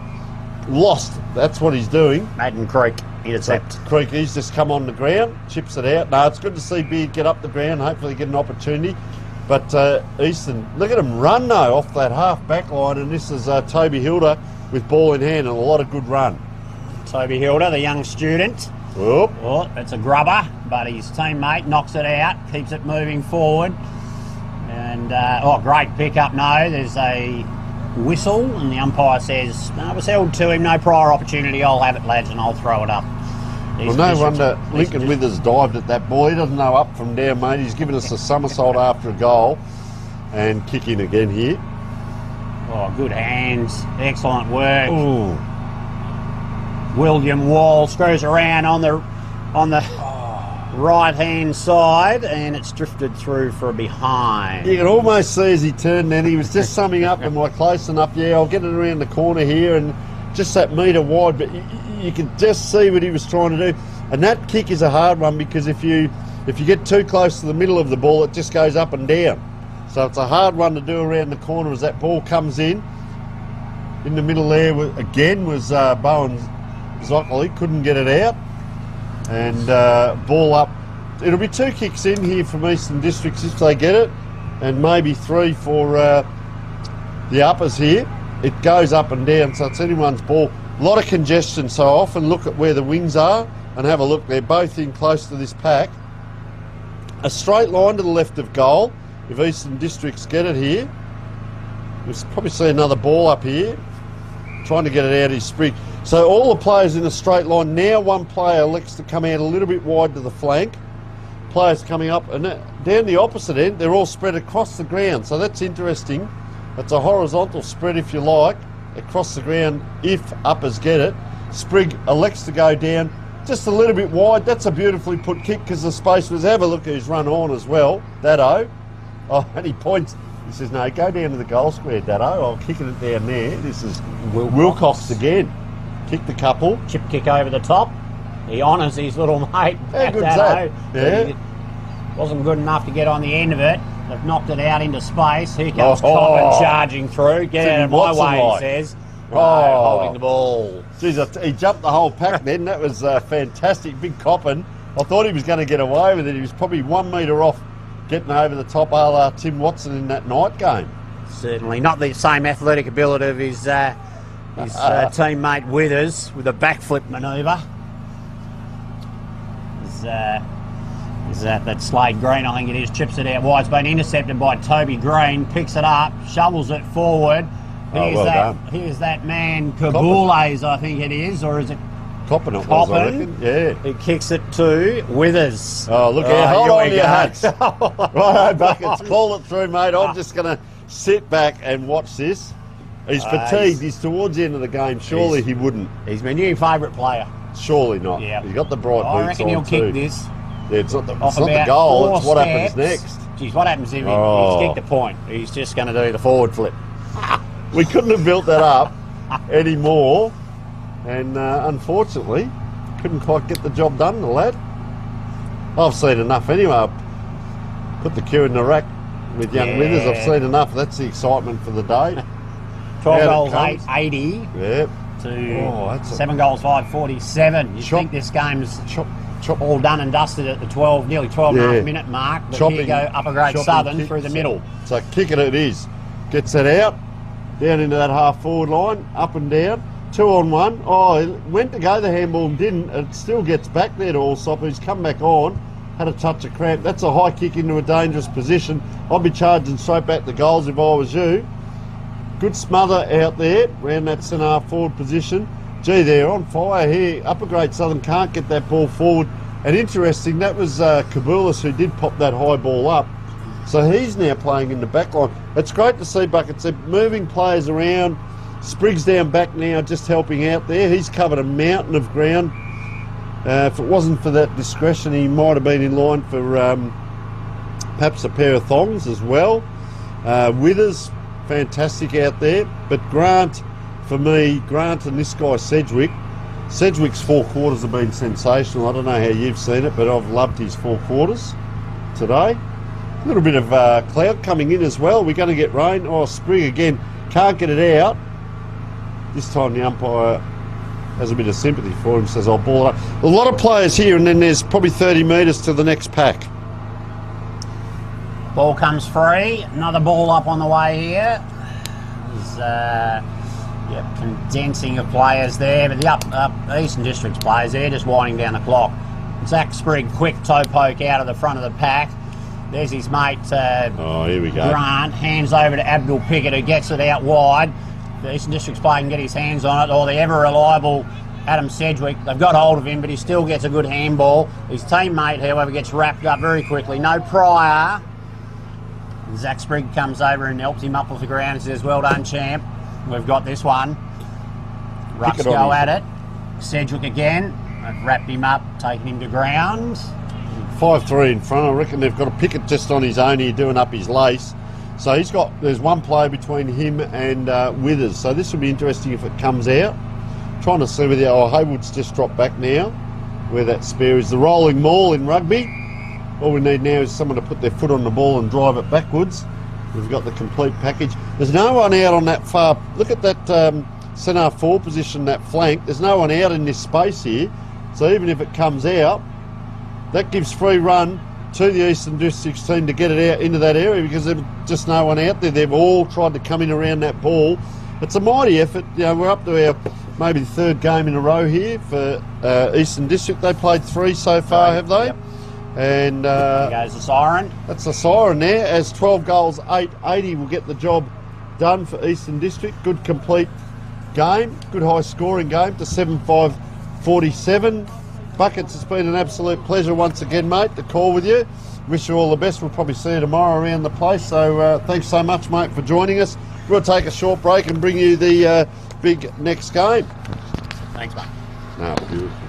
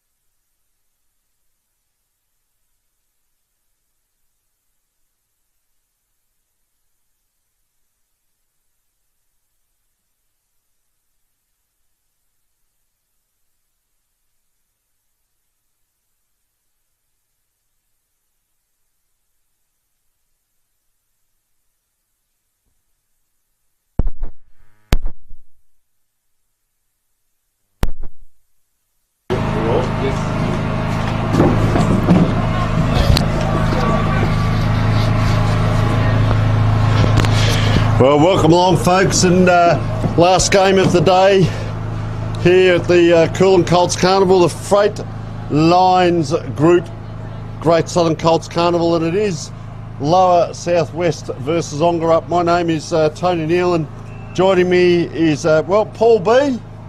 That'll do. What do we call you on air? Well, whatever you want to, Tony. Yeah, oh, okay, Paul's Paul. good. So let's have a look at how things go as that kick comes in. And, Ongerup in the red and white. A couple of players here I'm looking at, of course, number 3, Riley Holden, and number 24, Spark. Flynn Spark, yep. He's an outstanding player, but at the moment, I tell you what, they're putting it together here, Lower Southwest. They are quite a well-drilled unit, I think. Tony, I had a quick look at them a couple of games ago, and they were quite well-drilled, so a bit of a test for the OFA just to see how they're going to stand up to this bit of pressure here the last game today, mate, if it doesn't get too dark. It's a good grab by Medway there as it comes down to the wing. Up it comes. Anyone's ball, or trying to extract himself out, and you can't get away. I was quite impressed. I saw a little bit of Jai Holmes earlier. You called him in the early game. He looked good down in that back line. He's not a big solid lad, but he's he knows his way, a big smile on his face, and knows his way around a footy ground. Be interesting up the ground a little bit more. I think he was full back earlier. Yeah, rangy type. Yeah, he plays well in the seniors for the Lake Grace Footy Club. So Jai goes well. So down it goes deep into the throat of Lower Southwest forward line. In they come out from McLeod's. Had a pretty good day today. I thought it called his name a fair few times. Just coughs it up. True centre forward position for Lower Southwest. In they go. Deep entry here. A lot of pressure on the back line of the OFA. Play on. The umpire said, I thought it was a mark, umpy. Down they come. Little grubber kick out. Puts the back line under pressure. Lower Southwest going to get it back possession here. Oh, missed handball back into the pocket. Can't quite see around the corner of the truck here, Tony, but it's been speared back into the corridor. With Connor Brown there with Mark that little boy, chip kick. yeah, not a bad little good vision from the Lower Southwest boys. So it's their first chance to score this afternoon, late in the day here at Coolum. Just the temperatures dropped 5 degrees from an hour ago, I reckon. Yeah. So Ty McGinty this is. McGinty coming in for deliberate approach, 20 metres out, left footer. And I think he might have pushed it across the face to the southern side. So we're opening the account, Lower Southwest to 1 point, and the OFA boys yet to score. So. All right, so Barrett it is. Gets that kick in down the wing. It's a floating kick too over the back. Holden, he'll get onto this, but he's a left footer. He's going to have to go back the other way. Can't extract it out. Pack forms. Oh, the big fella pushes off and then gets tackled to the ground. Umpire was a bit slow in that call. He's called it a sling tackle. Oh. Will that be a 50? So 2 umpires adjudicating here, but the umpire came in from behind. So that was well done here, and this is Josh Giles, vice captain. Had a pretty good game. So Giles it is. Had a pretty good couple of games earlier on too, Tony. Yeah. So kicks down the wing. Little short kick. The OFA boys in Hams weren't watching. Lower Southwest turn it over. I love the left foot kicks today. They've been very good, the left footers. Down it goes the big number 30 there for the Lower Southwest boys. We haven't got number 30 on the team sheet, so I don't know who that is. In it comes. Good contest here. Deliberate a shot by the Lower Southwest boys, and they've pushed it across the face again. So it's another point to Lower Southwest. The Southwest boys putting a bit of pressure on the OFA. The OFA need to get it up the other end for a start. Good kick in from Giles. Over the back it goes.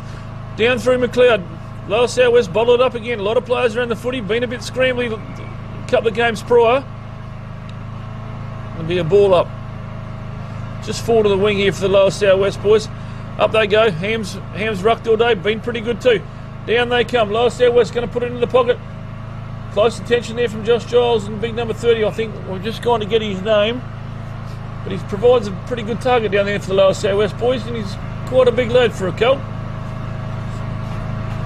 You throw in 25 metres around from the left-hand point post, right of your screen here. Good tap down from, there he is, Flynn Spark, well tackled, probably got slung. Been calling that all day, umpire, and didn't call that one. So it's been the forward line a fair bit here, hasn't it, for Lower Southwest? Putting a bit of pressure on Tony, so yet to get a goal, but I can feel it. Giles whacks it onto the boot, cut off well by Lower Southwest. They've created the wall across that half-forward line and putting a bit of the OFA boys under the pump. Big long kick, Go right down to the wheelhouse of Lower South West. Holden's down there. Spills the mark on his hands and knees. Puts it back into the hot spot. Whacked on the boot. There's Flynn Spark. Had it. Spent it before he had it. Tries to get the handball out to McLeod. Back to Spark. Over the top to Watson. Up they go. But it's in the nest of the Lower South West boys. And they're going to pump it back in. They need to switch it across here. Right across the commentary side. Good mark. So Soroka it is. Gets that kick into the half forward. They're inside 50. Good grab here. Now this is, how do we say that? Fummy Fat Beggs? We'll just call it Beggs. Good luck. Yep. Good lad. Nice kick into centre half forward position. Up high. Number 15 couldn't take it there. Spinning around. That was very clever. Bounces fortuitously in that forward line through a bit of traffic. Around the corner he goes, and that's a good kick to Lachlan Hughes. Yeah. That is a great goal. Nice goal. And that's opened the account by Hughes. Very well done there. Around the corner. How'd you see a bit of a mad ball in there, Paul? Putting a fair bit of pressure on Tony, weren't they? And eventually the pressure eventually wins out, so... Just that space opened up, got through and around the corner. Wasn't a bad kick. Smart footballer to be able to do that in traffic and to finish like that. So well done to Lower South West. 1 goal, 2-8. Plays no score at the moment, but seems to be the scoring in. Yeah, you're correct. A little bit of a breeze down there, but just for some reason that scoring down there. Keep an eye out on now Flynn Spark in here. I called these players last year. A couple of favourites, him and Holden. Holden starts back. You see him start about 10 metres back and runs through. The left footer now of Spark. He's almost kicked that too well. Gives the opportunity to the opposition. Over the back. Man in the helmet here does very well. Geez, he puts it on too. Oscar Gosh. Yes. Really put the Jets on there. And we have an out of bounds. Just where the 50 metres the boundary line for the IFA. Probably on the pavilion side of oval number 2 here. Ongerup versus Lower South West. Last game of the day. Good throw from the boundary airport. A lot of players around the footy again. Lincoln Eaton down there. Had a pretty good last game, I thought. Lower South West bringing out another left footer. I like their left footers today. They're very good. In they go. Close attention from young McLeod. Number 12 there in Edwards from Lower South West. Good kick up. Puts a good mark. He's plucked that out in young Kobe Brown. Oh, he's played on. He's coughed it up now. One of the Lower South West boys whacks on the left foot. Up there. Good defence. Puts the OFA boys under the pump. They've been under the pump all day down there. Stacks on the mill now. Good tackle down there on Tyson Jacob. That's going to go out of bounds, I think. Or is it out of bounds? I just can't quite see. They need to turn the lights on here, Tony. It's gotten a bit, that cloud's coming in at the last 20 minutes or so. I'm glad you picked. I went down and asked who that was, and you've called him already without knowing. Tyson Jacob, so well done there. He's a big man. He is, isn't he? It looks like Kerno because of the 30. Got a presence, hasn't he? And it's a good target. Our player went over and got back up there. Well done by James Johnson. Goes back after the ball. That's admirable there. Every other player was on their feet. Yeah, he did well. He got up, popped up with it. They're going to go inside again, over the top. Now, that's not going to work. Oh, and he's gone over there, and he's not too good there. Might have done a shoulder there, the big fella. Jacob, he's down in back play. Yeah, good tackle again by Riley Holden there. Now he's been rewarded for holding the ball. You call the footy, mate. I'll just keep an eye on him there. I don't know whether he's holding a shin. He's in front of a trainer there, but it might be an opposition one. Holden puts it up. Jukes. Good mark from the OFA boy in... Hodgson. I haven't called him. No, that's not Ryan Hodgson, trust me. Big long kick up there. The play stopped, has it? No. It's going to be a minor score. So that's OFA's first score. Lower South West 1-2-8. OFA 1 point. We've been going 8.5 minutes in the first quarter. Might have to get out at quarter time and just check a couple of these numbers then. I'm glad you've got the intel on them because we're just going by the sheet. So we do apologise to those at home. As that kick comes in now, this is Kai McGinty, vice captain. He's in a bit of trouble there. Good tackle by Spark. Over the top by Spark. And I often talk about this, Paul. A lot of these players are playing senior football back home, so it's a great brand of football that we're seeing. Have a look at Big Jacob. He's done the miraculous recovery. He's come good, hasn't he? And I tell you what, he's back in the ruck. Tries for a smother as well. You like to see that. Other things that ruckman can do. It's bouncing ball. Oh, he's run into a bit of trouble there. Pressure's on now. Yeah, up and down. Round it comes. Player flung out of it. Is he going to get a free kick? He's called holding the ball. So a release from Lower South West. Yeah, that was OFA sort of first dinkum 4-0 forward.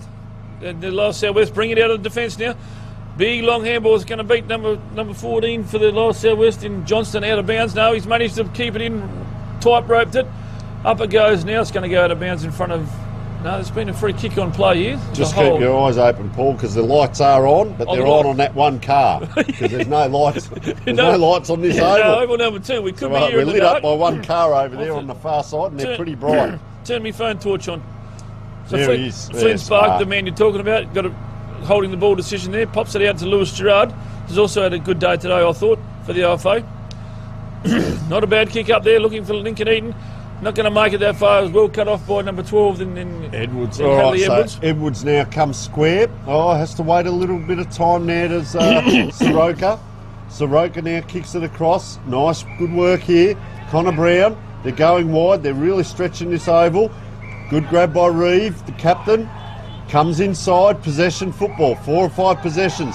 What's next? A little bit of a kick from under pressure. That's a great kick forward. 4 or 5 possessions in a row. Gives him a scoring opportunity. It's flicked out. Is it in the back? Play on is the call. A little bit of pressure. A bang out here by Ongerup. Up they fly. Who's on the ground? Well, Holden again. Around it comes the Spark. You'll hear that a lot today. See, that ball held a long time in the air. That was great work. That is sensational work. Well done by Connor Brown, vice-captain. A lot of work by the young man there, up in the air and on the ground. Lightly looking type, that Brown, isn't he? Like yeah. Up they go. Lincoln Eaton's been shifted to the ruck from by Hams. Down it comes, though. If they need to be in front here, Lower South West down, kicking to the scoring in. Shoveled out by the IFA, back into the open space as Holden goes off for a rest. He got a tough one earlier on in the first game. Hurt him a bit today, I think. Around the corner they go through McGinty, the vice-captain. Up they go, and it's picked out over the back. Beautiful vision from McGinty. It was, wasn't it? To be able to pick that out over the back there, picked the out fat side. Kobe Brown. Right, commentator's curse, Paul. Yeah, I'm not saying nothing. I put some curse on before. It wasn't good, so I'm saying nothing. All right, I'll let you call it. In he comes, right behind this one. Straight on, beautiful kick, straight over the goal umpire's head. That's a goal, so well done the Lower South West. Great vision by Connor Brown there. Just saw him over the back of the pack and had enough weight on the kick and found him, so good goal. So well done there. One to Hughes, one to Brown. Takes Lower South West 2-2-14. So that was Kobe Brown to kick Connor Brown that kicked it to him. Yeah. Are they brothers, do you know? Oh, I don't know about that one, but it's a bit... That's the commentator's curse. Yeah. So it's 2-2-14 to Ongerup 1 point. So we've a couple of minutes to go before quarter time. Angus Gray just coming in. And just looking at that forward line, they've pretty much got one tall and probably 3 or 4 mediums down there. So they're going to rely on one player unless they can get it to ground. But it's working at the moment. Flynn Spark got himself in trouble and got out of it. Around it comes. That's a strong grab in front. That's Mitchell Cameron. Good jukes. So, yeah, good grab. But he's on 50. He just leans back on the kick. The lead comes. And I'll tell you what, we've seen him down back, but that's great work. I talk about the swing man. This is Jai Holmes. He's going to line up. Hope he's got a strong enough leg. The wind has died off, but it's still going to be just a little bit difficult with that distance. Yes, definitely. I agree, Tony. He'll be kicking from 50-odd. Not a bad kick of the footy. Yeah, so Holmes. Deliberate approach. Very deliberate, yeah. Played down back, played very well. What's he like in front of goals? Well, like any good backman, you see those 2 sticks come up, and as you walk in, they get closer and closer together, and you go, hang on, they're an inch apart there. So made the distance just off line, yeah. Kicked it quite well off the boot. Very handy young player is that lad. I liked him, Jai Holmes. Yeah. As I said earlier in the game. Yeah, he's a lot of interchanges. We notice in the later games now, players are probably a little bit tired. And a bit sore. So, well, we haven't got a number 18 there, so I'll have to... So we have Riley Gill, that is, just came on. Good jukes, Connor Brown. Lower South West, bring it out of defence. Good skills here, possession footy. Keep it off the red and white team. Now they swing it back to the middle. They all love doing this. Now, if it works, it looks good, done work, gets a bottle up. Away they go again. In goes Hams, probably tackle without the ball. In they go. Here goes Jai Holmes again. Called his name a few times. Big kick. Lincoln Eaton comes out and makes a nice mark right where the 50 is meets centre forward, and he goes back and fancies himself. We're just under in the last minute now. 45 seconds to go. Mate, you called the last game. He was a big target, wasn't he, up forward for Ongerup? Yeah, no, he's only a young lad. I think he's only 16 or 17, Tony, but he can play all right. In he comes. If I need a goal here just to steady the ship, so just before quarter time. Jeez. Not bad off the boot. Not going to make the distance. It's going to spill over the back of the pack, and it's been rushed through from behind. So, a mighty effort from that far out. He was certainly kicking confident, young lad. 55 metres. Geez, if he's that size at 16, what's he going to be at 21? Oh, yeah, and he moves quite well, uses his body well. So in it comes, lower southwest, bring it down to just about where Eaton kicked it from. Good tackle from Holmes, Spark in there. Round they go, Flynn Spark on that trusty left foot. They need to get Mark here before quarter time to make a bit of difference. And up they go, and it's a great mark. Good jukes from... Well, I don't think it's no, is it? So no, that's not right. Yeah, you'll have to have a look. Call him the mystery man, yeah, the double two. Not a bad mark. Yeah, right on quarter time as the siren's gone. They need it too. He's going to line. He's going to have a pretty good kick from here too, Tony. Little angle. In he comes. Deliberate approach. He's pushed it across the face, and so the OFA get another minus score. And we are 2-2-14 lower southwest at quarter time to. Oh no, it's not quarter time. Going by the time clock. Well, that's what I'm looking at. Yeah, but well, play on is the call. Let's just see. Umpire's looking at his watch. He's blowing. No, they just blown it. Yeah. So it is quarter time. 2-2-14 plays. I've got it down as 3. They've got us 4, yeah, so we'll call it as 4. Yep. 2-2-14. 10-point buffer at the moment. We will take a short break and be back with the big second quarter.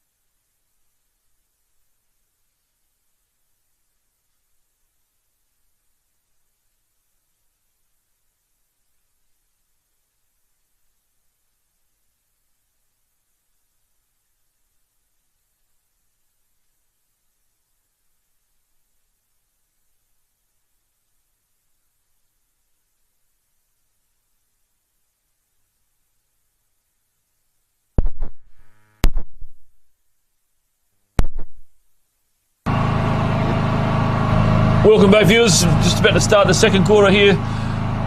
Pool B, Game 3. Lower Southwest v Ongerup. It just gets a little bit darker every couple of minutes here, so hopefully we don't get caught in the dark. But sees Lower Southwest 2-2-14, leading Ongerup 4 points. Lower Southwest will kick into the scoring end of the first quarter, so Ongerup boys will be hoping for a couple of quick goals just to steady the ship. So Hams and the ruckman in Jed Edwards been okay for Lower Southwest. Comes down, Holden snaps it forward. Big contest after the ruck knock. Good grab from Harry Ghost. He's playing all right today. Wheels down here, up it goes. Holden in the hot seat here. Cop one from behind. Down they go. Lower Southwest bash it back through the middle, up to no one in a veil. Bad bounce for all concerned. Good pick up from Josh Giles. Little kick up there looking for Hams. Player just coming off here in front of us too very quickly. Looks like number 6, Saxon Miller. Yep. Up they go. Coughed up by the IFA there. They'll ruin that forward entry. Down it comes to Lower South West through Taylor Smith. Beautiful left foot kick up to his cohort in grey.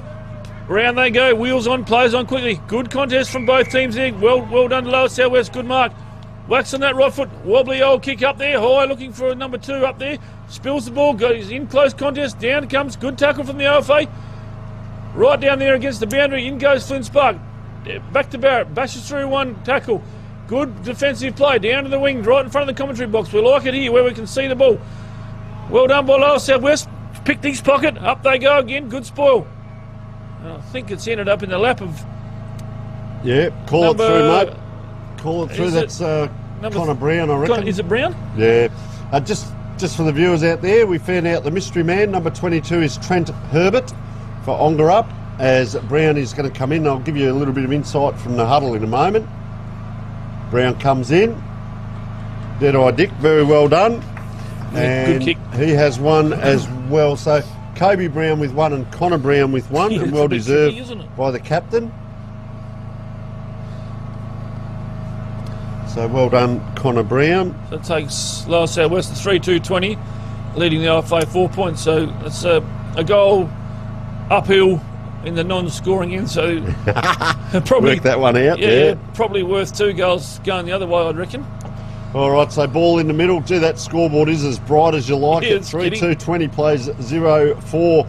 And Flynn Spark got hold of. Just watch out for Holden here. He starts about 10 metres back on the centre ball up, but now on this second one, he's just to the right of this. So try and tap it towards him. Spark, being a left footer, he will come back, well, to our luck, on the commentator's side, if that makes sense. So I'd like to see him start on the outside. There he goes, and wheel around that side so that he can run towards us here and break out of that pack. So just got to use that left foot to the advantage. We'll see a third ball up here. It's not raining or wet or windy.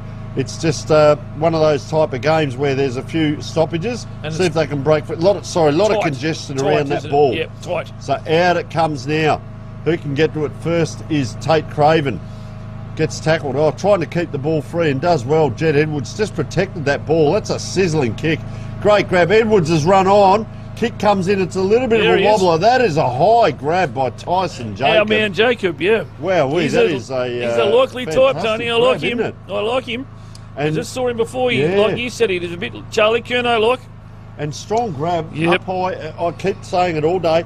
You get to that 40, 50 metre mark and you want it to be finished off, not to come back out again. And that's what Jacob can do. Yeah. So he trots in now. Good jukes. Interesting. Good. Slow spinning ball. What are we looking at here? A sausage roll. Humphrey says, I caught a fish last week. Yep. That's how big it is. And, well, they go ahead now. Lower Southeast just trying to get on top here. And they're doing well. I just quickly, sorry to interrupt there, did have a listen to the coach there at quarter time of Ongerup, and very serious about it, and we're in it to win it. We're not just turning up. And it was a good discussion that he had, face to face, man to man, and it was interesting. He's put the acid on him. But he's good, Hamsy. He's got a bit of respect from the boys. So really well. I was quite impressed with how he spoke. Yep. No, he's got a bit of experience. Up they go again. Hams down to Spark. Flynn gets it out the back, looking for young Lewis Gerard. All combining quite well. Good pressure from Lower South West. It's going to be bottled up and be another ball up. Just forward to the centre for Lower South West. Sees them 4-2-26, leading Ongerup 4 points. Ongerup need a goal here just to steady the ship. Otherwise, it's going to get a bit ugly.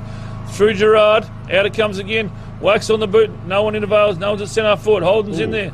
Over Hams goes. Stacks on the mill. Down through Edwards. He's got a few kicks this half too.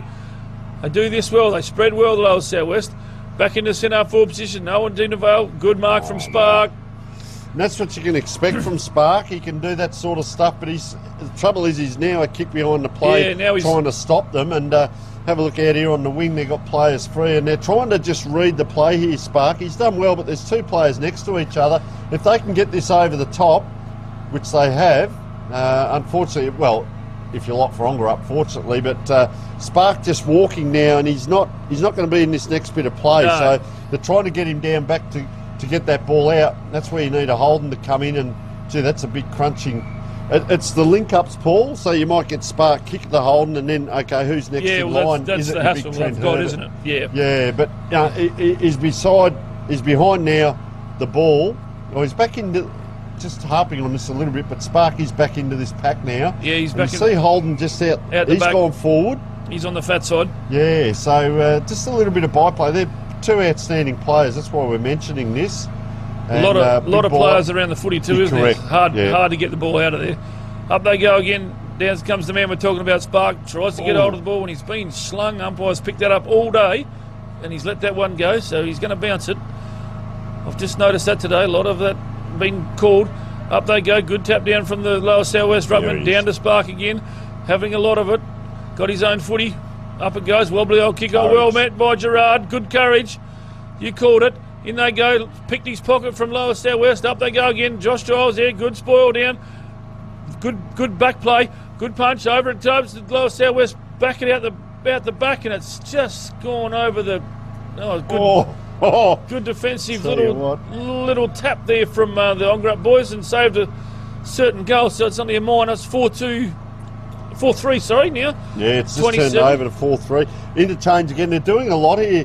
The lower southwest. I've noticed a lot of interchange. He's a good size, Tatum Smith. He's taking that grab, but he looks athletic. If he's playing on the wing, he looks about 6'2", 6'3". It just looks a really good size. Yeah, he's well-built man. Yeah, he's going to come in. I can't believe some of the size of these Colts players. Yeah, I know. It's almost scary. So he runs out to the right to try and get a bit of extra impetus on that ball, and that's where it ends up.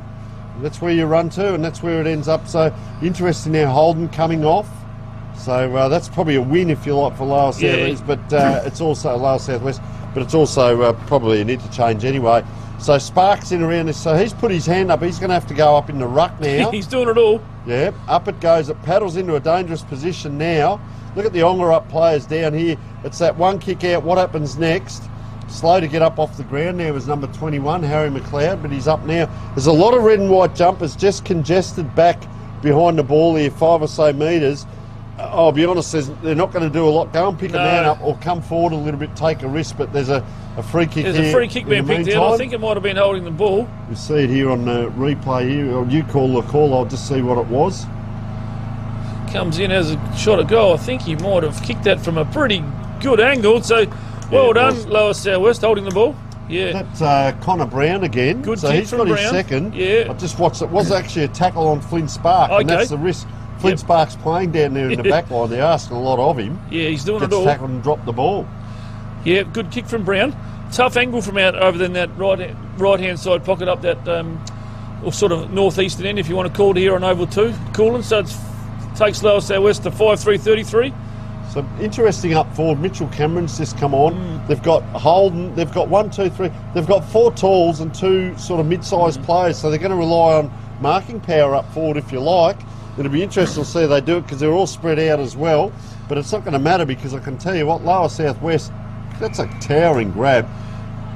That's a really good grab. Yeah, Angus Gray. So Gray now really penetrates that ball in. Great lead, great target. I hope he hasn't done the Achilles there. Got a bit of a cramp. A little bit of a hop. Yep. Skipping a jump. Is this Jacob again by the looks of it? I think it is. Jeez, what a great target. He led straight at the ball carrier. That's what you want. It's bold. He's a likely type. Yeah, he's going to have a kick from probably 45, slight angle. He's kicked the 1 this quarter.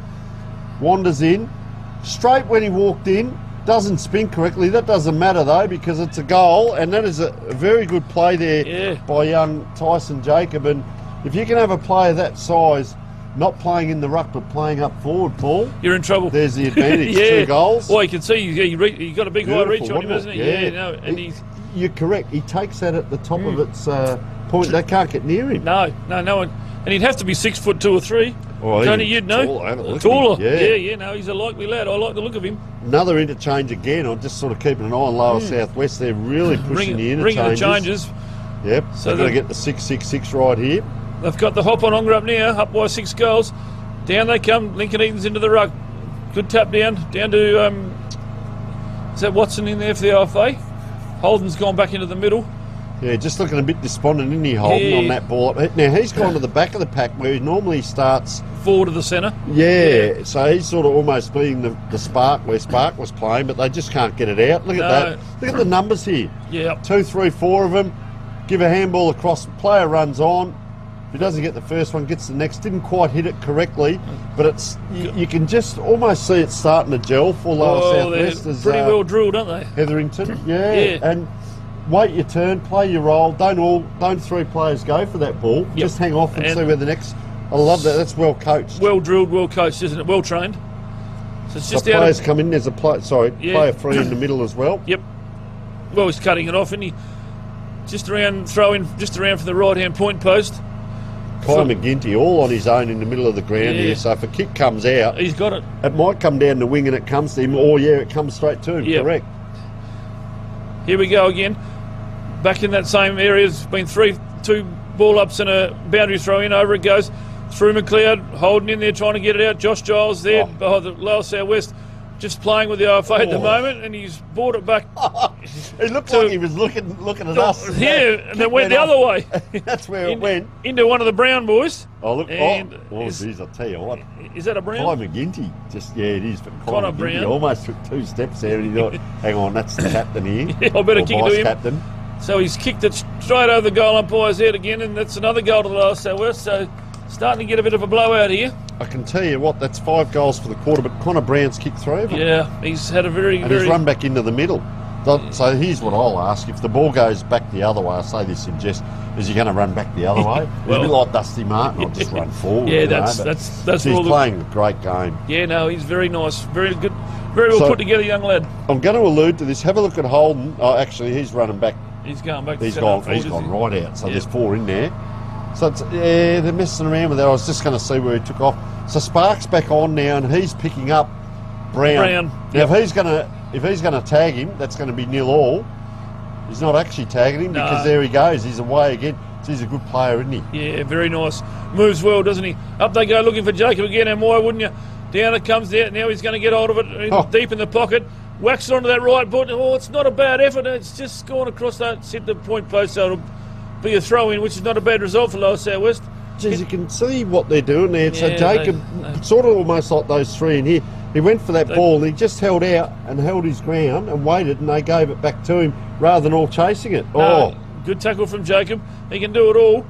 Scrubbly old kick down to Joy Holmes, been cut off right to the last line of defence for the OFA. Gosh marks it. They need to get it back down there. The OFA's in. The game's going to get ugly. Up they go. Lincoln Eaton, not a bad player last game. Down to Holden. He needs to keep moving down. Back to Eaton, the old 1-2. Whacks on the boot. He's put the OFA back under pressure in number 22. That's Trent Herbert now, the mystery man. Yep. And he's managed to bottle it up, and the central umpire says, I will bull it up, boys. I'll tell you how much of a mystery it was. I went out and I asked at the huddle, I reckon I asked 3 people, and they said, and then one bloke went off to grab his phone and he said it was the other name we had, and I said, no, that's not him. I went up to him directly. Said, who are you? He said, I've just wandered on with a jumper from no one knows who I am. No, he's good lad, Trent Herbert. He had a yap to me, and good on him. He's out there having a go. Good. Edwards, is it? So he elects to go right. He had a player this side and that side. Gee, having to stand under that. That's Brown again, I reckon. Yeah, trying to do it all on it is. Actually, Brown's in here, so it might be Kobe Brown perhaps. Yeah, but they both look the same, those Brown boys. I call this the migrating wildebeest. You'll see on screen, they all run in thinking that they're going to get the next kick. Brown just needs to stand out here. And keep his position. If they can get it to him. Spark now. The last, that's a... Falcon. Falcon waiting. He was going to crumb it, but it didn't come that far. Well done by Holden there. But a couple of players down in back play. Streaming through 50. Ongerup. It's gone offline. Still in play. Herbert. Up and down. He's going to mark his own ball, surely. He's trying to make it rain here. We need some rain at Cooler. Look at the numbers here for Lower Southwest. Their work rate, Paul. They're running a bit harder, aren't they, than the down there. Yeah. And just Ongerup's last 2 or 3 kicks into the forward. No conviction there. Just a bomb to a 50-50. Well, there's just a bit of a hope, isn't it? Yeah. No concisive ruck winning there, and that's the... Is that us? That's a half-time siren, so... Very good quarter from Lower Southwest. 5 goals to nothing. I don't think the OFA scored that quarter. No, 7-3. Would that be right? 7-3, 45 to 4 points. You are correct. Yep. So we're 41-point lead now to Lower Southwest. Convincing lead. And we will take a short break.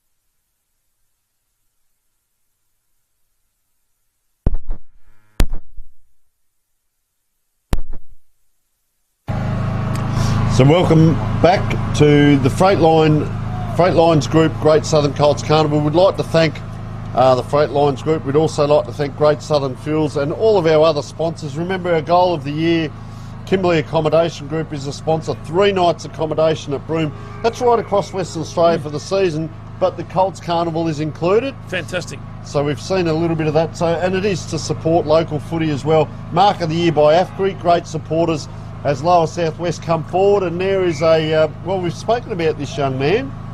Jacob again. Yes. He's kicked 2 goals in the last quarter and he's about to line up for his third here. Of course, Connor Brown has kicked 3 for Lower Southwest. So they're commanding lead, but you can always get something out of it as he wanders in. Well, he sprayed that one. The trouble is, Paul, with the big fellas, long way from hand to foot with the big fellas. That's, he's got that's big what long we'll legs, say. Donny. He's a likely rangy type, very Curno-like, isn't he, from Carlton? He is. In comes McLeod. Trying to get it over the back to Josh Giles. Lower Southwest should have marked out a couple of goes at it. Down it comes down to the OFA. The light's diminishing here on oval number 2. We need some lights. Stacks on the mill. Big clashed over the other side wing there. Good pressure for the OFA. They need a goal here just to slow things down a bit. In comes Lower Southwest. Good tackle. Play on. The umpire says where the boundary line meets the 50. They're hugging the boundary, Lower Southwest boys. And Craven with in ball in goes hand. Craven, yeah, number 1. Wheels around looking for Jacob. Why wouldn't you? It's gone over his head. A bit of a push there. Joy Holmes mops up. Puts the bucket in the hot spot. In they go. Trying to take the play on. Ball comes out of the tackle and there's a late whistle. But the umpire said, you're holding it, son. And is that our man Jacob? No, I don't think it is. No. He's only about 6'2", this bloke. This bloke is number 15, is it? Looking type No, too. number 8, yeah. Is Kai McGinty. McGinty, yeah. Vice captain. Likely looking type too. I like this now. They wear the short socks. They put the ball out. What do? They don't pull their socks up. See where the wind is. In he comes, left footer. Not a bad. He's just pushed it across the face. It's only the more to score. Playing with the right-handed footy. Holmes will bring it in for Ongerup. So notice he's gone down back now. He was up forward earlier, so this is interesting. He plays a lot of his footy on the wing and down back at home. So good play. That's a nice beautiful kick out. Long kick right in front of the commentary box here. I like this. I can see what's going on. In comes Eaton. Good handball out to Flynn. Brushes him off. Big long left foot. Up they go. No one in particular. Good grab from Lower Southwest. Number 13 in Doherty. Not a bad effort. In they go. They love to wheel it back through the middle. All teams have done this today. Very well, some of them. Lower Southwest, they've got a few left footers here. Beautiful. I like the look of the kick. Looks like Eaton's gone into the ruck. Puts it up, makes it hard for everyone concerned. Hams is going to sit underneath this one. Oh, good grab. Good mark from Lower Southwest. Max Wilson, perhaps, on the 17. Yeah. A couple of players with no, Wilson's just here, so we'll pick him up in a minute. That was a good grab, though, over the back. Just goes short here. Yep. Number 28, Jake Tonneson. Seen him come on and off the bench a few times. So they're going to come square. He elects now to come wide. Good kick. This time, I went early. That's Max Wilson. It's got a C next to him. I hope that's for captain. Jess pops it short. The lead comes. That's a good set of jukes. Couldn't quite. Oh, gee, that's an interesting handball. Put it back from where it came. Flynn Spark now, up and down. Holden comes through. Gee, we call that a lot. Player down again in the middle of the ground with cramp. Oh, player couldn't get boot the ball right in front of us here. I can tell you what, we can see the Ongerup team magnificently here, and the Lower Southwest are just basically silhouettes running around, Paul, but we'll do our best for the viewers home. Oh, a player just coming off with cramp in back play. Yeah, has that ball up in front of us. Good tap from Eaton. Oh, it's coming way. No. The young bloke was going off with cramp and the ball just landed in his wheelhouse, and now he's come off. Did he get double cramp? Because that's poor old Bodie Reeve. They talk about the 5 metre sprint, don't they? And he put it on, and that was all I've got left to give coach. Threw him under the bus bad. To the team advantage. So that ball's down towards half forward. That's an inside 50. Gee, protects the space well. Oh, wheels around on the left. Was it touched? Anyone's ball. Couldn't quite off the pack. It was a finger tipper. They're trying to get this out. Look at that wheeling. Is that a free kick? Play on this time. Oh, gee, that's a dangerous handball inside. Michael Watson handballed that back inside into the play. Into the corridor. Gee, I'll tell you what, old mate Stephen Weech has come on. He's got a bit of a limp before he starts. So a couple of tired players out here doing a mighty job. Up it comes. Watch out for Holden in back play. Little kick across there by McLeod. Anyone's ball in the middle. This way, that way. Oh, numbers are out this side. Kicks into a player. So players had to go hard, and the big fella bursts through. Have a look at that. Get hold of this kick. Took him on. Oh, good mark. And good grab by Darcy Barrett. Yeah, good mark from Barrett. He's had been under football. He's been under the pump all day. Good long kick out to the wing. Looking for a... Oh, wow. Yeah, good. Well cut off by Southwest. Who was that? There was a good... Modi, that was a number nice 25 mark. by looks of it. In it comes back into the hot spot, just over Flynn Sparks' head. He's going to wheel around on his right foot, wheels it into Brown. Wow. And he will have another shot at goal, Tony. CB. Yeah, Connor Brown again. He's been very lively, hasn't he, down forward for them? Could be in line for a pair of Archies, best on ground. No, he's probably amongst it. Deliberate approach, and they like it. Yep. So there's another goal to Lower Southwest. So takes them to 8-5-53, leading the OFA 4 points. So it's starting to get a bit ugly here for Coach Hams. Yeah, it's taken them 5 minutes to get that first goal, though. They've had a few opportunities. It has been down to the right a fair bit, but we're almost winding around to 6 minutes. 1 goal, 1 to the quarter. But poor on Ongerup, that first quarter, 4 points. Got a bit of a roast. A good chat, serious chat at quarter time, but just can't quite put it together. So this is interesting. You look at Holden here. I love analysing this sort of stuff. So he's starting a long way back. He's going to charge through. Spark, they're all one-on-one, the rest of them. Look at Holden charging in, and it goes right past him. But he's still free out the back here if he wants. They can't quite, and he's having to do a lot, isn't he, Spark? The left footer, I'd love to see him start on the other side of this pack and come around so he's naturally on his left. See, he gets it here. He's got to try and get back. He flicks out the quick handball.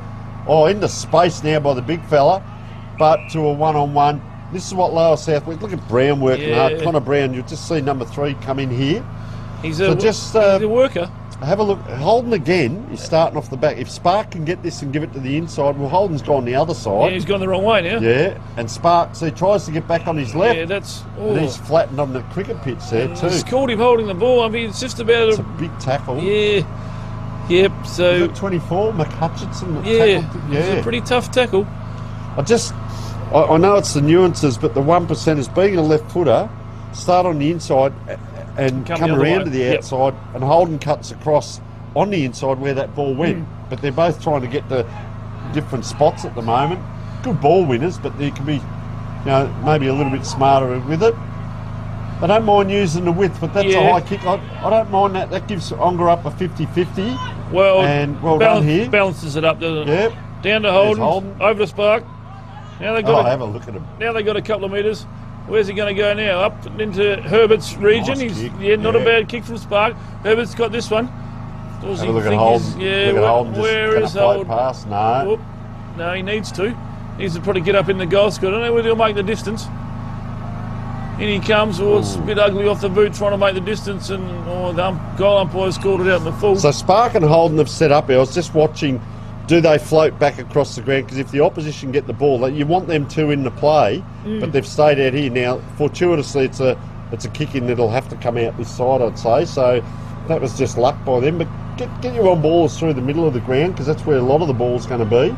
Well, this kick comes in, so that floats inside, gets another opportunity. There's Holden there, just came off the back of the heel there. Yeah, overrun it. Anyone's ball. There's 3 or 4 numbers here for Ongerup. He's played a very good game, Oscar Gotch.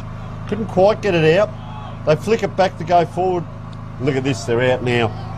They just good on the overlap. Well done by Spark. Yeah, well done by Spark. Bottled him up.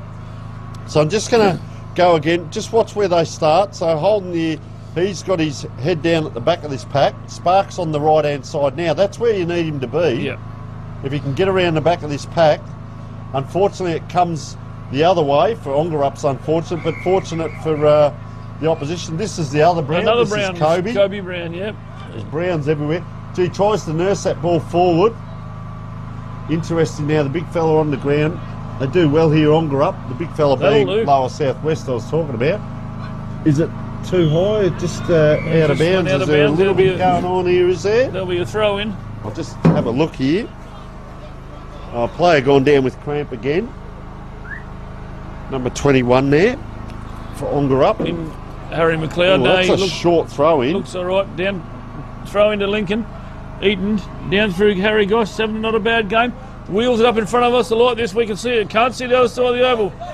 Down it comes. Well dodged by the Lower Southwest boys.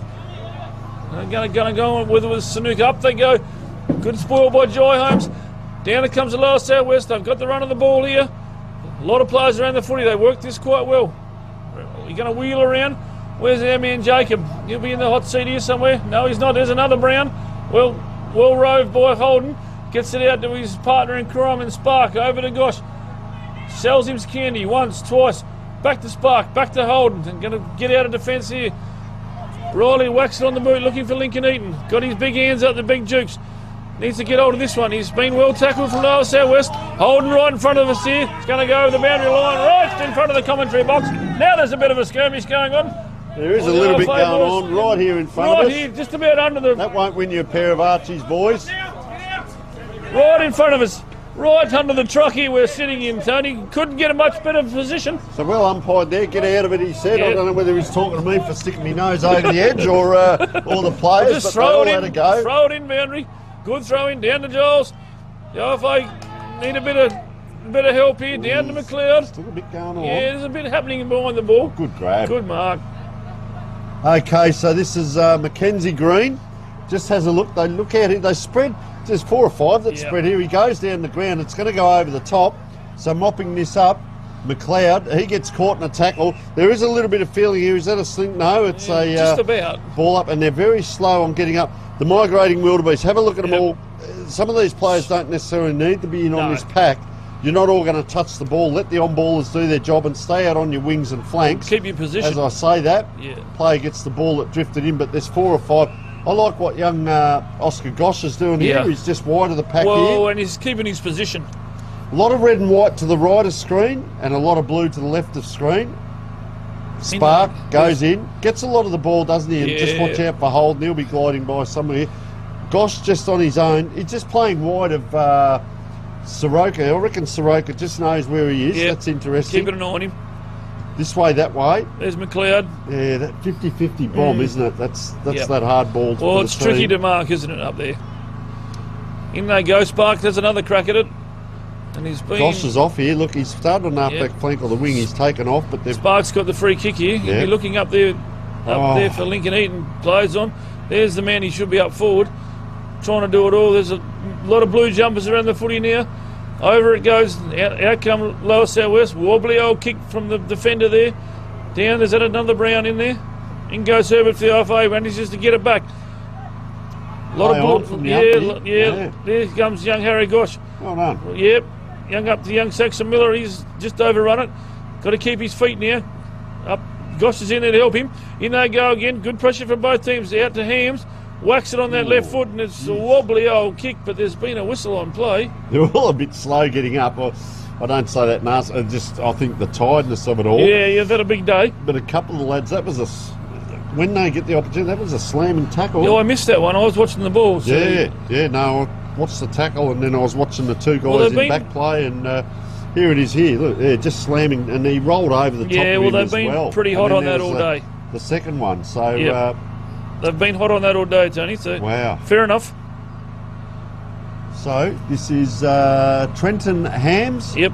Oh, geez. Run a bit left and right there. Yeah, doesn't quite spin right. That's a big fist, isn't it? Not a bad effort, but just right on the goal line. Fisted by Lower South West. Now it's out into the pocket. Well done by Lower South West there to weave his way through some traffic. Whacks it onto that 50-50 kick, and in comes young Harry McLeod.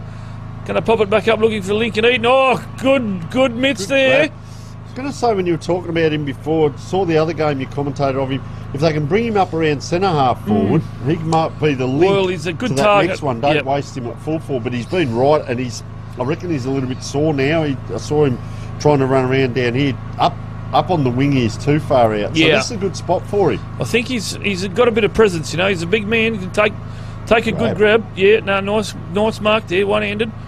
In he comes. They need a goal, the IFA boys, and it's only a minor score. Well, it's their first point since quarter time. Yep, back on the board. Paul, I'm just wondering, mate, would you reckon have anyone's bought 40 miners lamps? Because don't worry about us in commentary trying to see. I'm using my torch to see the team sheet. It's the players on the ground that I'm concerned about, mate. Yes. That's the worry now. That is the brightest scoreboard in Australia at the moment because it's quite dark over here. It's providing a bit of light for us, but we're just going to sneak into 3/4 time here. So by the end of the last quarter, we could be struggling to see that other side over there. 4:54, and it says cool and sunset 4:56. So I don't know. We might be in a bit of strife, mate. We should have started 10 minutes early this morning. No, it's been a great day, and play on is the call. Having a bit of fun, but the lads are doing a mighty effort out here, and you admire everything they're doing, both teams. But 8 goals, 5. 8 sixes of 40, 53 that is. Yep. 8-5, 53 to the 5 points. 5 points. Yep. So thank you, Rowan, our magnificent cameraman, with that, and that is a 48-point lead to Lower South West. They led by 10, 41, and 48. So only the 1 goal won for that quarter. We will take a short break.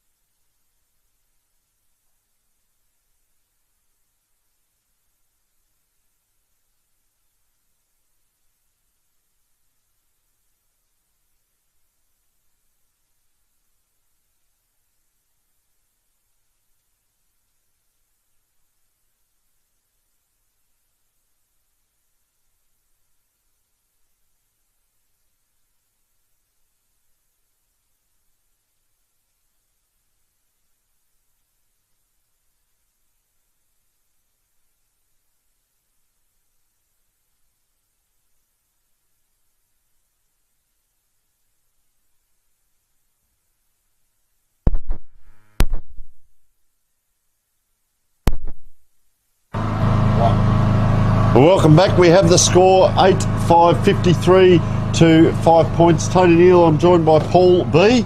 And I can tell you it is a little bit dark. We do have a bit of fun, but we do admire as well what these players are putting on for us out here in the Freight Lines group, Great Southern Colts Carnival. I can tell you we have got a light on the team sheets for those watching at home. Very interesting, and the scoreboard is very bright. But extreme conditions, Tony. They do use yellow footballs through the day, and it is coming into the evening. And big number 28 there, Jake Tonneson, going into ruck, and Lower Southwest. Be interested to see what they do in this last quarter as Spark, it is, kicks that ball forward. That's good. Unable to take that was the big fella. Was that Trent? No, that was Mitchell Cameron. Mitch Cameron, yep. So just having a look around. Once again, we talk about the setups off the ball. A lot of space in behind the players here inside for Ongerup. Couldn't quite get the kick away. Out comes the handball, or on the left. That'll do. A little scrubbing kick. Player free out here. Goes backwards. Lower Southwest Congestion. Still got it, yeah, bit of congestion. A lot of players around the footy again. Well worked out by Lower Southwest. Going to come up in front of us. We like it right here. Unlucky from Gosh. Well read by number 9 there in Soroka from Lower Southwest. Called his name a few times. Pops it out here to number 19 in Charlie Whitehead, yeah. Good pressure. Holding the old... Oh, you wouldn't believe it. Holden and Spark again. They're just like a couple of brothers. Have a look at them, yeah. Good tackle from Lower Southwest on Hams there. Gets up a bit gingerly. So Riley Holden's rocking the mo this year. He's a very good lad. We had a talk to him last year at the WA Championships, him and Spark, but he a good lad. Yep. And lovely lad to talk to, and he's got the mo happening, so good on him. Yeah, Dives in there. Gee, umpire let that go, had a good look at it. But the cramp, Paul, that's the big thing. Yeah. Players just going down with cramp, but they're sharing that ball around. That's the one thing Lower Southwest have done a lot of, isn't it? They flick that ball around, they keep it alive. And they've done it well.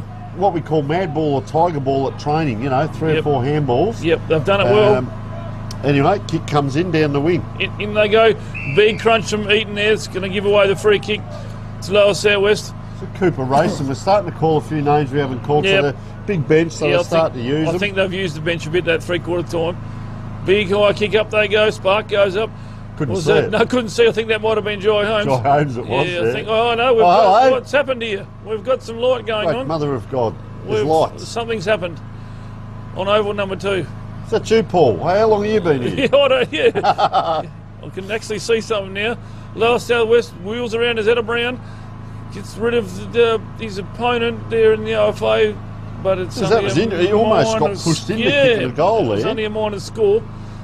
That takes Lower Southwest to 8-7, is it? 55 to 8-6. 8-6, 54. Yep. So let's just have a look at the kick in here. It is Jai Holmes. I think that is his place down back. Yep. They've used him in a few places. Oh, a player just got bowled over in the middle of the ground here. Gave a little bit and got a receipt. Oh, the big fella pushing in here. Holden. He's got a bit vigorous there. The whole pack comes down. Holden's on the bottom of it. He's getting the mo rubbed into the ground now. He'll hop up, it'll be green. Doesn't like that close attention, Riley. That is Jake Tonneson. There was a little bit going on with him in the middle of the ground a moment ago, and he just handed out a receipt in a fair way, and big player using his weight well. Out they go. This is what we talk about. They flick that ball around. That's made it hard. Gee, long way up the ground, and 3 on to 1. And taking the ground there. Tommy Hams right in front of us. Paul, this is your spot, mate. They're a metre from us. Yes, reach out. Isn't it You great? can almost go up and have a tap here. Yeah, we'll just about get a touch here. Down the midway. Good spoil from Lower Southwest. The sting's going out of the game a bit now, Tony. So we're just going through the motions now. Samuel McHutchison tracking that ball out. Oh, Holden gives one on the way through. Just player through off the back. Yeah. Gosh. Bit of feeling still out there. Yeah, no love lost between these two. In it comes again, right on the cricket pitch. Well read by one of the Brown boys, number 5. Oh, it's a beautiful little kick up to Kobe Brown. Yeah, put him right into the hot seat here. I think he's going to go back and have a set shot. Yeah, soak up the clock a bit. Just touch on Lachlan Hughes, who's just running in there.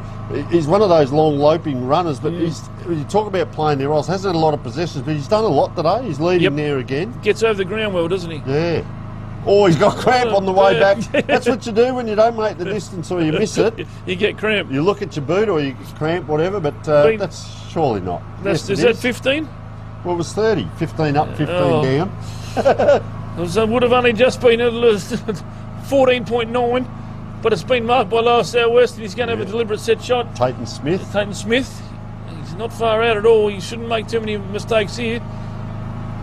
Yes, it's gone over the goal umpire's head and Dave Sheldon. There'll be a certain goal here. Yep. Well, he's pretty happy. He's so happy. He's got a... Oh, no. Oh, no. Don't tell me. That's Connor Brown again. Oh.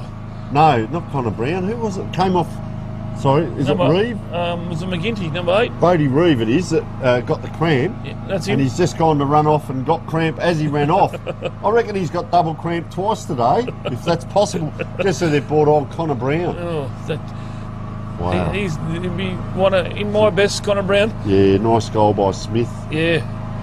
It takes Lower South Western 9-6-60, leading the RFA 5 points. They need a goal here, the RFA, just to let them redeem themselves a bit, make themselves feel a bit better as the day draws to an end. It gets a bit darker as we talk. In goes Holden, not 15, he said play on. Dodges, weaves, tells a bit of candy, whacks it on that left foot. Ugly old kick off the boot. Well cut off by Edwards there in Lower South West, deep in the back line for them. This is what they do well. They spread well. Going by that last mark down the other end, I thought that might have been a mark to Holden. Good grab. I think, the 14-metre kick up the end there. Yeah. This is what Lower South West do well. Open up nice. the RFA. He's forward to play. Good handball backwards. Good vision. Good talking. Over they go. Right in front of the scoreboard. That'll provide a bit of light for them.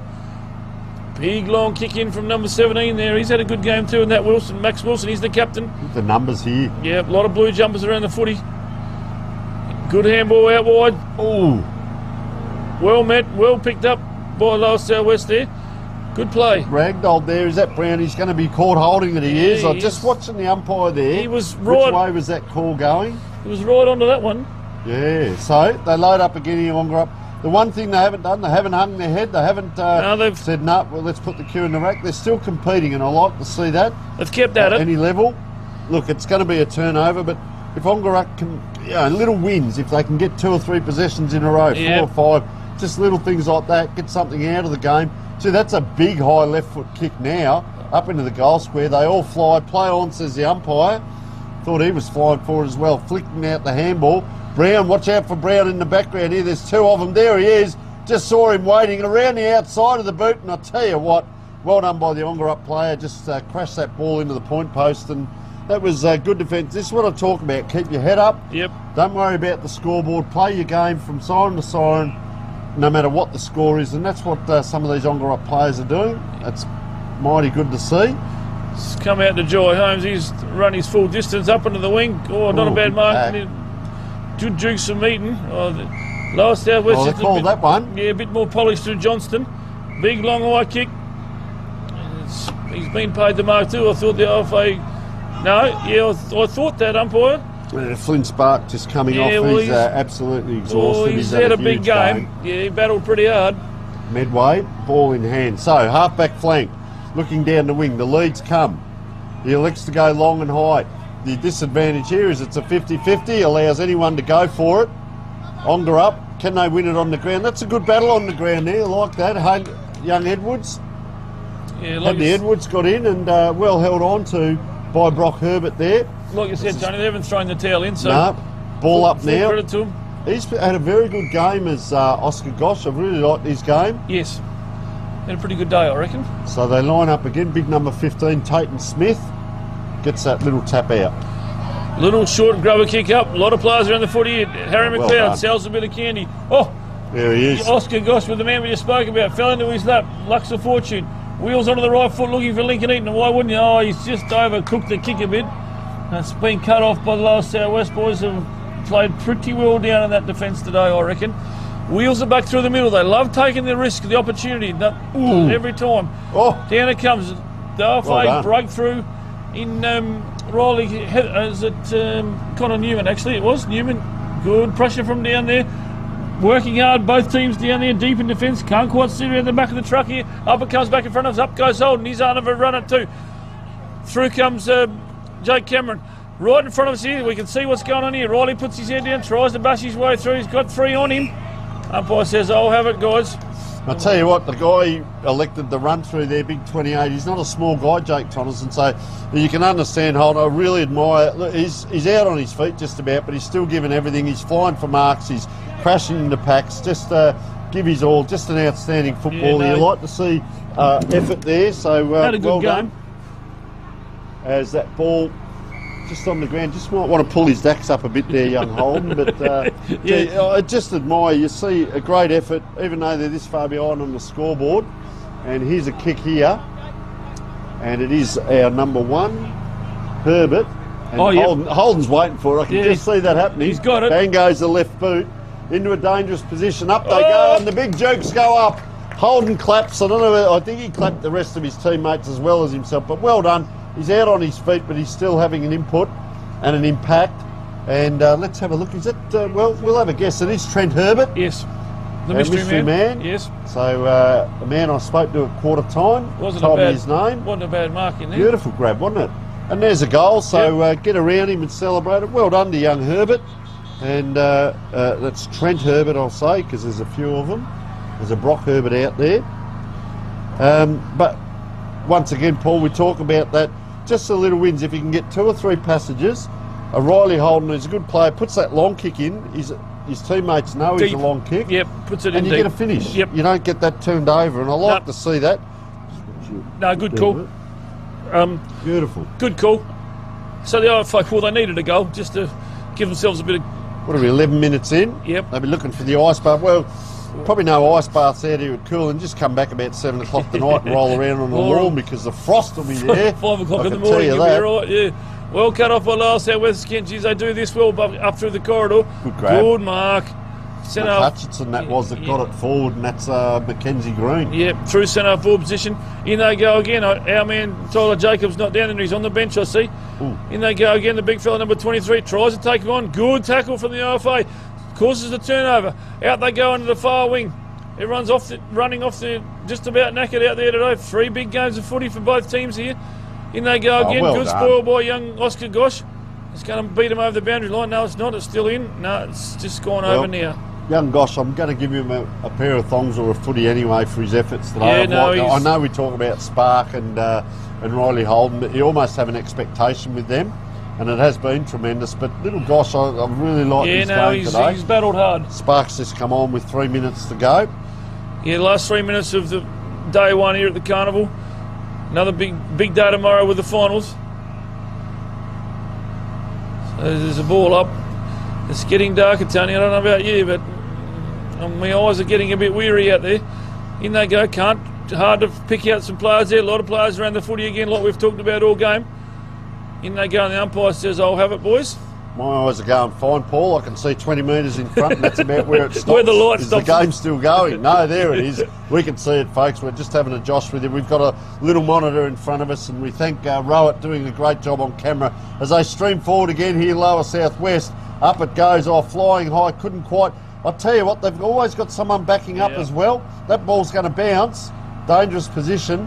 I'll tell you what, he's turned inside, kept that in play. Well done. You'd think it's a grand final and 1 point the difference the way that he did that. Well done by Jai Holmes there. Holmes, yeah, he's had kept that ball alive. He's had a pretty serviceable Like game him too. down back. Here's what we're talking about. That 3 or 4 possessions on the back of what Jai Holmes just did. Yep. That is sensational. The umpire's called a quick whistle there. Was that out? Come in again. A player completely missed the ball. You'd swear it was dark out there. Around the corner.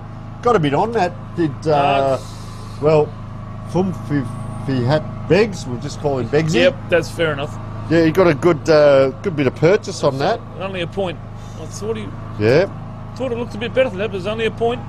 The goal umpires are struggling to see each other too, I reckon. 9-8-62, plays 1 goal, 5-11. They led by 10, 41 and 48. Did the lower southwest. Minute and a bit to go. Tony Neal and Paul B. In it with comes you. Jai Holmes. He's had a pretty serviceable game. Beautiful long kick of the footy. Ooh. Out to nearly the true wing position in front of the scoreboard, providing a bit of light for the players. Down they go. Probably the last 4:04 into the last minute of the last game here, the 2025 Colts Carnival. Here's what happens when you're 21 and under, Paul, because the players here on the wing, every player out is still running strongly, working well. You know, like you just admire what you see out here. Country lads really having a go. It's a credit to all of them out there. All, Yeah, you know, 40 odd. All Doesn't matter about the score. Have a look at this. All had a pretty big day. They'll sleep well tonight. 1 point, yes. And they conduct themselves so well. That's 1 goal 4 for the quarter. Now, we wandered around and talked to a few of the lads, and they're all very humble, and they're great to meet us and have a chat and that, and the liaison officers working with them, coaches and that, so it's a credit. It's fantastic. 100 years old, over 100 years this carnival, and this is the kind of footy. That's a big barrel that comes in. Gee, flying high there. Lincoln Eaton. Yep. Around it comes. He's our mystery man, Herbert. Yep. Into the space. Oh, here we go. There Is you that go. the siren? There It goes the is. siren, I'll tell you what. Oh, Mitchell Cameron. The IFA boys had the Jets on. They were going to look for another score there. But anyway, that's the end of the game, Tony. So 9-9-63. So that's a fair score. 18 scoring shots to 1 goal 5, 11.